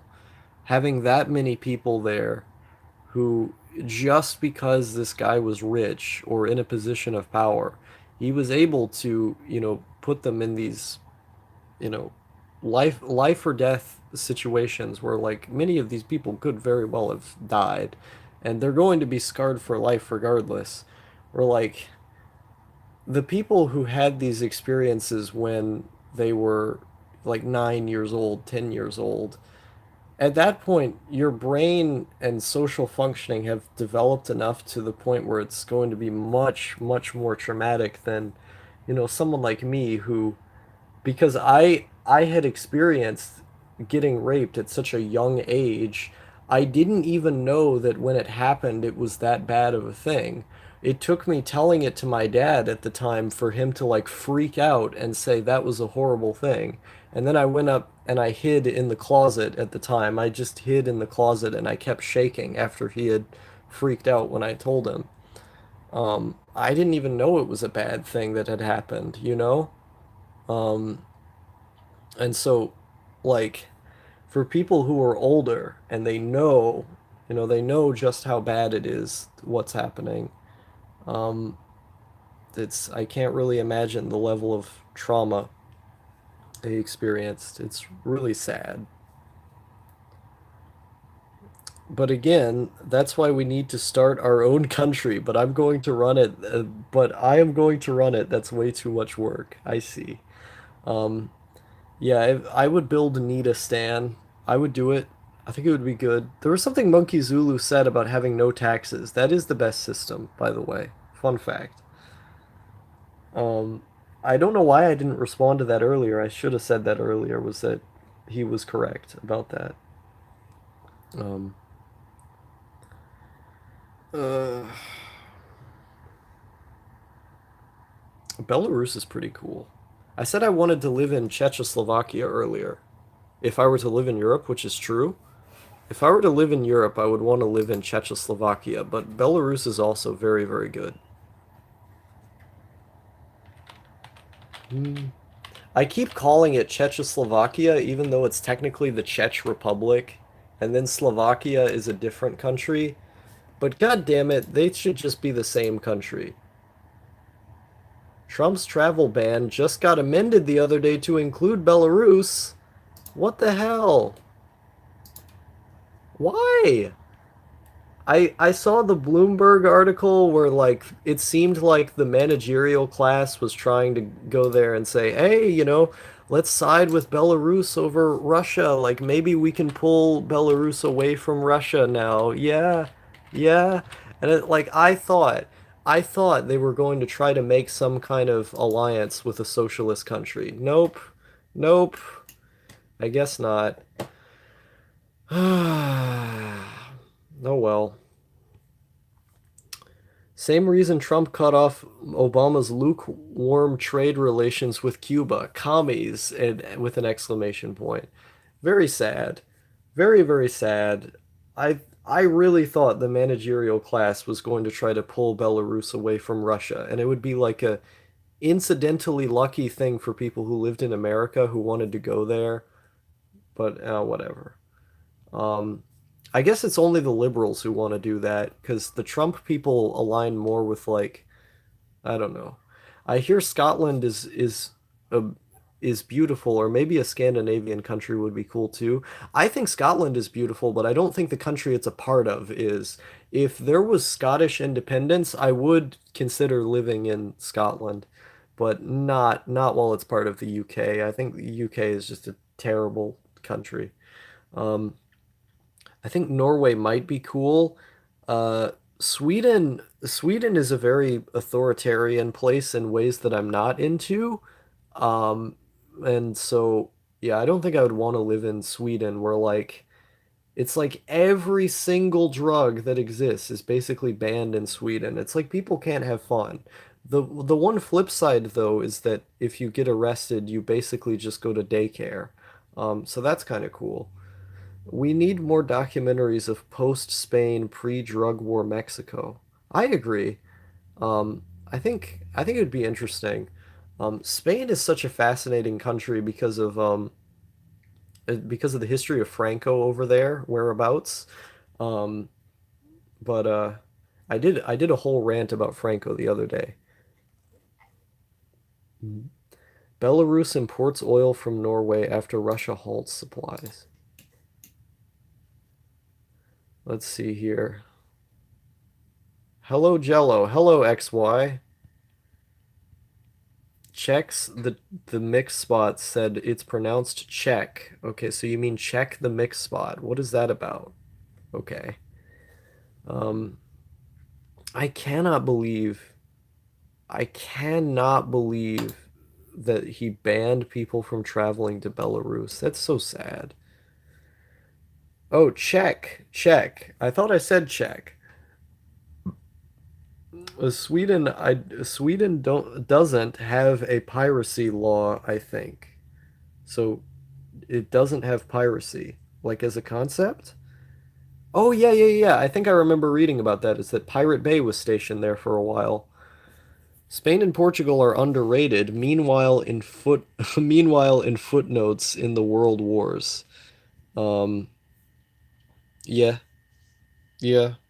I think Portugal's very cool. The problem is that it's too hot and expensive. If I were allowed to live in Portugal, I would 100% go there. But it's too damn hot and too expensive, and I don't want to get a job. I need to get better at the idea of having a job where, like I was saying earlier, I think uh, going to one of these like government offices where they help mentally ill people like go to work and stuff and get work.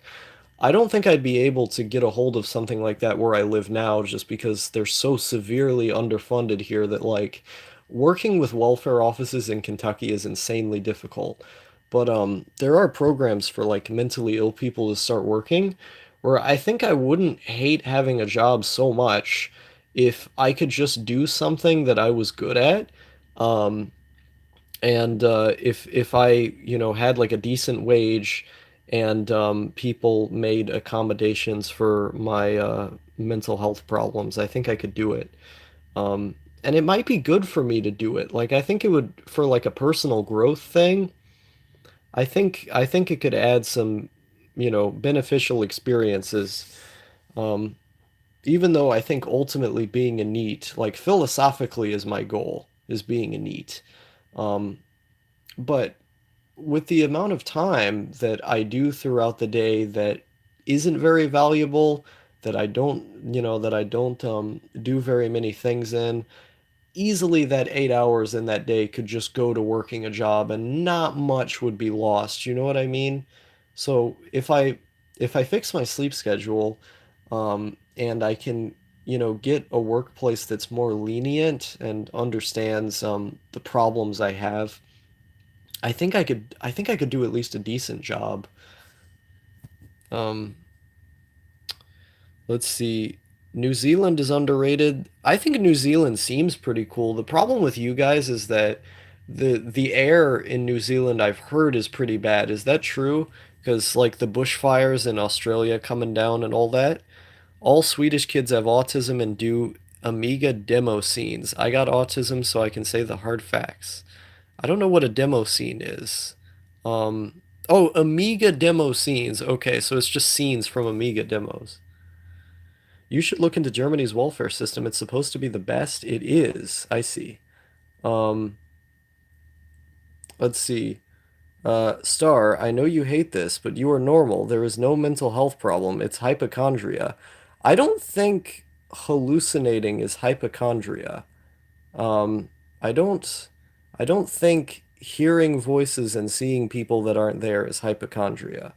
Um, it's not unless you just like reject all psychological terminology and conditions and believe that, people if you have a very anti-psychiatrist worldview and don't like the words that words mean, I guess I could understand that point of view. But at that point, it's like, why don't you just label everything hypochondria? Um, it's a placebo effect, a hallucination, no biggie. I get some weird people in these chats, man. I don't, I'm not aware no, it's not worth explaining.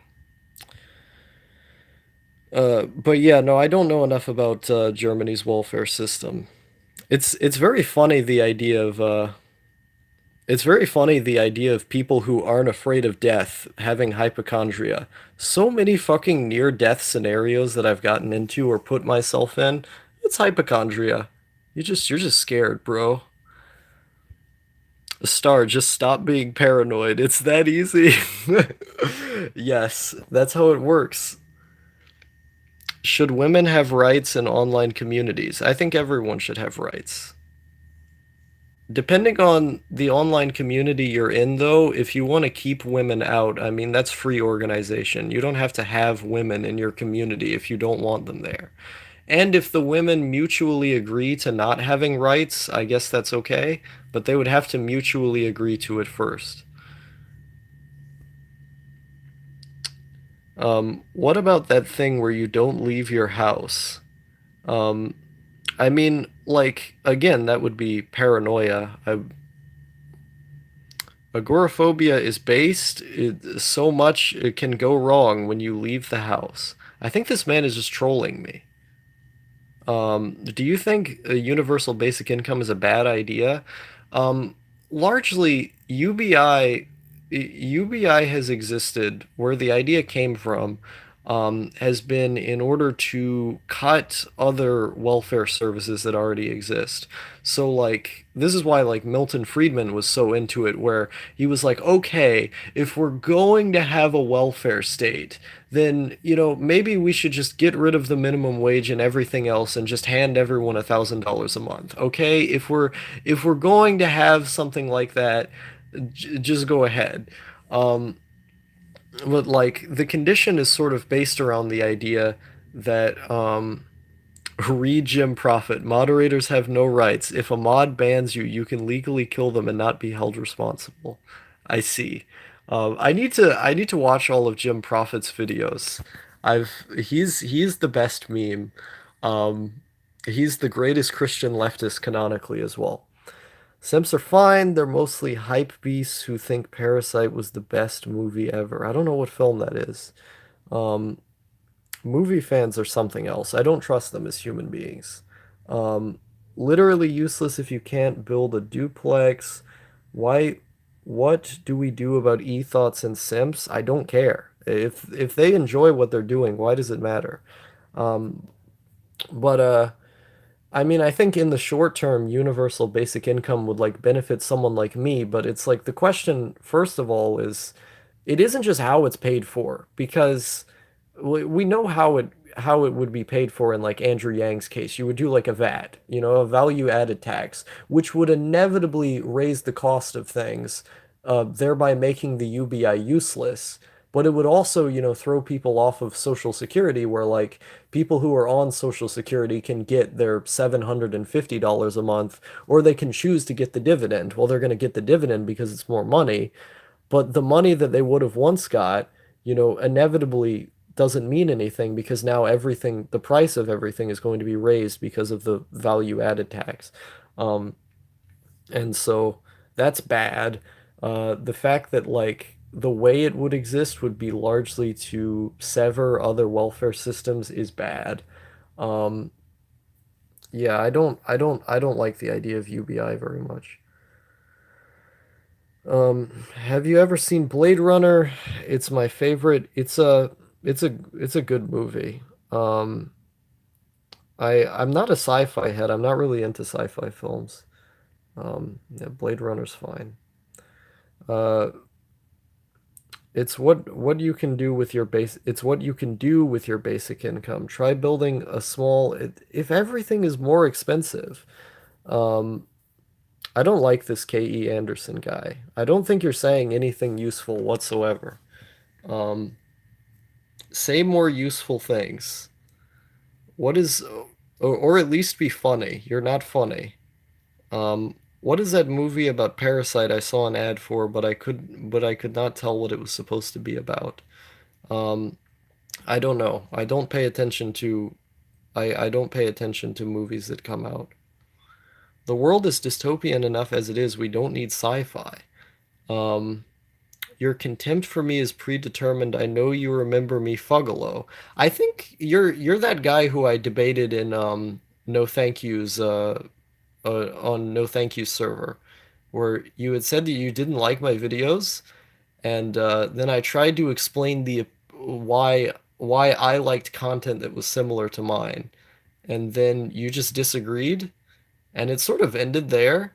It didn't really seem like the conversation ended on bad terms, though. That was the thing. It seemed like we just had a mutual disagreement with one another.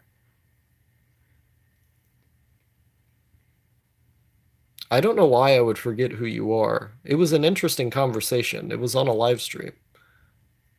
Simps aren't happy. It's about unquenched desire and basic unchecked biological drives. Yeah. Yeah, I mean, if like it depends on what the idea of a simp you're talking about is. Or if like they're using being obsessed with women in order to make up for something that they don't have, and they're acting in a way that's inauthentic. I mean, I would see that as a form of being unhappy. Crowdfunding a bus route for a suburb. Whoop whoop, where's your bus license? I think Parasite is a weird Korean comedy. It has been pretty successful for a Korean movie. Connecting the spaghetti sheets streets together, clearly you haven't read the 150-page building codes. Interesting.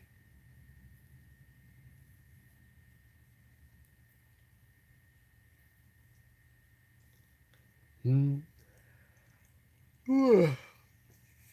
Ugh. Oh boy. I'm so tired. I want to take more Estizolam, but I feel like if I do, I'm going to get a tolerance, and I shouldn't do that. I need to wait a week until I take it again. I can't do that.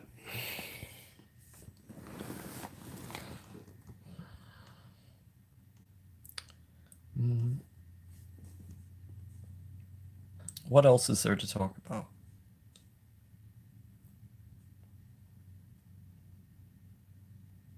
Someone give me a topic. Give me something to say words about. Connecting the spaghetti streets together. Clear. Wait, no, I already read that. Bitcoin is PayPal? What's the time over there? It is 2 p.m. Bitcoin is PayPal. I mean, Bitcoin at this point, a lot of wallets that people would use, like Coinbase, etc. Um, I think a lot of them, you know, there are not completely unsecure, but there's obvious holes within them that would need to be mitigated through really complicated, overbearing bullshit that no one has time for and that I don't understand. Uh, Star, why do people discuss their fetishes with you when you don't ask about them? I always find that incredibly weird. Um, I don't know why. I don't know why people do that. Because I don't have a particularly strong libido. I think maybe it's as a result of taking SSRIs at such a young age that maybe like it just fucked up my ability to make my, work. Uh, I don't know. Um, but I think let's see. Yeah, no, I think people bring it up because they're constantly online. And so porn is naturally, one of the topics of discussion that inevitably comes up. Or they want to see my reaction to it because they know I'm not particularly fond of pornography, you know? Maybe the Chinese are collectively paying for the sins of eating animals no man should ever eat. Yeah, I mean, that's one way of looking at it. I don't I don't it's weird when people talk about because I mean, ethically speaking, like I would be like a vegan if I cared enough because I don't really believe in harming animals. It feels kind of gross to me. But there's no ethical consumption under capitalism. So you can't just change the way that you pay for things and then have that fix the problem of like factory farming or killing animals. Like on an individual level, I think people should be allowed to eat, the animals that they want to eat because it's a matter of personal freedom. And humans naturally are inclined to eat animals. But on a personal level, um, I don't, I would be a vegan if I could. Uh, do you think Warren will win this election? Nah, I don't think so. Like her polling numbers continually go down. And it looks at this time that, most likely Biden will win Iowa and then Bernie will win New Hampshire. It'll probably be like a Biden nomination, most likely. Nothing's gonna change. Um, but I don't care. It's everything's going to stay the same anyway, so why does anyone care about this? Oh, Warren will win, bro. It's gonna be a big deal. Why do you care? It's not gonna change anything. Uh, you can keep them with other you should keep them with other who have them. I don't know what that means. Hey, i330 is here. Um, Smartphones are bad, but on the programmer side, who banned me? Oh, word ban. I don't have any banned words. I think most likely you just said something that Google had censored. Um, Smartphones are bad, but on the programmer side, think of how the browser basically became a virtual machine for everything. That's an interesting way of looking at things. And if you're using an Android, you're literally running a virtual machine on on you're literally running a virtual machine on a virtual machine. Interesting. I don't know very much about this tech stuff. Like, I saw install Gentoo just join the chat, and like he's a big Linux guy. Um, and a lot of you are Linux guys. I use Linux, but I'm not heavy on the tech side of things.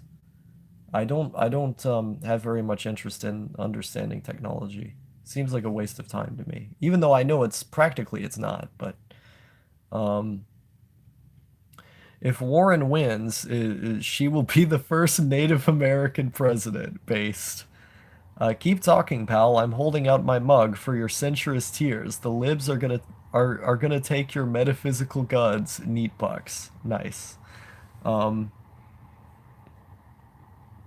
I don't even know how to let's everyone forgets that Bernie is a social democrat and not a Lenin lover. Yeah, like in in Europe he would be considered to be center left, but because the politics in the US has been so skewed by, years of Reaganism, um, people think that the things that Bernie Sanders is saying are not considered to be like normal talking points throughout the world. Um, I like Bernie, but there is no way he would be able to get anything done in office. Yeah, I agree. Like the one thing he could do is do the executive order to legalize marijuana. That'd be like the one thing he could do. Um, no one thinks like that. They just think it's a stepping stone for Marxism. I mean, the original Social Democrats, people like, who was that guy? He was the guy who came up with the concept of revisionism. Oh, what was his name? The German guy. I don't remember his name. Um, let's see. He said there was something he said. Um, the movement is everything. The movement is everything, but the goal is nothing. Who the fuck was that guy? I can't remember. Kant. No, it's not Giesinger. Hi, no. You're just naming random German people now. Um, let's see here. Uh, but there was the social democracy originally, the idea of it literally was to be used as a stepping stone to get to a planned economy. And that turned out to not be true because liberal democracy does not have the systems in place that would allow for such a seismic shift in the transfer of power to the people and of how wealth is distributed, that just wouldn't work. Um, and so the only way to be able Edward Bernstein, thank you, Flitzpipe. Edward Bernstein, that guy. Yeah, no, he was the guy. He was one of the like penultimate. He was one of the old penultimate figures in this concept that you can just reform your way into. You can just reform your way into Marxism through social democracy. Um, and that wasn't even a very popular position, but like the social democratic parties originally they rallied around that idea. And then obviously you have, the German revolutionary Rosa Luxemburg, where she had opposed this. She had believed that, revolution was the only way to be able to make it to Marxism, which historically has been true. Um, let's see. That whole flap about the Rogan endorsement was such pearl-clutching bullshit. I agree. Who the fuck cares? He just said some things about trans athletes. Who cares? See also Mexico's new president. Wait, what? Oh yeah, no, I see what he meant. I330, how's your wage cucking going? I think he left. I keep my fetish to the appropriate circles. That's fair enough. Um, From the other side of the pond, Bernie seems to be the only normal one, even for right-leaning folks. It makes sense. Like, the paradigm is so different in the United States, where, like, Obama was supposed to be our left-wing president, and he had proposed massive cuts to Social Security, that the only reason Mitch McConnell in the Senate hadn't confirmed those Social Security cuts was because he wanted to cut it more. And so we almost had gigantic Social Security cuts under someone who was supposedly the left-wing president. And Obama himself had gone on record to say that in the 1980s he would be considered a moderate Republican. So in the world, he is considered a right-winger. That's why he supported the Conservative Party in the UK and Theresa May's election way back when. Um, and there's also the case of like Bill Clinton getting rid of Glass-Steagall. One of the penultimate achievements of FDR's New Deal administration of social democracy. Bill Clinton, supposedly supposed to be a left-winger, got rid of Glass-Steagall. There was a time when fucking Richard Nixon said we're all Keynesians now, when Keynesian economics was so mainstream that, someone who was supposed to be like a far-right strongman was considered, was up there saying that we're all Keynesians now. The paradigm has shifted so much since then. Um, I think it's more of a respect thing not to bring it up out of nowhere. I mean, I don't really care either way. Um, Bernstein, huh? I can't trust a source with a name like that. Um, let's see. Meanwhile, the German Social Democratic Party is a fucking cringe dumpster fire by now. I believe it. Didn't the last guy who ran like one UBI and stuff as well? Dadgun is back with the poop stock again. I see. Oh yeah, because WebKit is the thing powering Chrome and Safari by now and now Internet Explorer, and it's been a Google, Apple, Mozilla clusterfuck for over 20 years. I see. Ugh. I don't understand tech. As people bring up tech stuff in my chats, and I still don't know what tech is. I can't even find a tech on a map, man. What do you expect from me? I don't know what it is. How do you find a tech on a map? Feels weird to listen about American politics when it's only been one generation since the fall of communism where I live. Where do you live? Hmm. So basically, Silicon Valley controls the entire internet. I mean, that makes sense. Makes sense to me. Poland? Oh, I see. I didn't know you were Polish. Poland is interesting. Well, one gen since I was born. Oh, I see. I want to go to Poland one day. It'd be nice to visit there.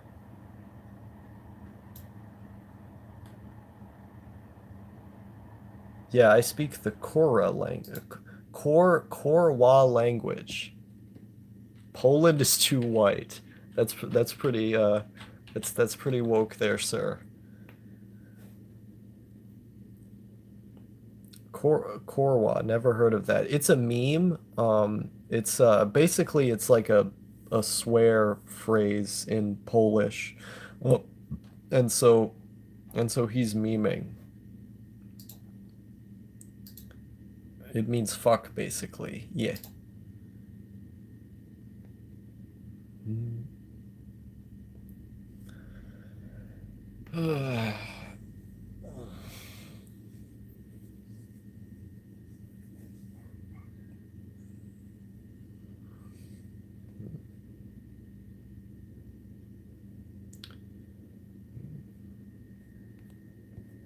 So much time. So much time, man.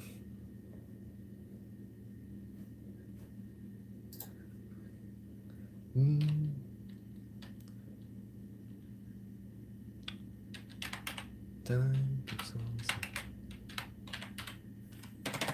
The German Social Democratic Party has been destroyed by the Christian Conservative Party by being forced to work together as an administration for generations.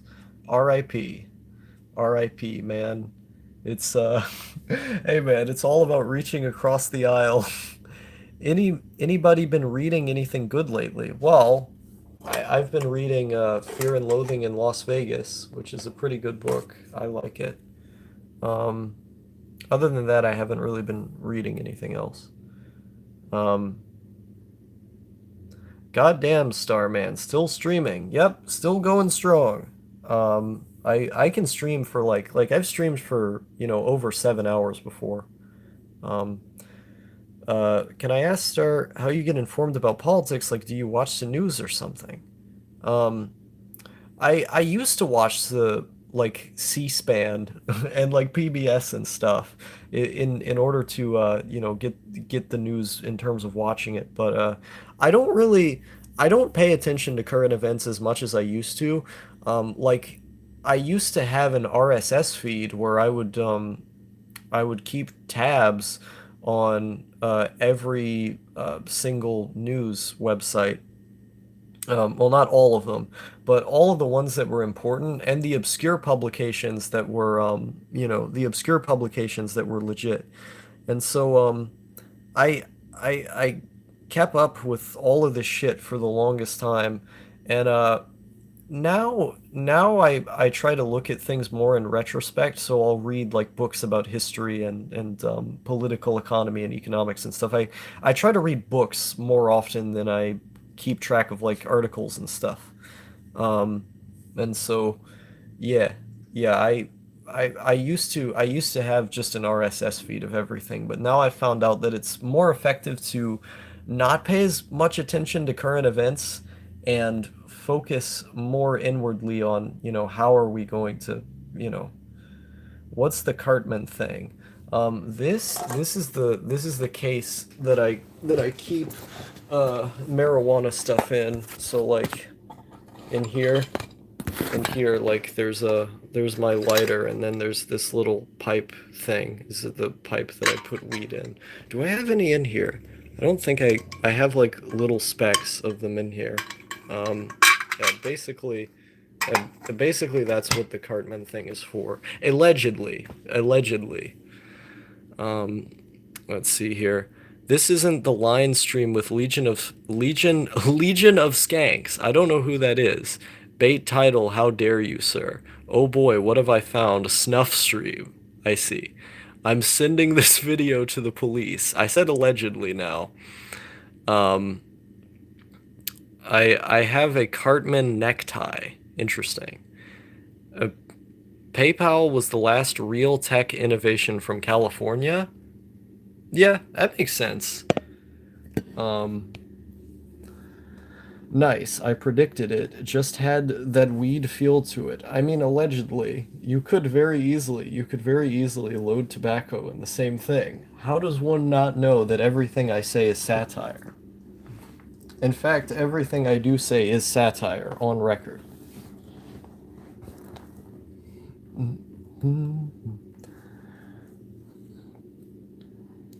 This is, this is, this is tape. Look at it. This is one of the weirdest cam boys I've ever watched. Yes. I'm a I'm the only cam boy who is not sexual. How long have I been streaming for? I have to actually look it up. I have to look up my own channel and then look at started streaming 4 hours ago. What? It says I've been streaming for 4 hours and 30 minutes. I had no idea. I had no idea. Like, for me, it feels like I've been streaming for like an hour 30 minutes. I had no idea that I was streaming for this long. Uh, let's see here. Um, Fellas, why did he put the camera there? What does that mean? I mean, it's just the easiest place for me to put the camera in. I just put the camera down and then I speak into it. I mean, this is a fairly regular occurrence on my channel. It seems like you're a new fag. I keep dozing off. I know that feel. Is he an ogre or deformed? Let us see you, warlock. I mean, you can just go to any of my videos and you can find out what I look like. Um, I give myself a 5 out of 10 in appearance. Just got here half an hour ago. I see. Where do you stand on the fat boy question? What is the question? What about them? Just their existence? I don't know. You can't talk about a certain camp I want to go visit. You can't talk about a certain camp I want to go visit as I love history and to pay my respect. Are you talking about like a concentration camp? What camp? I'm confused. If I click anymore, I might get weird algorithm suggestions. Where did you find me, man? Where did this man come from? It's either K.E. Anderson with a new coat of paint, or it's let me drunk. Let me look at this guy's chat. Oh, he's a fan of Cumtown. Okay. I think this is just K.E. Anderson again.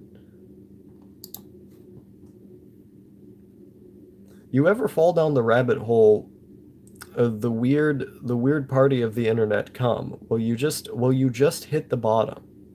Yes. The line stream with Legion of Skanks. Ugh. More like 5 a.m. Yes, the biggest in Poland, and it's banned in the live stream. Why is it banned in the live stream? I don't have any censored words. I think if you said anything about like the Holocaust or something, I think YouTube might have just censored something you said. Ugh. My grandfather died in a concentration camp. He fell off a guard tower.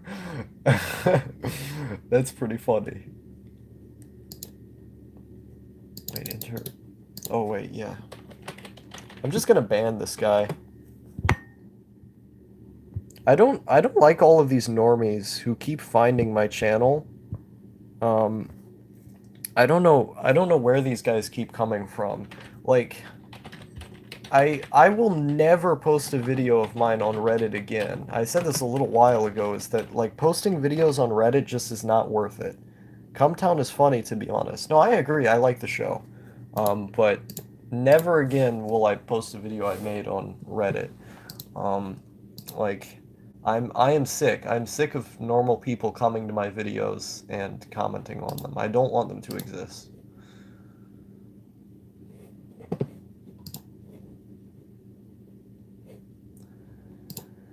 Ugh. I don't think people should be ashamed about banning other people either. Where like if someone if someone is not adding anything to the discussion and they just continually spam over and over and over again things that aren't adding anything to the discussion and are just generally being a bit of a dick, I don't see any reason with banning them. Why is there anything wrong with it? Where do star watchers even come from? That's what I want to know. Is that like videos of mine wow star rule cuck much. One of the very few things where I am a bit of a rule cuck. It's like just don't annoy me. I think in that sense all misanthropes are rule cucks because they don't want people who they don't like to not be they don't want people who they don't like to be around them. Um yeah, I don't know where star viewers come from. I think some of them came from Digi because Digi ranted about like two of my videos, right? And then there are people who posted my videos on Oboe-chan. Um, yeah. I came across Star when uh, somebody posted his video on Oboe-chan about the fall of Hiki-chan. I had no idea that the fall of Hiki-chan video was posted to Oboe-chan. I've seen myself posted there a few times, but you, sir, are the normie? I mean, the concept is relative. Like, the term normie doesn't actually mean anything. It means nothing.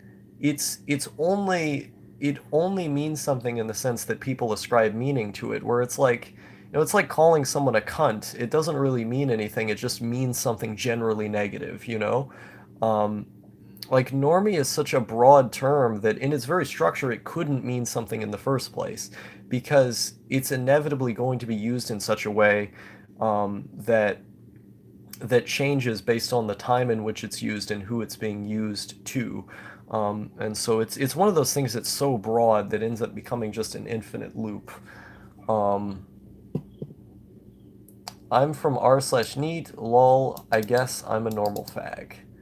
I mean, like, the individual people on r/NEET I don't think are bad.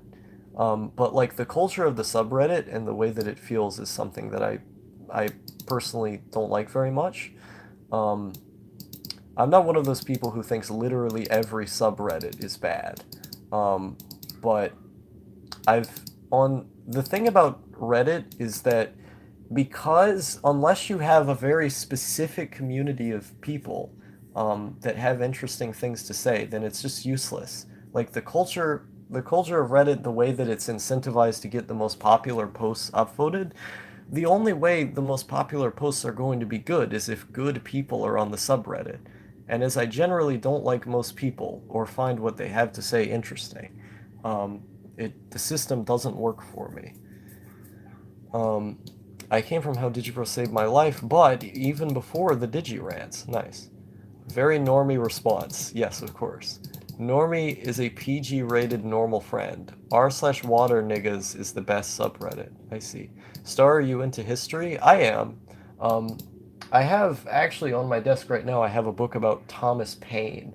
This Thomas Paine and the Promise of America is sort of, talking a bit about the founding of the country and all this. The book is like over 600 pages, so it's quite a long read. But I have a lot of books about history.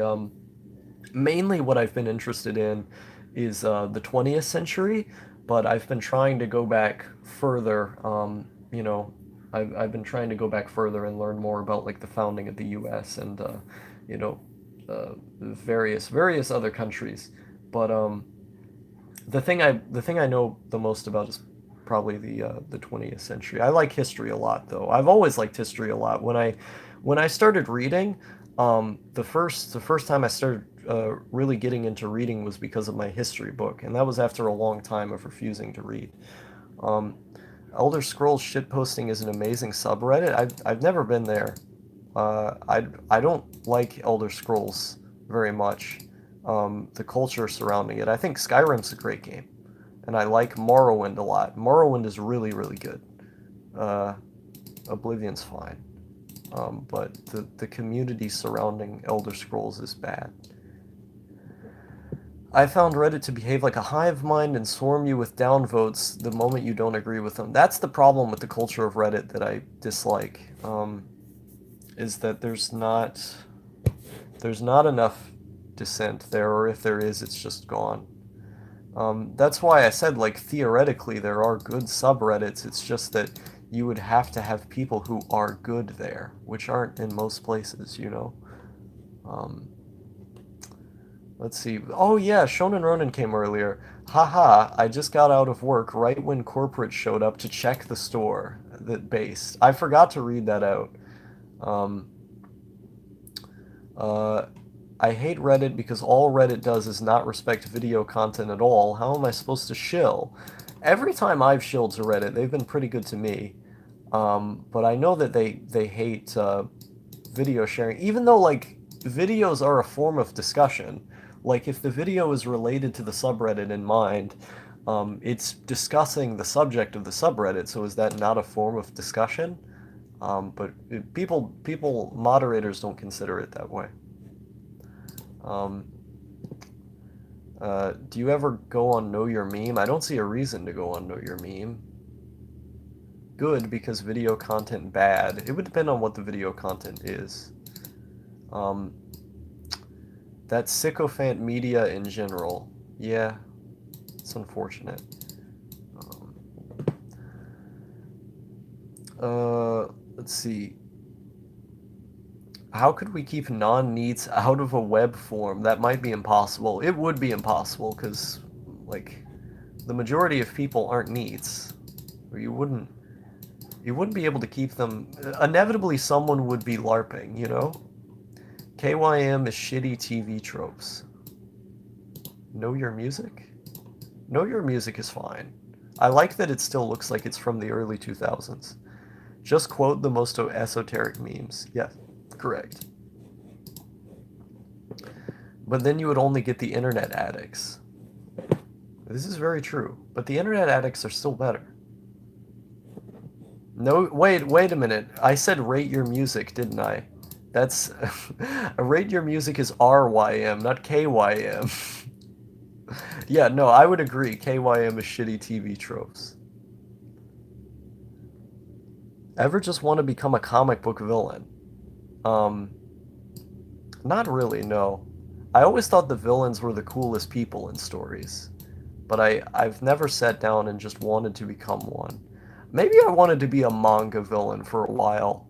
I wanted to be, yeah, there was a period in my life when things were really, really bad, and I just wanted to be a manga villain because emotional suppression was more appealing. Rate your music, I see. I got it a password and a secret handshake too. Nice. Finish Glitchwave Safari. Interesting. Professor Chaos. Which altnet is the most normie proof to make a form? I don't know enough about altnets. Altnets, it's a subject I haven't delved into.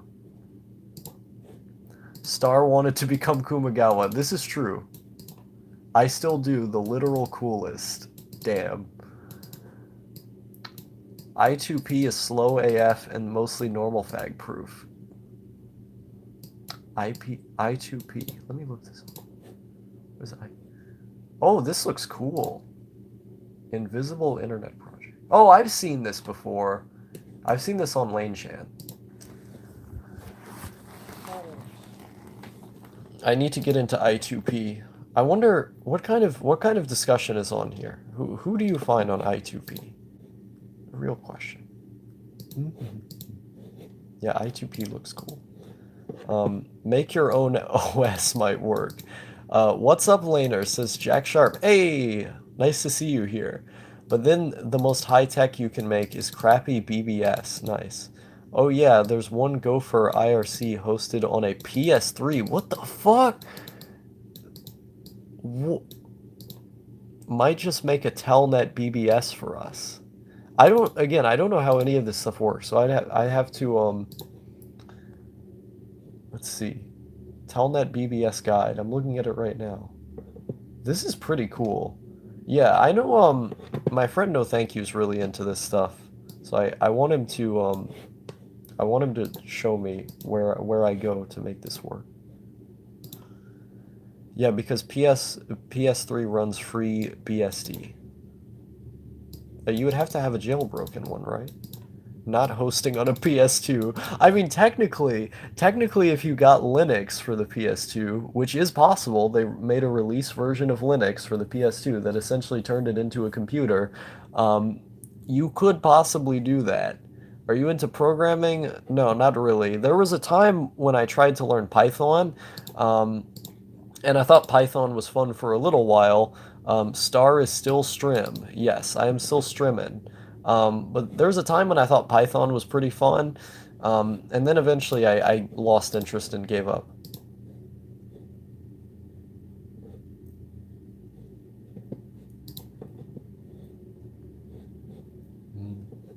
Bypass Sony's custom stuff, and it's that. Yes.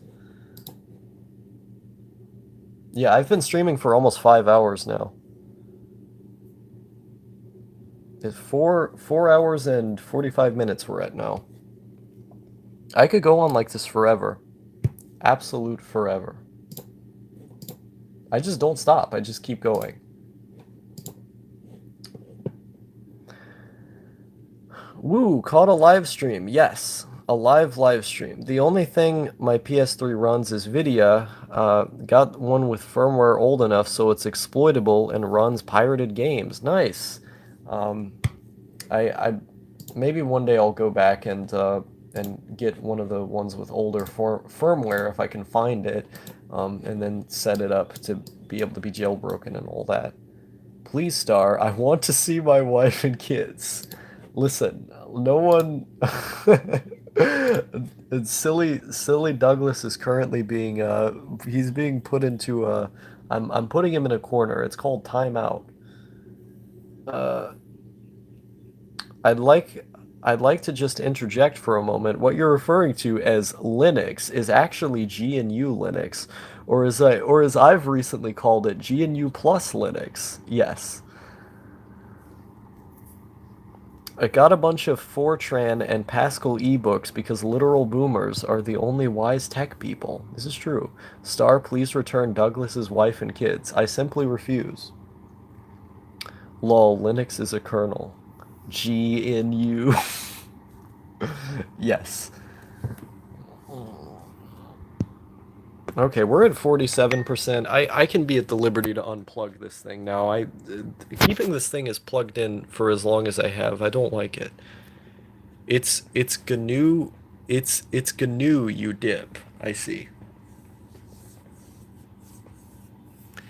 I had a friend who, whenever I brought up that I was a Linux user, he would always, and there was a problem with the computer, like while we were in a call or something like that, he would always say that there was a problem with GNU plus Linux, and it was funny. He was the only one who could make it funny though, because he had a Welsh accent, and so it's like the things he said weren't funny structurally, but he made them funny because he had a Welsh accent. And it was like it wasn't a normal Welsh accent. It sounded like his voice was constantly being mangled or something. Star, have you gone on the dark web? Yes. The first time I went on the dark web, I was like 13 years old and I was edgy. Um, and so I ended up floating around there. What Linux distro do you use? I'm a normal fag, so I use Ubuntu. I don't remember the exact number, but yeah, when I was like 13, I went on the dark web, and it was interesting. It was interesting seeing how many scams were on there, um, and yeah, I saw some things that were pretty messed up, but I mean that was sort of what I was looking to do. I closed out the tabs as soon as I had seen them. Yeah, Amazon integrated. I know. Um, but yeah, so I saw some pretty messed up things on there. And then I just closed out the tab as soon as possible. I was just looking for a PDF. I was just looking for a PDF on the of Lolita on the dark web, I swear, says the Russian guy in the chat. That's pretty based. Um, Don't know how to connect through other than E-Link, so what? Um, but yeah, I was very curious about like the videos I had seen where people were talking about, illegal gun trade and stuff through there. And so because of the magic of YouTube, I downloaded Tor and looked around and all this kind of stuff. Um, I didn't know about Tails at the time. I didn't know about, anything. Google's still got a Usenet bridge, I think. Probably. Tor kind of sucks, to be honest. The people who use it should use Tails instead. Tor, it's like none of these things are bulletproof. Like you always have to be using something in conjunction with something else because you're never going to be able to completely. Yeah, I know Tails is Tor. I'm just saying it's an improvement. Like you're never going to be able to use these things as like a bulletproof vest, you know? There's always going to be exploits. There's always going to be difficulties. Um, and Tor specifically has a number of problems where like the only reason people use it is just because it's the largest one, where I'm sure there's technology that's improved. That is how the Silk Road guy got caught because he did not update his Tor. Wow. Use Wanix better than Tor. I will give you a tutorial on how to use DMN securely. I see. And make it a YouTube video. Um, Use McDonald's Wi-Fi for the dark web. I mean, if you disposed of the laptop, people using Tor to mask CIA traffic. Lol. I mean, most of Tor is literally just the CIA at this point. Most of it is just the CIA. Like, there's no reason to go there. Again, I'm calling the police. I see. Tor was made by the US government. I see. Mm, yeah, all of them are CIA. Low orbit internet cannon.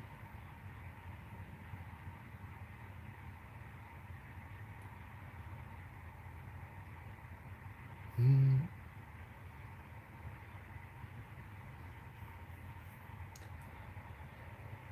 Hmm. Do do do do do.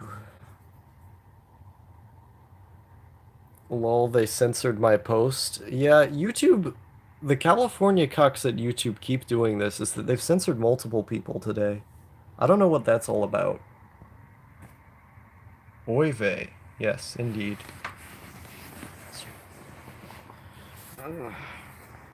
Where is it working? Um, Encrypt your hard drive, brah. When the police is knocking on your door, all you have to do is plug out the computer unless the encryption is backdoored your safe.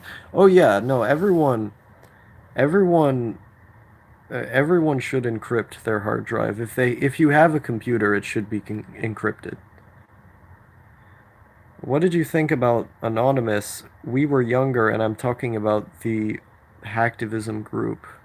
I mean, it was very Anonymous wasn't really like one entity. A lot of it was just people claiming to be a part of Anonymous, right? Why do you gotta make it about CA? Because YouTube originated from CA and when is part of CA. Um, Fun fact, the UK, the police can force you to decrypt. Jesus Christ. In the US, it's not like that.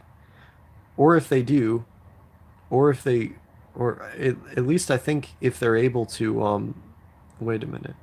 Uh, I accidentally clicked somebody's name. Okay. Um, the internet should have never progressed beyond GeoCities and eBay. See. Know about the UK enforcing you to decrypt, and that sucks really bad. How can they force you to decrypt? I guess they would give you more years in prison if you didn't do it. Can force you to give biometrics like fingerprints, but not sure about passwords in the US. Jesus Christ. It's like you guys don't have any rights. Sir, you have license for that freedom. You have a loy... Sir, do you have a license for that freedom? Yes. We all need licenses for everything now. We need to start going cross country. I like all these posts that are just like we need X. This is great. To start going cross country, hiding cell jammers in populous areas. Normoid deportation squad. I agree. They'd arrest you for withholding evidence and or obstructing justice. Like obstructing justice in the US, I feel like is much more clear cut. Um, yeah, like it's not something like this of like, oh, decrypt your PC, bro. It's oh, is that a dog? UK is pretty much 1984 now, I would agree. The US UK is the OG settler state after all. This is true. Biometrics only works against phone fags though. Why wouldn't you just use a passphrase? This is true. The UK has been at war with East Asia. You think it's bad. You think that's bad. London is about to roll out China-style facial recognition. Not good. And the police are going to have facial recognition stuff with them, right? Does anyone know what happened to the UK porn thing? Why didn't it go through? Oh yeah, you having to have like a password or like little credits in order to look at porn. Absolutely insane. What if we did Mr. Robot IRL? I think we're coming close. Imagine not having a gun to fight off the trucks of peace. Mask in public gang. I agree. Dude, imagine having guns being restricted. Where's your sex license? Where's your sex license? I don't know where it is. The British were the bad guys of Europe before World War One and World War Two. I completely agree. 100%, man. Someone already got arrested and fined for covering their face from a facial recognition camera. Oh my fucking god. That is not good, man. That's not good. You really should get out of there. No, thank you. You heard about that Clearview thing that US cops are using. I've never heard of that. No. Hold on, let me get my dollar store clown mask and a 240p webcam. Based. Based.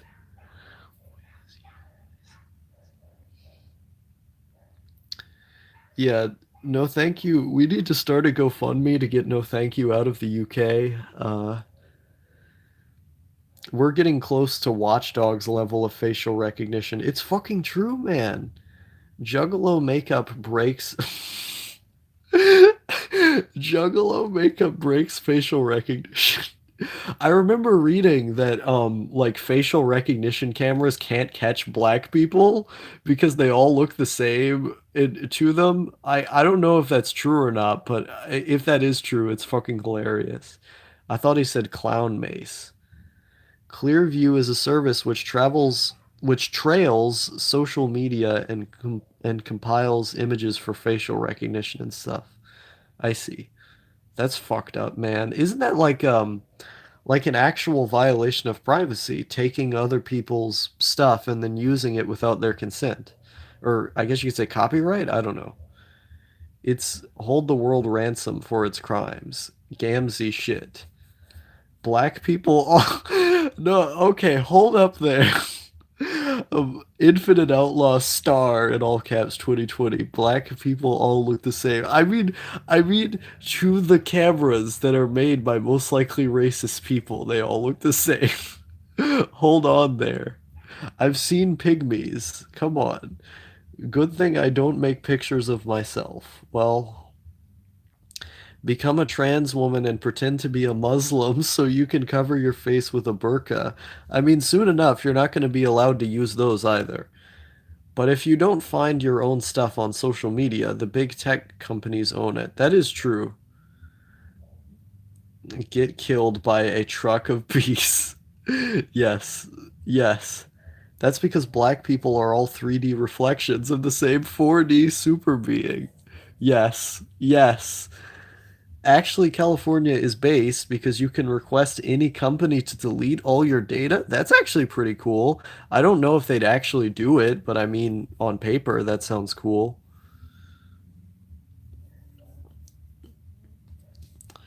We have the Freedom of Information Act as well. So, like in the United States, if the FBI has been collecting information on you, required by law to do it. I mean, those are laws, though. Like, those are broken all the time. But like in with the Freedom of Information Act, you can re so yeah, it's pretty cool. Yeah, oy vey, shut it down. Yeah, no, they shut me down again. It's funny because every time I reopen the app for YouTube on my phone, it immediately marks the time back to 46 minutes. It says I've been streaming for 46 minutes. And I don't know why it is that they do that, but I can never keep accurate time now because of that. Theoretically, they could just ignore it and pretend they did it, but if they got there, would probably be big trouble if they don't care. So, I see.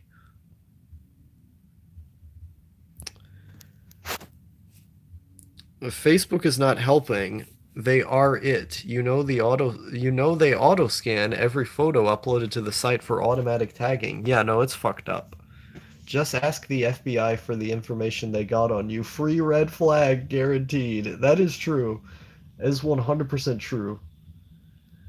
Problem is you have to prove who you are who you say you are to get them to do it. That's not that bad.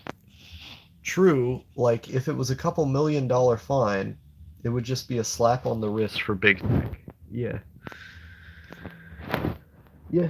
Yeah. I mean, some of these big tech companies have money in the negative though. Like Twitter doesn't make any profit, YouTube doesn't make any profit, but they still throw money at things constantly.